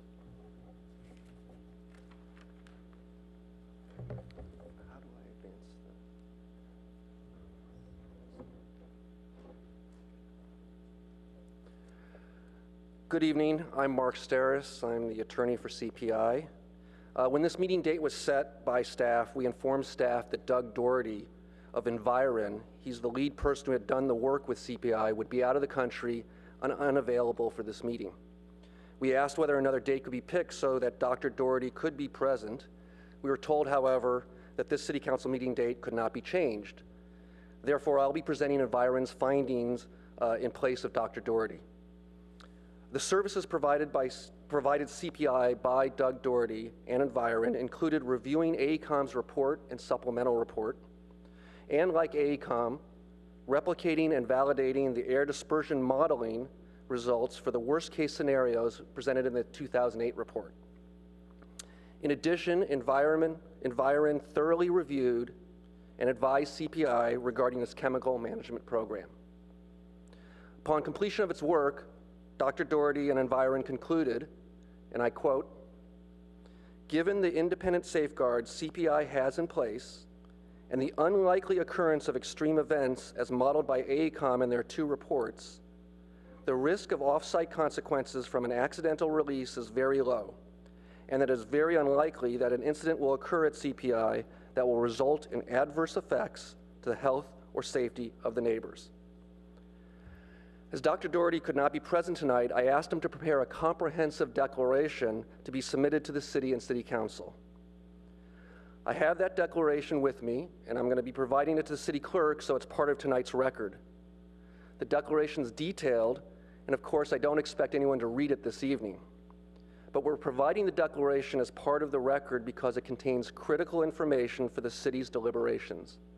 This information directly relates to any action that may ultimately be considered by the city as it moves forward.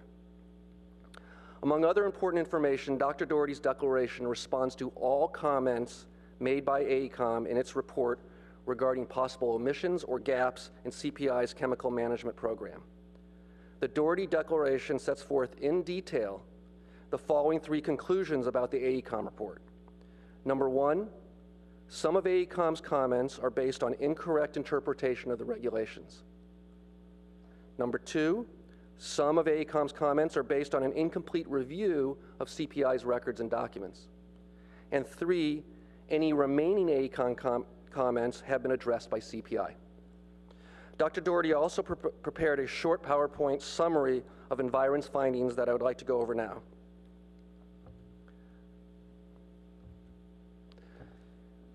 As you can review, Environ is a leader in this area and has a strong presence in the Bay Area.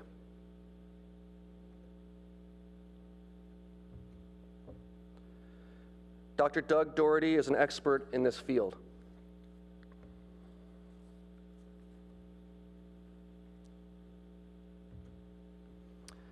Environ has assisted CPI since 2012.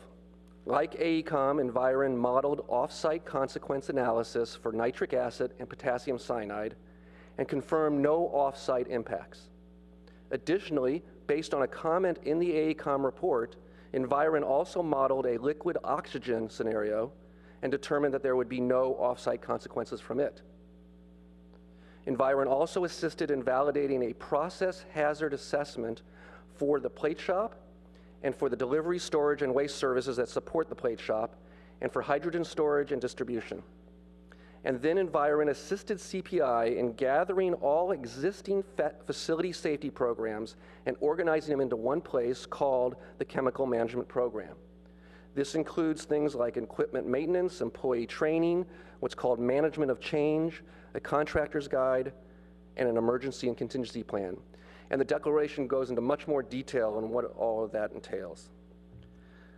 Now, due to this earlier work, Environ was in a position to review the report and findings prepared by AECOM. All of AECOM's comments regarding employee training, equipment maintenance, operating procedures, and inspection records were based on AECOM's incomplete assessment of CPI's records, as those matters were addressed by CPI's operations prior to AECOM's review. We welcome and request that AECOM return to CPI to confirm this and correct their report.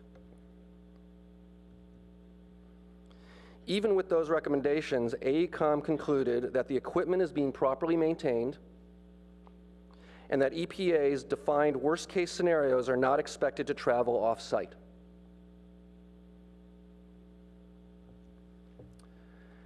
At the request of the city, AECOM went beyond those worst-case scenarios and evaluated even more remote scenarios.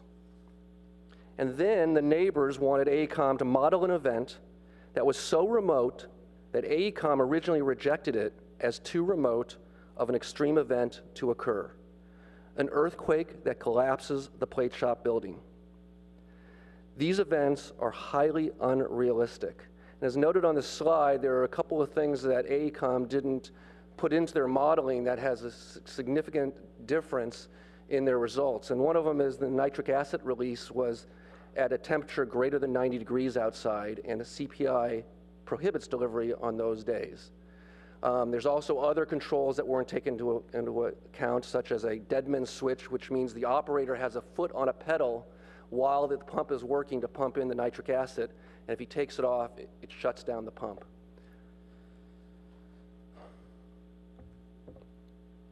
The EPA strongly urges communities not to base decision-making using worst-case modeling. This admonition applies even more so to extreme events. The conclusions of all the experts is that CPI's business operations are safe and there is a very low risk of harm to the neighboring community. I caution the city and city council not to make zoning decisions based on highly unrealistic extreme event modeling, such as the 616 feet stated in AECOM's earthquake scenario. The city has not made decisions for other land uses in this manner and should not single out CPI and treat its existing business differently. There are no daily nuisance conditions coming from CPI. As we heard earlier, there are daily nuisance conditions from the airports, but there are none from CPI. The neighborhood's concerns are strictly based on fear, not facts or even likelihoods. Fear is an insufficient legal basis to adopt zoning regulations that negatively impact CPI. Finally, the staff report is correct that tonight's meeting is not the time to make a determination or even provide direction on an appropriate amortization period for CPI. That determination can be made only after a zoning regulation is actually established and adopted by the city. But I will emphasize now that CPI has a large and long-term investment in this property, and that several experts have concluded that risk of harm to the community from continued operations at CPI is extremely low. I thank you for your consideration, and we'd request 2 minutes at the end of public testimony for a response. Thank you.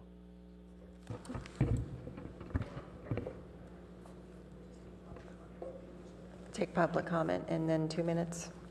All right. We do have a number of speakers here, and you will have 3 minutes.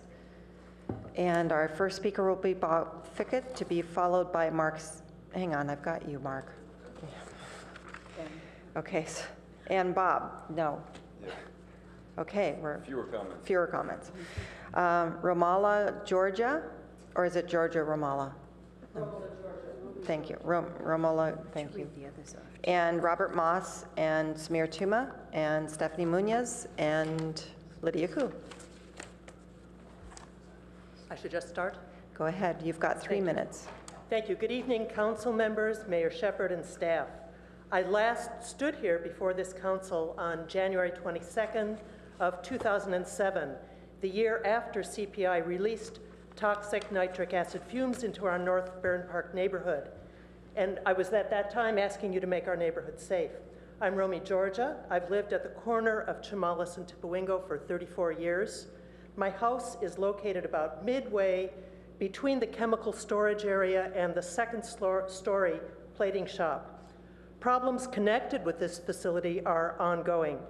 This year in February 10th, I witnessed a large cloud rising over CPI behind the Kelly home. I called 911, and there was no follow-up to that. Just last week, another neighbor's family was awakened in the night by sirens or alarms of some kind. They called several numbers and couldn't get that resolved either. On a daily basis, people on Chamalis hear the delivery trucks going back and forth on that corridor. To get a sense of everyone here who's here tonight who's concerned about toxic and hazardous materials backing right onto Palo Alto neighborhoods. Could everyone who's here about these toxic issues at CPI please stand up, wave your hands? So this is part of the group that is concerned. So in 2004, CPI located, well, they say 2006 now, perhaps, located just over the fence from our Barron Park homes, undertook extensive remodel and enlargement of the plating facilities without any notice to the neighborhood. Not only were we not invited to provide input on the expansion, but neither we nor the city were notified on February 2nd when those fumes from the toxic release spread rapidly over our neighborhood.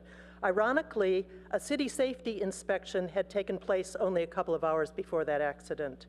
So we do live in an earthquake zone, and nitric acid and potassium cyanide combined create one of the most toxic substances that are known. The plating shop is on the second story, very uncommon in the industry, and a second story is subject to increased forces in an earthquake. Experts have estimated that I would have about 58 seconds, less than a minute, to evacuate our house, and my husband is disabled. As demonstrated by this situation and by other toxic accidents of which we, in North Carolina and India, earthquakes and industrial accidents are neither predictable or preventable. They happen. The independent consultant has reported, yes, we are at risk in case of an industrial accident or an earthquake. The staff is recommending that you, the council, take action. Thank you. Thank you, and thank you for organizing the identification of members here. Robert Moss to be followed by Samir Tuma.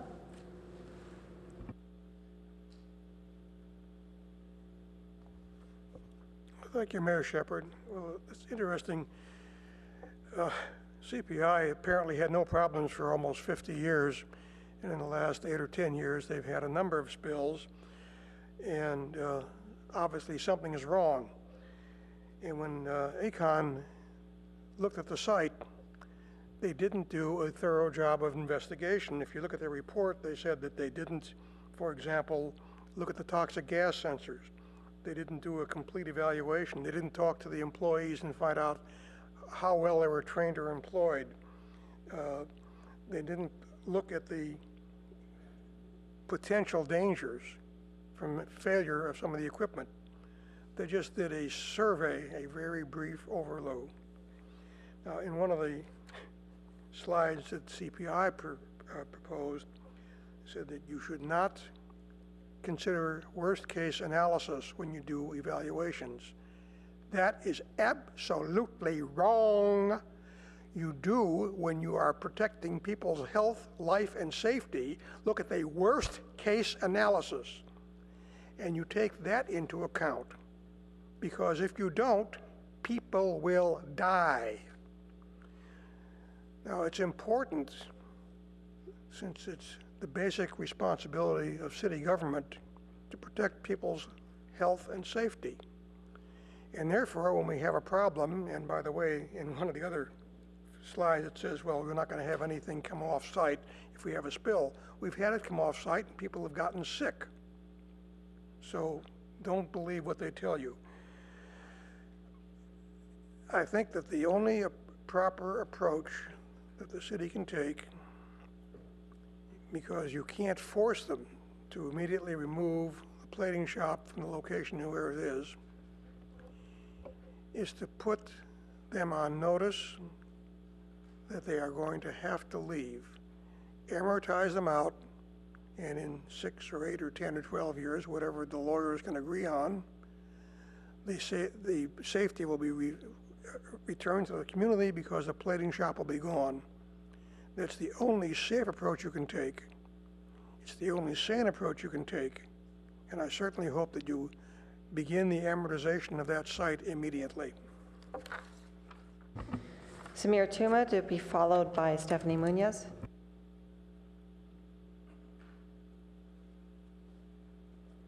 Samir Tuma, 827 Chamalas. Good evening, Madam Mayor, members of the council. There's a lot of information in that packet, and there's a lot of consultants saying various different things and all these statistics and all these numbers, it's really not that complicated. Fundamentally, what you have is a risk to human life in proximity to residents in the city of Palo Alto. Now, their lawyer likes to use words like very unlikely, not expected to travel off-site, but you know what? Things that are unlikely do happen. How likely is it we're going to have a devastating earthquake in Palo Alto? It's unlikely. The problem is, if it happens in this scenario, and I would ask that slide number 11 be put back up from the presentation, if you could go back to slide 11 there. 616 feet off-site. Houses full of families, sensitive receptors, people who would suffer quote-unquote acute illness as a result of this. If an application like this came forward today to put something like this, never happened. The standards that they look at assume that you have adequate buffers to put new facilities like this in proximity to a residential neighborhood. This is, you're never going to really know. You're not scientists. You're going to have all these people going back and forth about how far these things will go and what the likelihood is, but no one can say that it's not going to happen. And no one can say that people who live in those houses are not going to die as a result. This really is not that complicated. It's really pretty straightforward. One of the primary roles of city government and your jobs is to protect the health and safety of the residents of the city of Palo Alto. You have an unsafe situation, and I hear what they say about the measures that they've taken, and I quite frankly do sleep a little bit better at night because they've taken those measures. That's nice, and we're rolling the dice, and are we going to make it across the line before something happens here? So I'm not ungrateful for the measures that they've taken, but the measures that they've taken, regardless of what they do, and you're going to get bogged down in all the things about all the wonderful stuff that they've done, that will not ensure that people will not die. Only you can do that. Thank you. Stephanie Munoz, to be followed by Lydia Koo, and then followed by Art Lieberman.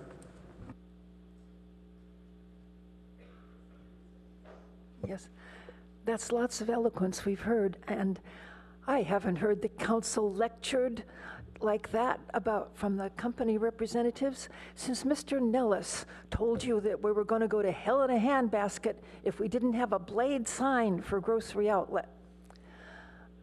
I am not qualified by any standard to speak to the danger of this factory.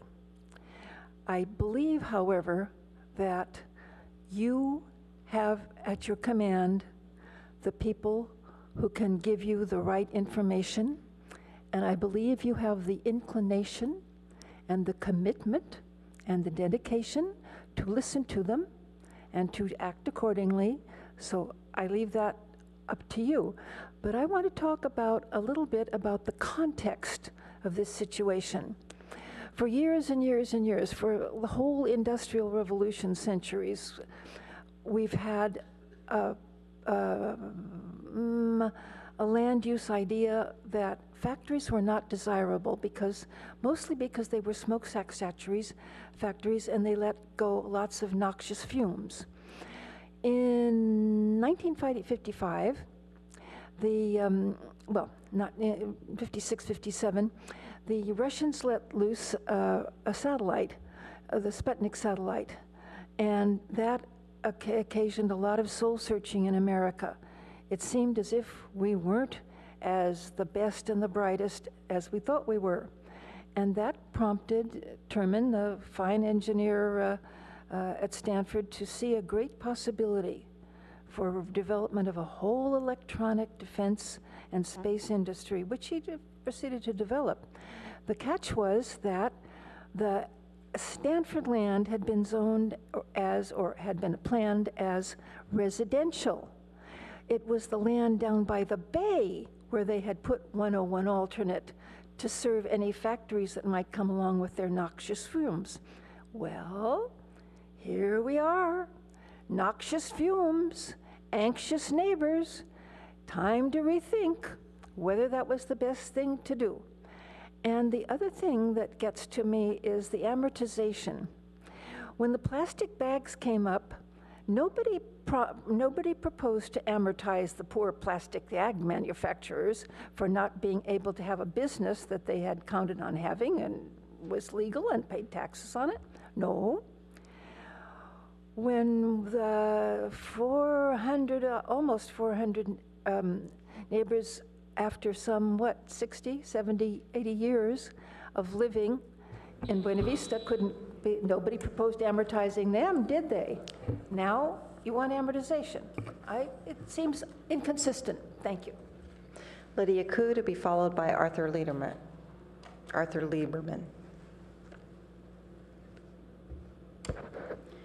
Good evening, Mayor Shepherd and council members. My name is Lydia Ku. I live in Barron Park. My home does not back up to CPI, and so I don't have any idea what the residents go through. Those especially who do have their homes backing up to CPI, although I am greatly concerned. I wondered for many years, how did a company such as CPI that stores toxic chemicals on its site get a building permit? Why weren't there questions asked by the city inspectors as to a location of its proximity to the residential neighborhood? Why were the neighbors not told of this? In 2004, when CPI started rebuilding its plating shop and chemical storage tanks or pools, it didn't take long for a spill to take place. That was in 2006, which was when most of the residents living close by found out. I find this unacceptable that the residents were kept in the dark. If that spill was any worse, the residents would never have had a chance. That's a chance to survive. While the risk assessment report is appreciated, it does not guarantee that the residents will be safe in case of an earthquake or a catastrophic event. Palo Alto is actually home to many hidden fault lines. There are 2 fault lines, Plugas and Hanover fault lines, that run parallel to El Camino Real between Page Mill and it goes into Los Altos. That's under Barron Park. It is time to put the residents first, their health and safety. I urge you to vote to amortize now and in the shortest period of time. Thank you. And Art Lieberman. Good evening, Madam Mayor, council people. I think you're all familiar with the lovely story by Dr. Seuss, Horton Hears a Who. The Who are small people who live in Whoville, and Horton hears them and saves them. Well, in the same vein, I live on Chamales, and so my story is the city council listens to Chamalisville. The staff had thought CPI smelled like a bouquet of roses. They believed this from the tops of their heads to the tips of their toeses, because the fire department had inspected CPI's tanks and their hoses. But now we know the real threat, the real risk that CPI poses. When a disaster strikes and contamination spikes, the poisonous gases will go right up our noses. We're the people of Chamalisville who live right next door. We're elderly folks, we're tykes playing out of doors, we're holding leashes attached to our dogs' collars, we're chatting with friends, we're scolding our toddlers. We're the neighbors the city completely ignored when they allowed CPI to add hazmat galore. A spill in their driveway, the wind blowing our way, sends vapors of cyanide and acid, maybe more. CPI's tanks hold some very deadly brews, with names that twist tongues and fumes that destroy lungs. So putting them near homes was a very bad thing to do. Would the city have allowed this if somebody knew that all Chamalisville was at risk? Not just a few. An earthquake nearby.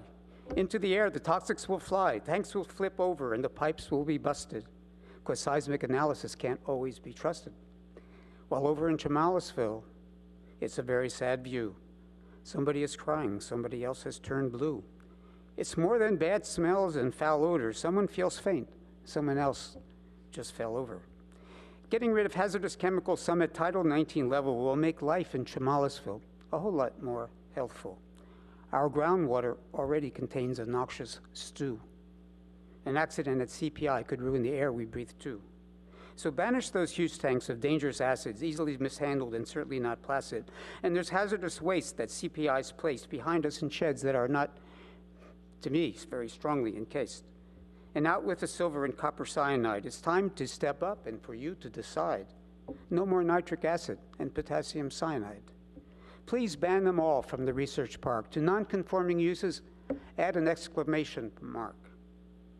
Better yet, change the zoning and move them away. Give them a year, maybe a year and a day. Let the words ring out from the tops of the roofs to the church's high steeple. Hazmat near houses has no place around here. Proclaim our city council people. Thank you. Very clever. Thank you. And looks like we have another speaker. Do you want to go ahead and just announce your name? My name is Ren Flexer, and I'm usually known for dealing with animal issues.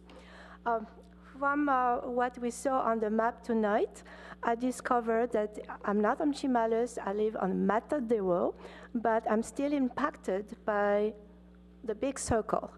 And I don't want to be a guinea pig in that game. Thank you. Thank you. And you wanted to have 2 minutes, Mark. Do you need 2 minutes or no? Just, okay. Very quick. First, I was very creative by Mr. Lieberman. But what I'd like to say is there's two basic facts. One, the homes in Barron Park have been there since the 1950s. And CPI has been there since the 1950s. And the plate shop's been there since the 1950s. And not one person has been harmed since the 1950s. And two, I just remind you of the Loma Prieta earthquake.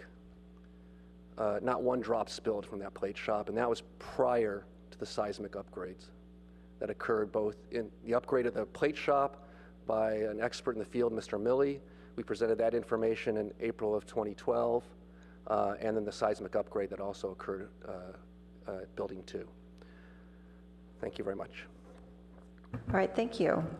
And does staff have anything more? Otherwise, I can look for council.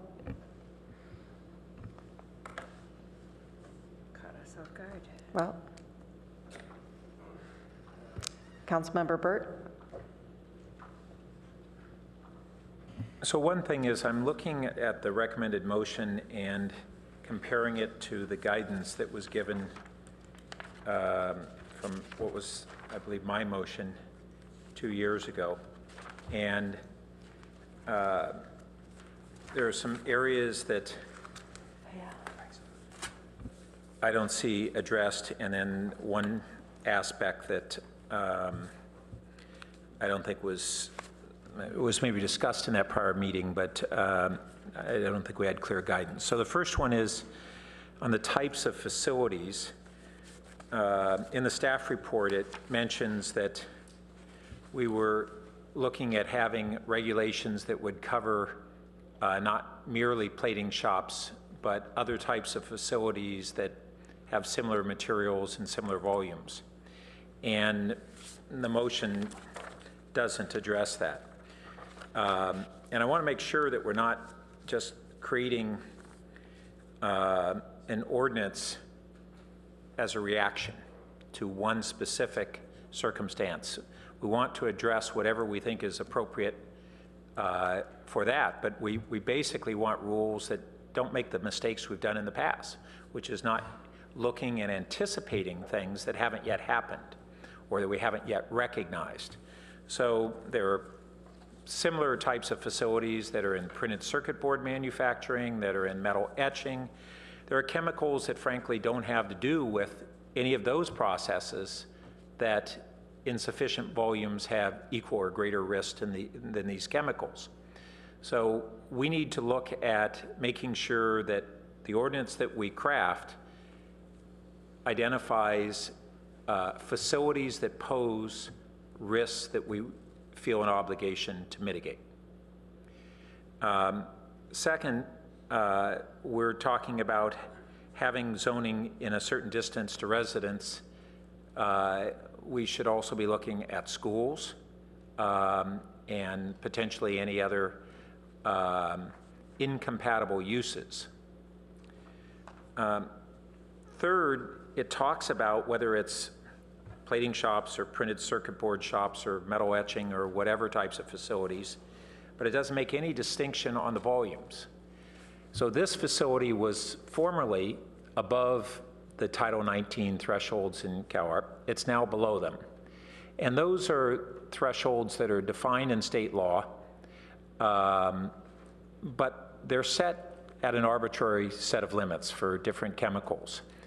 And so you have to draw the line somewhere, so that's understandable. But it doesn't mean that if they were still 10 gallons above those thresholds, they would suddenly pose a radically different risk than if they're 10 gallons below that threshold.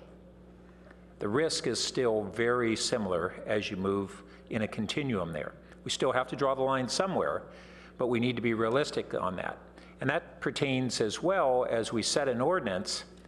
We say all plating shops. Well, there are lab scale operations that we may not be appropriate to treat in the same way, that do the same process, but might have 20 gallons of total hazardous materials versus the volumes that we have here of very high amounts. And I don't see anything that makes any attempt to make that distinction. This was something that I raised even at a smaller, much smaller level when we had the 195 page mill approval, which was by design with R&D facilities. And I said, well, this is a mixed use occupancy.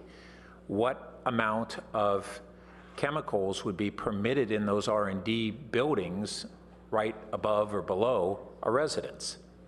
And they can't be industrial scale, but then you have lab scales, and even on that low end, I'm not sure what amount, if any, should be permissible.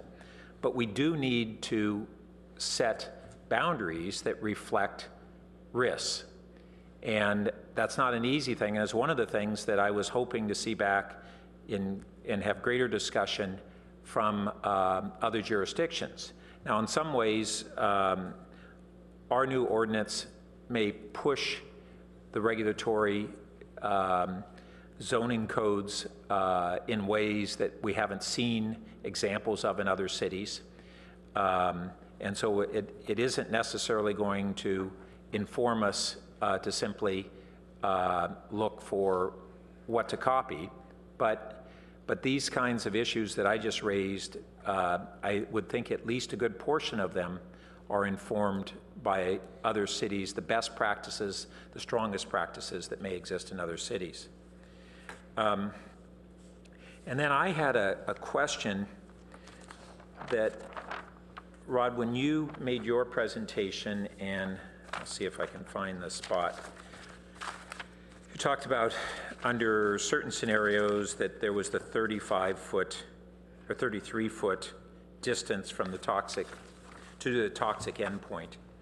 And on page 2, the bottom of the second paragraph, under the second scenario that you evaluated, it extended a total of 92 feet from the source.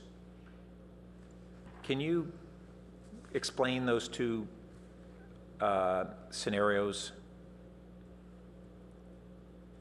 Sure. But I want to make sure I understand your question, because we have the one scenario up here that's represented that we created as one of the extreme events. That was the one that had the 92-foot toxic endpoint. Is that the one you want a little bit more? Well, when you say the extreme event, is that with the quake? No. No, one or the other. Okay, that's the way I understood it initially. It was one of the other extreme events. Right. Okay, so that's the 92 feet. And is that 92 feet from CPI's site or 92 feet from the edge of either the plating facility or the cryogenic storage? That's a great question. The 92 feet is measured from where the accident occurs. And in this case, for this scenario, it's where the loading of the nitric acid outside of building 2 occurs.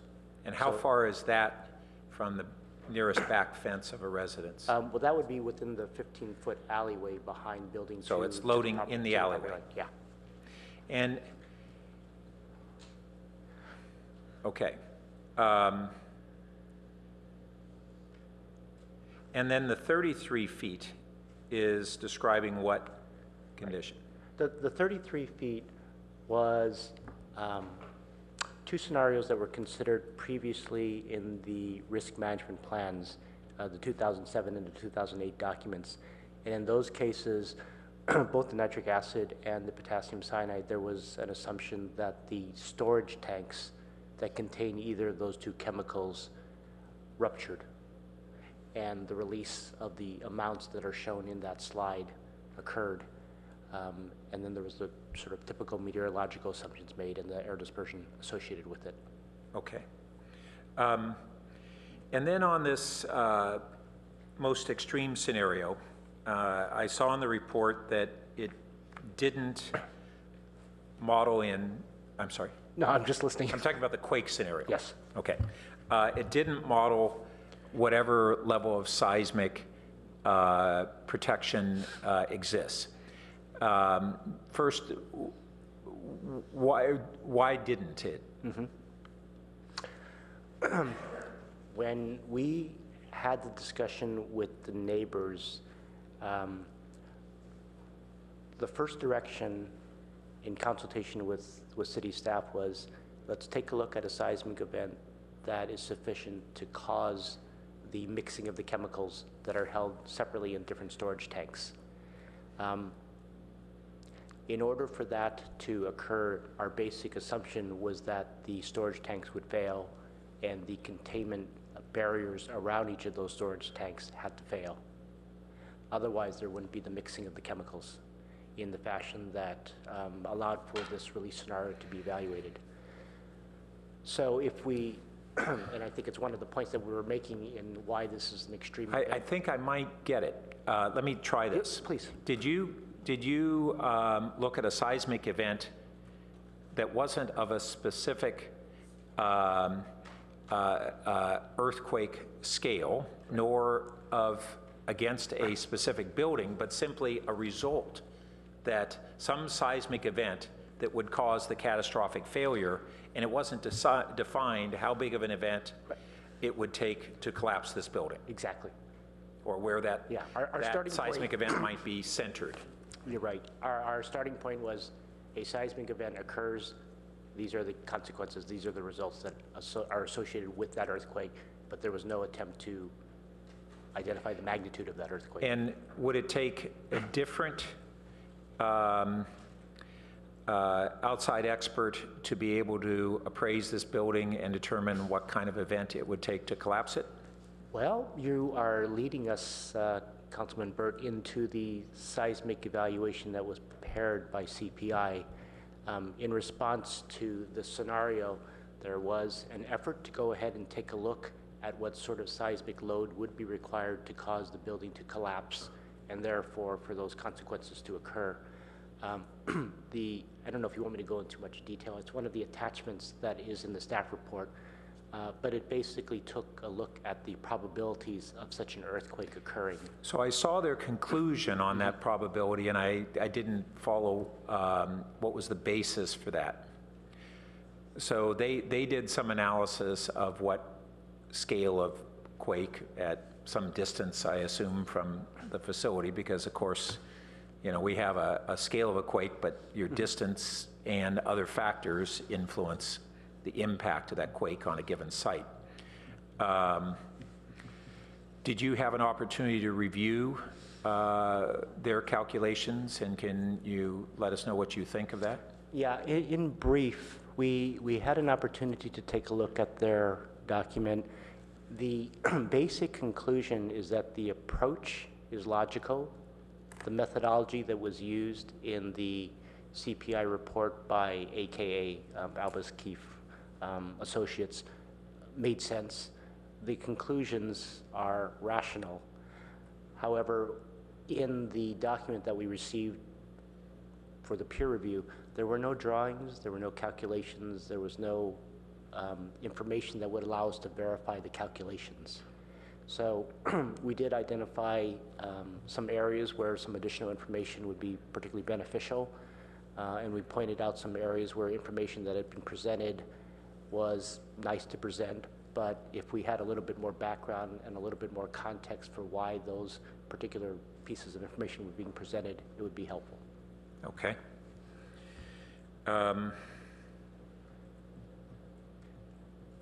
Just see if I had any other key points. All right, so those cover my questions at this time. I may have other follow-up things later. Councilmember Price. Okay, thank you very much. Thank you for the presentation by all parties. Thank you for comments by the community. One of the points that was raised earlier related to amortization was, and this was made by Ms. Gittleman, was the fact that if we were to go in that direction in terms of trying to establish a reasonable amortization period, we would be required, it would be appropriate for us to have an expert come in as a sort of a peer review expert of the two parties here in terms of, you know, the shorter amortization period versus the longer amortization period that have been discussed. Is that what you said earlier? Yeah, thank you, Councilmember Price. The city has had an expert that did one of the two amortization studies. Subsequent to that, CPI had an expert prepare another study that reached a different conclusion. So I think it would be incumbent on us to bring someone on who could help to reconcile, if possible, the conclusions of those two studies. And so that's what we're proposing here. In addition, that consultant could help us look at any other facilities that might be potentially affected based on whatever the zoning direction you give us this evening. Okay, thank you. What I've found concerning throughout this entire debate, honestly, is that we have different experts and peer review and staff and all these individuals involved in the critique and the analysis. And I keep hearing some of the deficiencies or that have been identified by the different parties, even regarding their own work. And, you know, there were, you know, inaccurate or incomplete information. Certain things were not made available or were not available during the analysis. One of the charts, I think, related to risk management plan and the review of that. There's the acknowledgement that there were different methodologies used during different years, different quantities of hazardous materials were being analyzed, and there's a change in operations taking place at CPI, which gives me a lot of discomfort in terms of trying to make sense of a very, very complicated situation. Based on that, and based on comments made earlier, I would like to move the staff recommendation as stated in the PowerPoint before us. Second. Great, thank you. Would you like to speak to your motion? Yes, absolutely. I guess the way I look at this is that I think we have a lot of important information and varied information that's before us. And I am looking at this as in a situation of consultants and operators and other people involved in this analysis. Frankly, I see a situation where people will continue to disagree about the findings, about the outcomes, about the implications.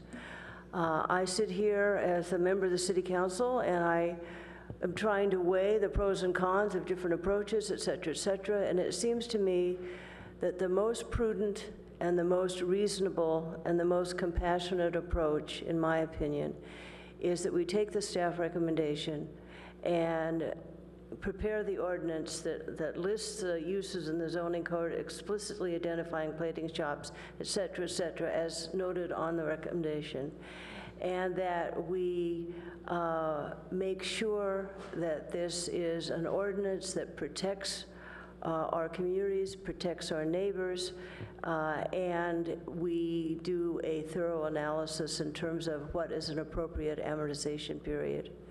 I think this kind of a use, even with all the plans and all of these safety and risk management plans that are in place, so close, immediately adjacent to community members and neighborhoods is unsafe. And the fact that we are in an earthquake area, we have no way of knowing when or how that could happen. But the fact is, in this region, we are at risk. And the implications of that kind of a disaster as it relates to these uses next to this neighborhood are not acceptable. Vice Mayor Nis. So just one question for Hillary as far as the amortization, because this does say on the value of the affected investments, and I realize there's a formula for that, and you'll probably say more about that if this motion passes. Well, the studies that have been done in the past did comment on the value of the investments. I think we'll take another look at that. I don't expect that part of the prior analysis will change unless there have been changes to the facilities. Okay, so with that, Councilmember Byrd did a very good scientific analysis. That was, I appreciated. And I think that Councilmember Price has really summed up how this affects the neighborhood. But I'm going to come at this differently, and I usually don't bring up my own background, but for all of us, when we're making decisions like this, they sometimes become local and personal. And some of you may recall that I haven't done politics all my life. Sometimes seems that way, but I actually have a nursing background. I have been the nurse, the supervising nurse in a hospital when an explosion like this occurred. And I still remember the two men affected. It was an explosion, the kind that probably fire and police had both seen. And it required staffing a burn unit that wasn't even open at that point. One of the men survived, one didn't. And sometimes those decisions you make here become very much about what your background experience has been. I'm sympathetic with CPI, who has been located here, very much a part of the community. Varian, which I've been familiar with for years. I've lived here a long time as well. But there comes a time when the neighborhood needs the kind of protection that I think we can provide as a council. I think we're going forth with this in a fair way. It has been discussed long before both Mark and I came and have heard it. So this isn't a new issue, and an incident has occurred, so that there is also some blemish on the background. I'm seconding this. I know, Pat, you may have some more to add to that regarding what else you would like to see covered, but this, for me, begins to take care of that neighborhood. I was over there today driving on Chamalis and so forth to look at it. It's a neighborhood I know well. And this is really, in the end, I think Samir said it, a no-brainer. What did you call it, Samir? Didn't take any thought. It did take a lot of thought, though. It really did. And I think most of us have really agonized over this. But at the end, it comes down to the safety of the people who live in our community, and I think we're in charge with that safety. Thank you. I see no other lights. Oh, now I see them. Councilmember Schmidt.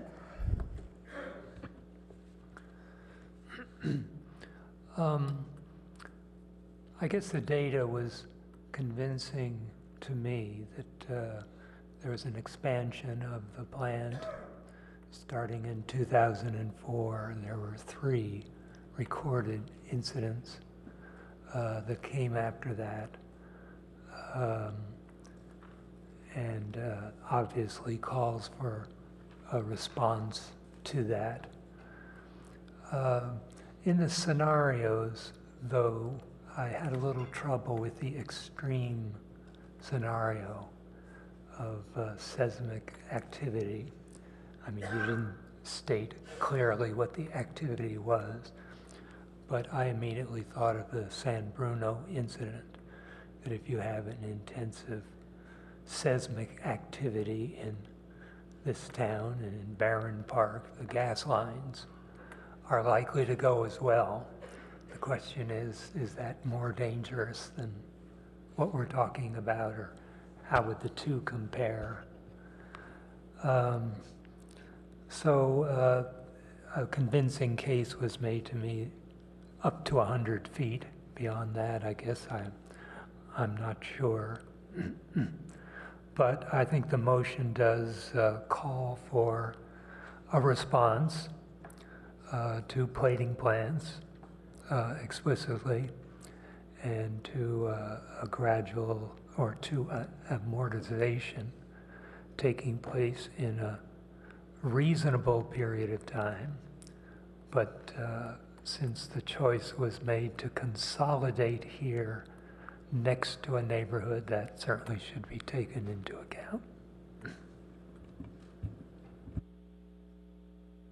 Well, thank you, and I just want to make a couple of comments. We have more lights, but I'm going to go ahead with my comments. This has been a long time coming, and I know it's been a struggle to get these reports out, and I know staff has been meeting with the neighborhoods. And thank you for coming out tonight, and I'm sorry the hour got so late with the agenda.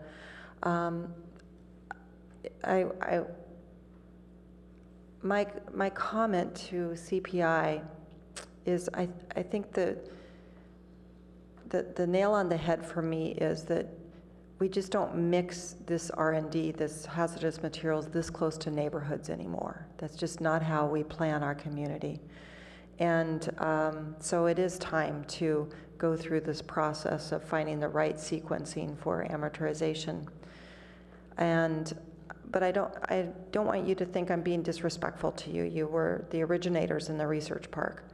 And what you have brought to quality of life across the globe has been very impressive. But at this point, we have a dense community next to you, and very active and very lively. And so it's important for us to reshift the separation between neighborhoods and the type of work that happens up in the research park, and be much more careful about how we're looking at I think we would not put this here today. So you're looking at me anxiously. Do you have anything you want to say? Okay. And so thank you for coming out. I have 3 more colleagues now that would like to speak. So Councilmember Berman, let's just go down the line. Thank you very much, Mayor Shepherd. So as Vice Mayor Niss alluded to, I wasn't on council when this first came up a couple of years ago. And one thing that in all decisions that we make, I think it's important for everybody to try to understand the situation as clearly as possible, which I'm not sure I do right now in regards to the sequence of events and the different consequences of those events. So I have some questions for the guys from CPI about the consolidation of the San Carlos and Palo Alto operations and exactly what that changed. I guess I should ask the mayor if I can go ahead and ask some questions. So if you guys could, if any person you choose.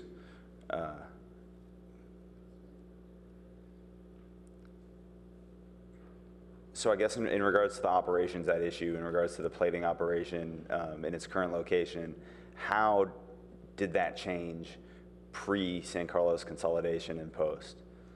Well, the size of the plate shop in itself did not change. What did change, some of the baths did get larger. All of the baths were changed to a seismically tough poly, I don't even know the material, but it was seismically upgraded, the tanks and all the piping that goes into them, because it had to get to current code, and the last ones weren't. But we did bring down additional chemicals when we first put it in place, and that's what we worked between 04 when it was first moved down to 08. It went back down to current levels, and now we're below the original levels. Did the location of those operations change? The location has always been the same place. Okay, and can you? The only one other addition that was changed is we did add a lot of berms, structural berms, to make sure that you could not mix the certain chemicals. Okay. Those were not in place originally, and they are in place now. And I think you mentioned in your comments that the three incidences that happened between, Correct. I think, 06 and 08, I think you alluded to the fact that those were more having to do with the combining of the operations. They happened during the one that comes into question most, the nitric acid odor, was happening. That was a result of the transition. That's when we still had construction workers in place. We had the tank with the vents open, the doors were open to the back, which is never a normal operating condition. So, yes, it was part of the transition. Okay, thank you. That could not happen afterwards. Thank you. I have some questions for our fire chief or some of his folks.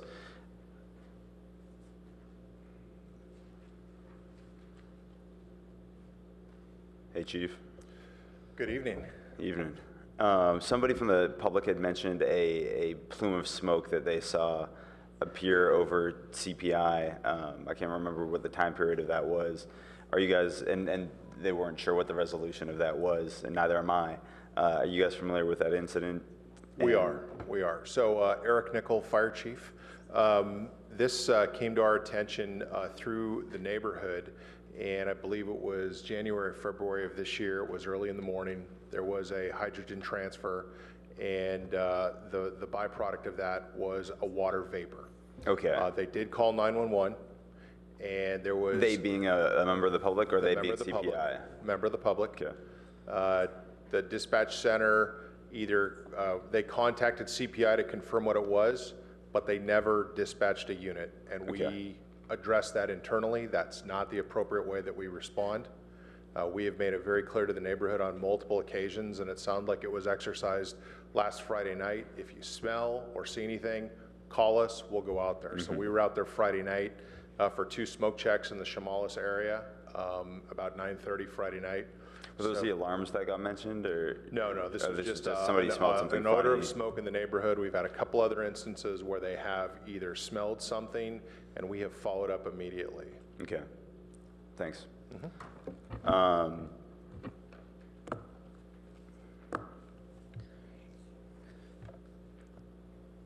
So I guess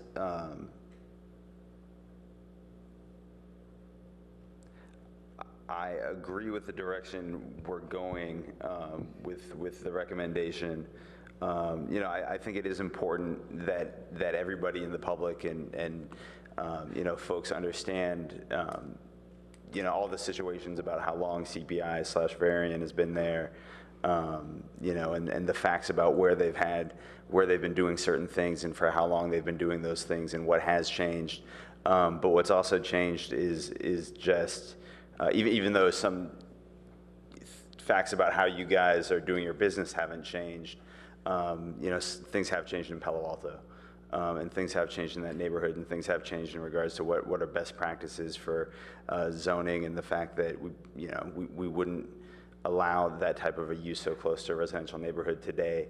At the same time, you know, there's a process that needs to go through in terms of the amortization process that we're not handling tonight, but that I'm sure will be a long and thorough process.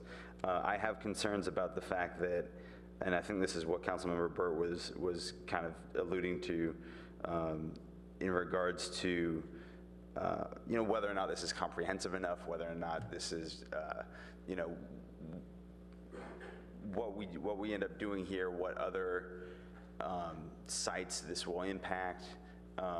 You know, if the safety and security of our residents is our foremost concern, which it is, you know, is it good enough to just be looking at plating operations, or are there other operations that we need to be considering that use certain hazardous materials? I mean, you know, this isn't, no offense to Samir, but this isn't a simple issue. It might be simple in this case, or a little more clear cut, but there's a bigger issue here that we need to make sure we're taking into consideration. So I don't have specific suggested changes, but I have a sense that they'll come up. And I think we need to really be comprehensive in terms of our analysis of these changes we're making. Councilmember Holman? Yeah, I'll be brief. I think Councilmember Byrd's going to have some amendments to add to the motion. I just want to recognize that actually one historical fact, actually it was Varian that was the first tenant in Research Park. But CPI has been in Research Park for a very long time, and circumstances have changed, and one of the council's primary responsibilities is life safety. And while comments are made about the public responding out of fear, there's rational fear and irrational fear. And I think, given the situation that we have here, I think there is some rational fear. There are unpredictable situations and circumstances that could happen, and if it could happen, I think that's something we need to take very, very seriously. So I will be supporting the motion. Look forward to amendments by Councilmember Byrd, as indicated previously. Councilmember Scharf. Thank you. In listening to this, I think there's something that is not lost on me. There have been releases.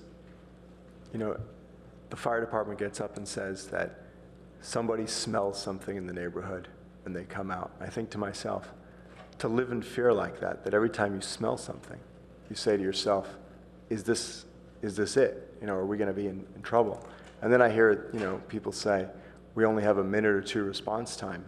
And I think to myself, I wouldn't want to live that way. I would be very concerned about it. So I'm really glad we're moving in this direction, and I hope we can, alleviate that fear and that concern. So I'll definitely be supporting the direction we're taking.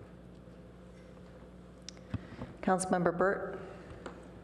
So I have some amendments, and these are guidance for the draft ordinance, because I think staff will need to take this and look at trying to sculpt proper boundaries for it. But the first one is to identify uses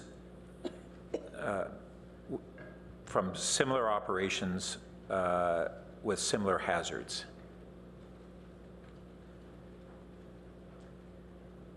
The second is to identify additional incompatible adjacent uses. These might include schools, it might include retail.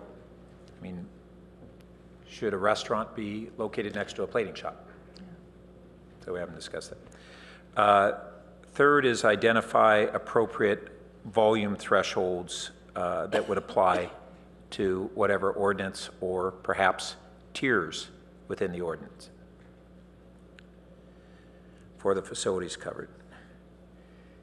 And then the fourth part is not part of the ordinance, but it's an additional direction to staff, which is to have ACOM review the environ analysis of the most extreme risk scenario.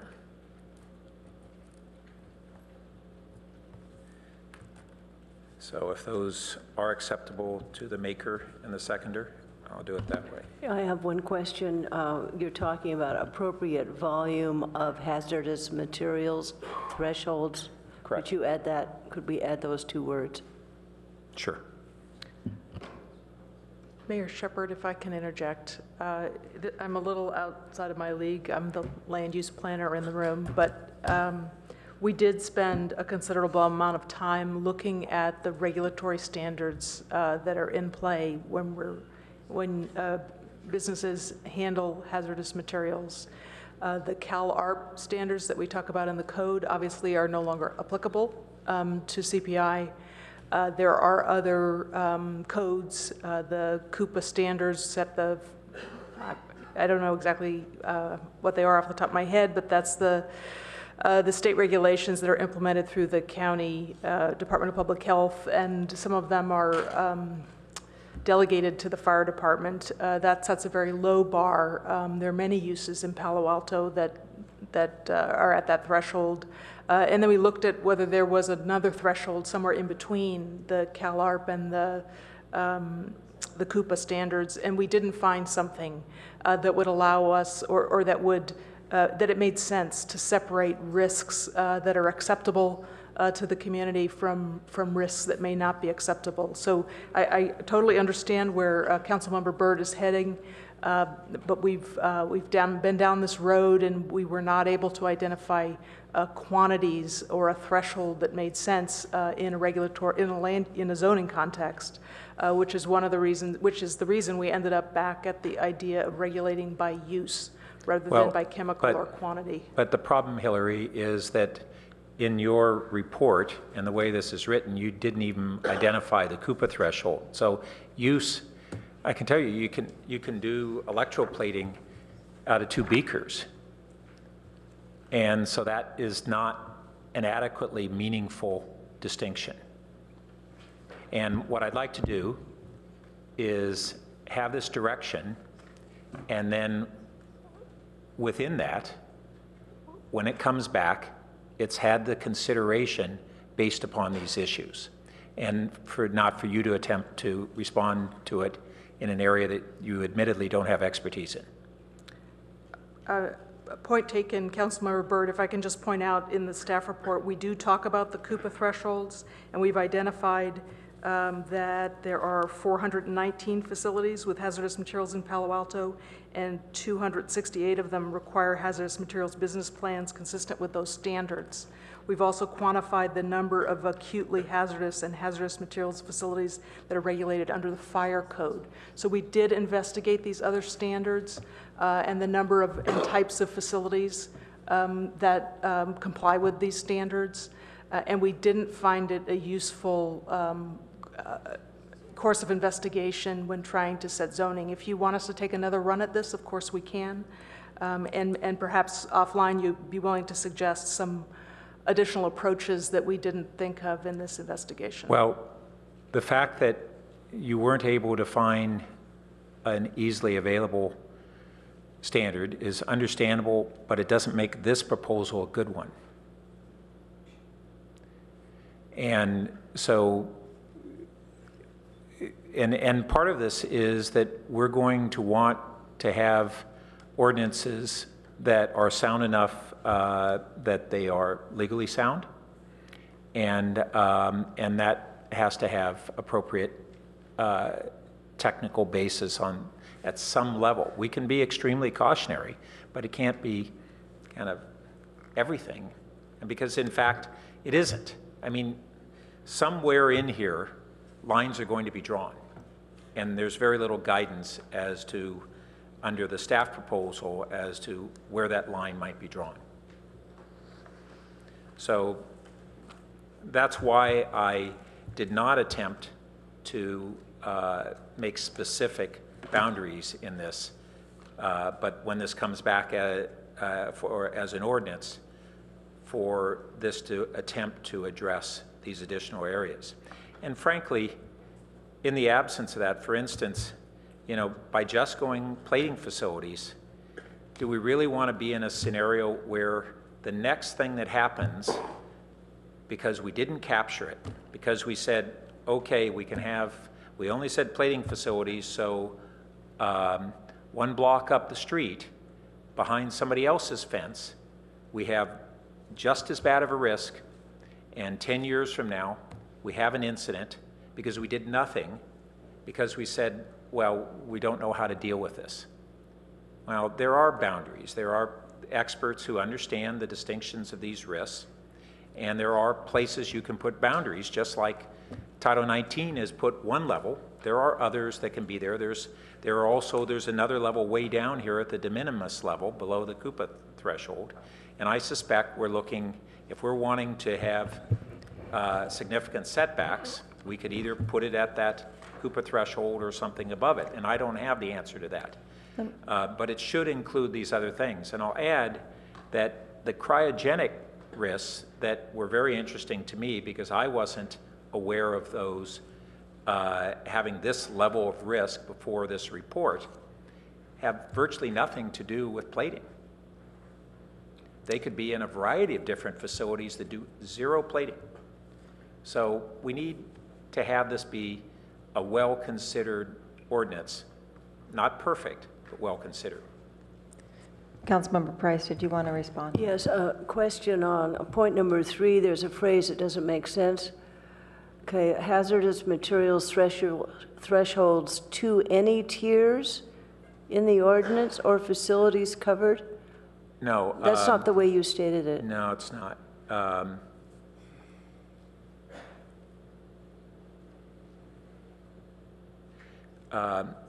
And why don't we say, and possibly tiers?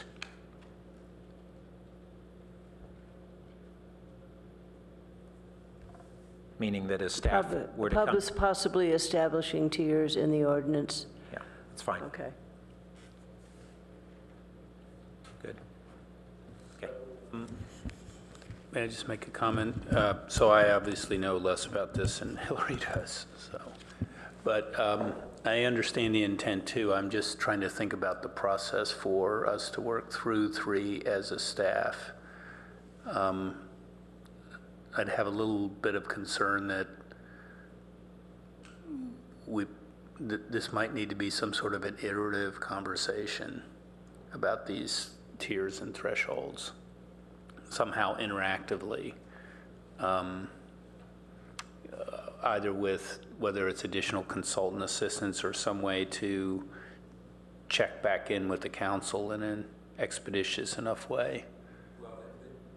The county is our Coupa, right?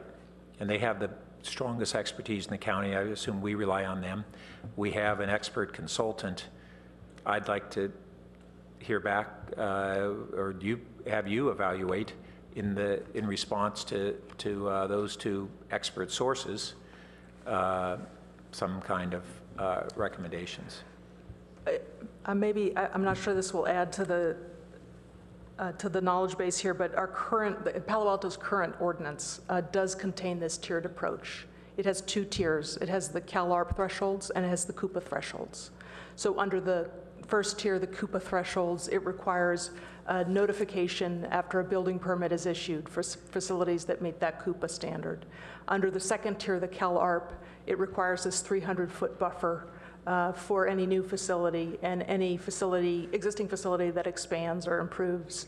So in a sense, I would say that Palo Alto's current ordinance has a tiered approach. And I think what we have endeavored to do prior to coming to you this evening is to see whether there are any additional tiers that we can identify that might be appropriate in this situation.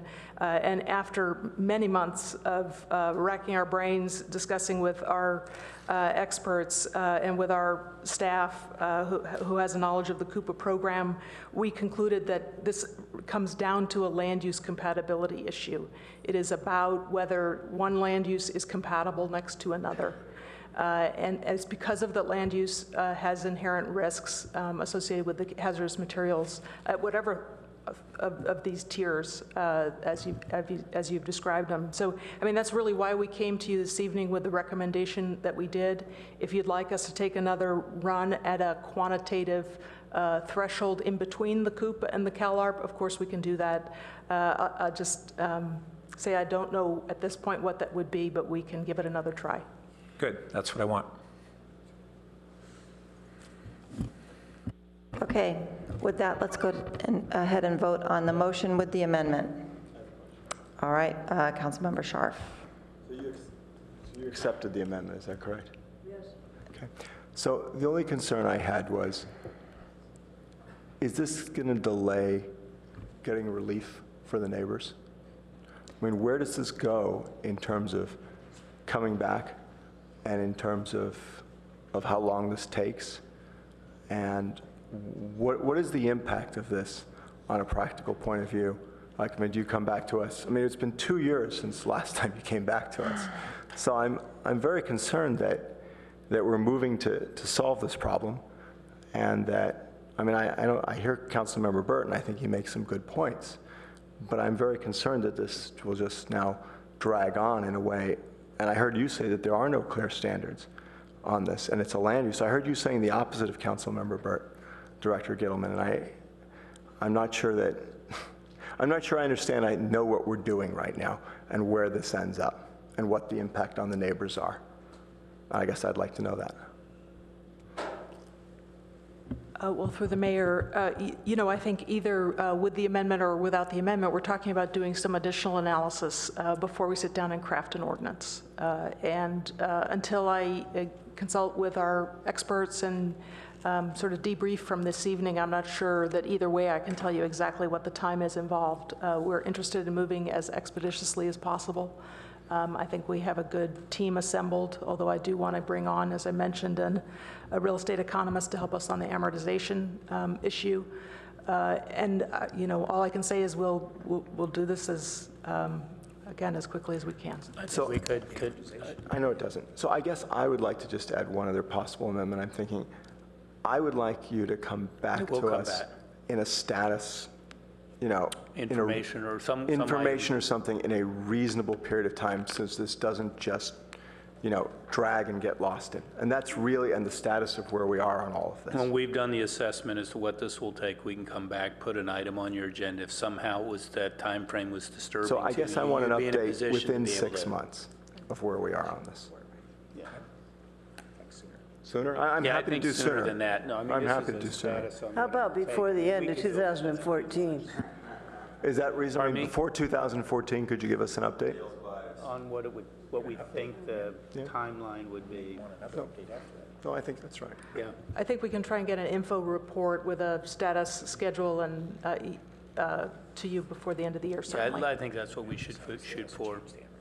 Right. Yeah, and it wouldn't change the amortization, obviously, because you already mentioned that issue. So yeah, if you could come before, not 6 months, but before the end of the year. Okay, let's go ahead and vote. And that passes unanimously with Councilmember Klein absent. Thank you very much for the late night. I apologize for that once again. Colleagues, we have 2 items to take up that are time sensitive, and one is, and it's past 11:30. The one is taking up the boards and commissions, because we are going to be doing interviews, and I want to call on Councilmember Schmid, maybe on boards and commission interviews. Are you ready for that, or do you want?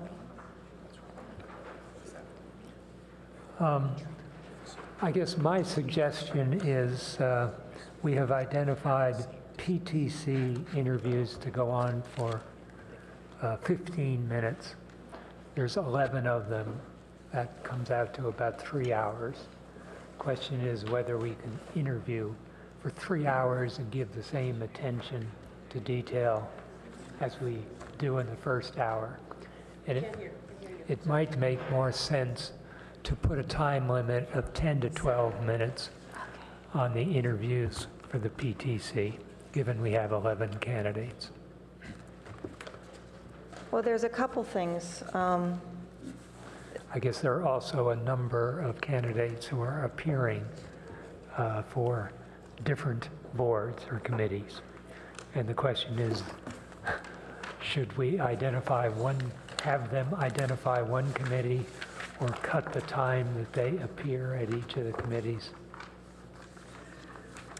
I think there's the concept is the length of time, and whether we can shrink maybe incumbents to 10 minutes and keep new people at 15 minutes, and also the multiple applications that we've received. So Councilmember Scharf, do you want to speak to any of this? Yeah, I'll move that we interview everyone, but that people identify one commission they're applying for, and that we actually interview everyone for the 15 minutes.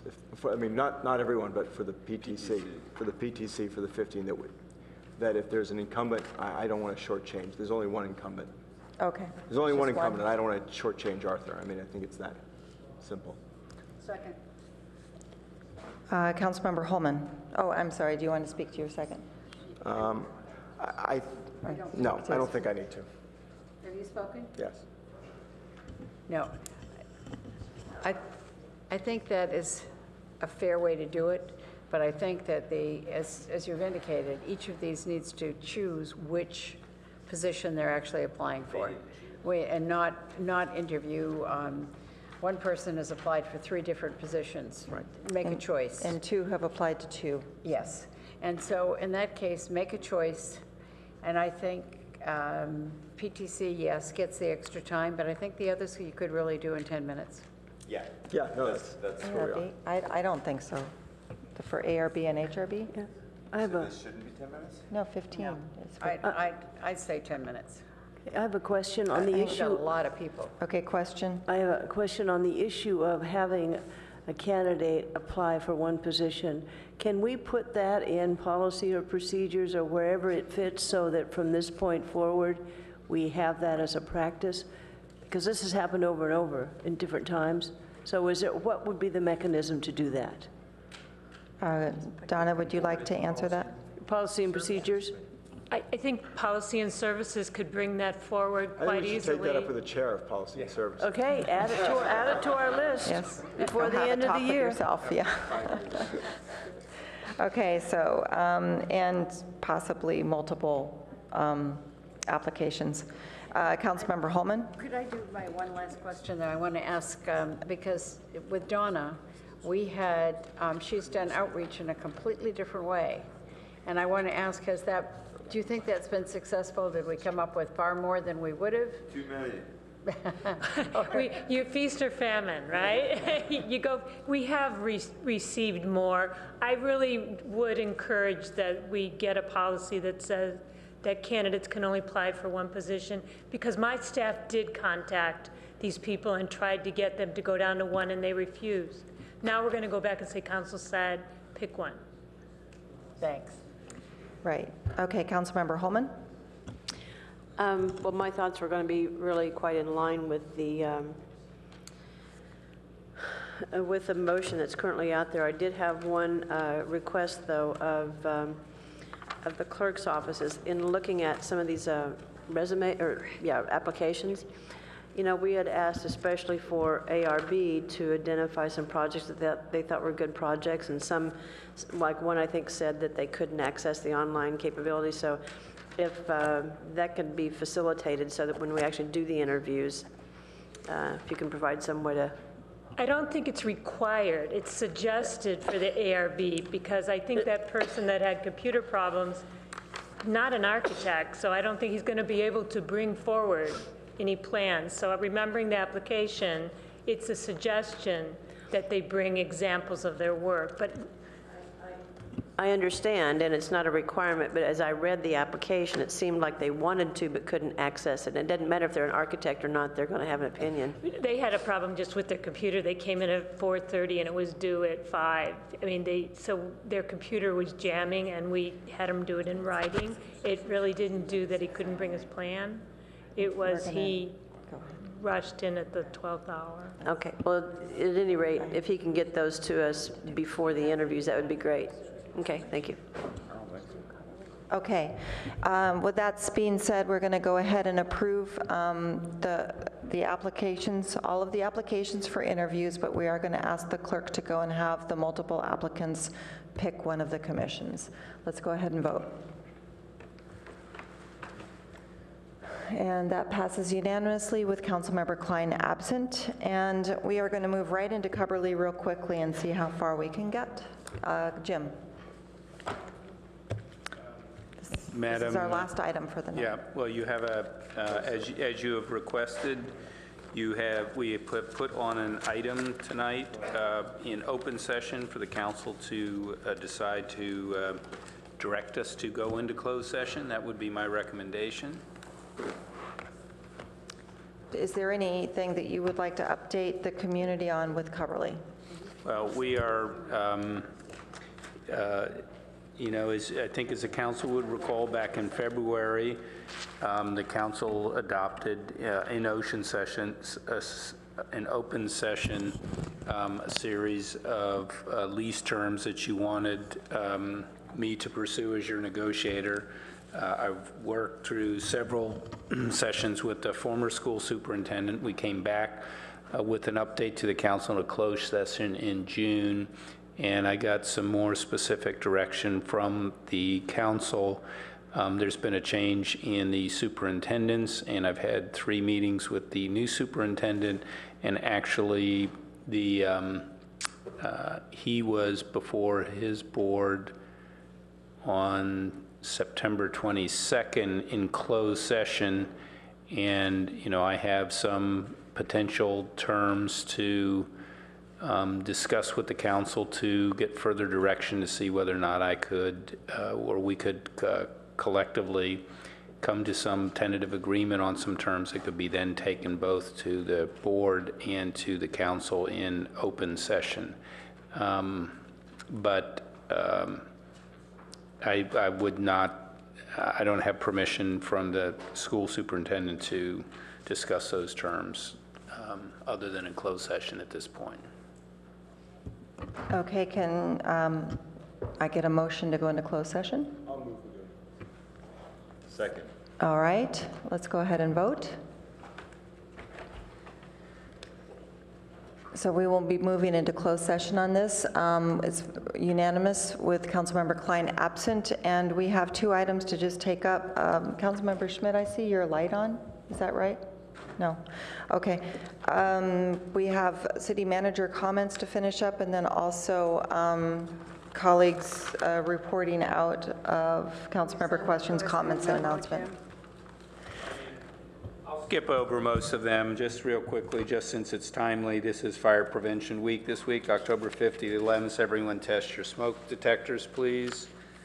The fire department also is out. This is pink t-shirts for Breast Cancer Awareness Month, and our firefighters will once again pursue their campaign to increase awareness of the disease. And all month, the fire department folks will be, of course, wearing their pink t-shirts, but holding its annual t-shirt campaign for funds for Bay Area Cancer Connections, which is a Palo Alto nonprofit that provides support to people touched by breast and ovarian cancer. And we'll be selling those t-shirts for $20 a piece, and they are available at both Palo Alto Phil's coffee locations. And I'll report more on this, but there is a temporary public art installation with 20 provocative signage-based artworks and pop-up signs that are popping up around the downtown. So if you hear comments about what the heck these signs are, it's part of a public art project. More to come. And I'll send everything else to you in writing or what till the next meeting. Thank you. All right, thank you. Is there anything to report out by colleagues? Otherwise, we'll go into closed session, and I'll adjourn this portion of the meeting. Yeah, that was in my thing. That's the new budget and brief, and we just gave each council member 10 copies for you to distribute however you would want. If you don't want them or need them, you can return them back to Walter.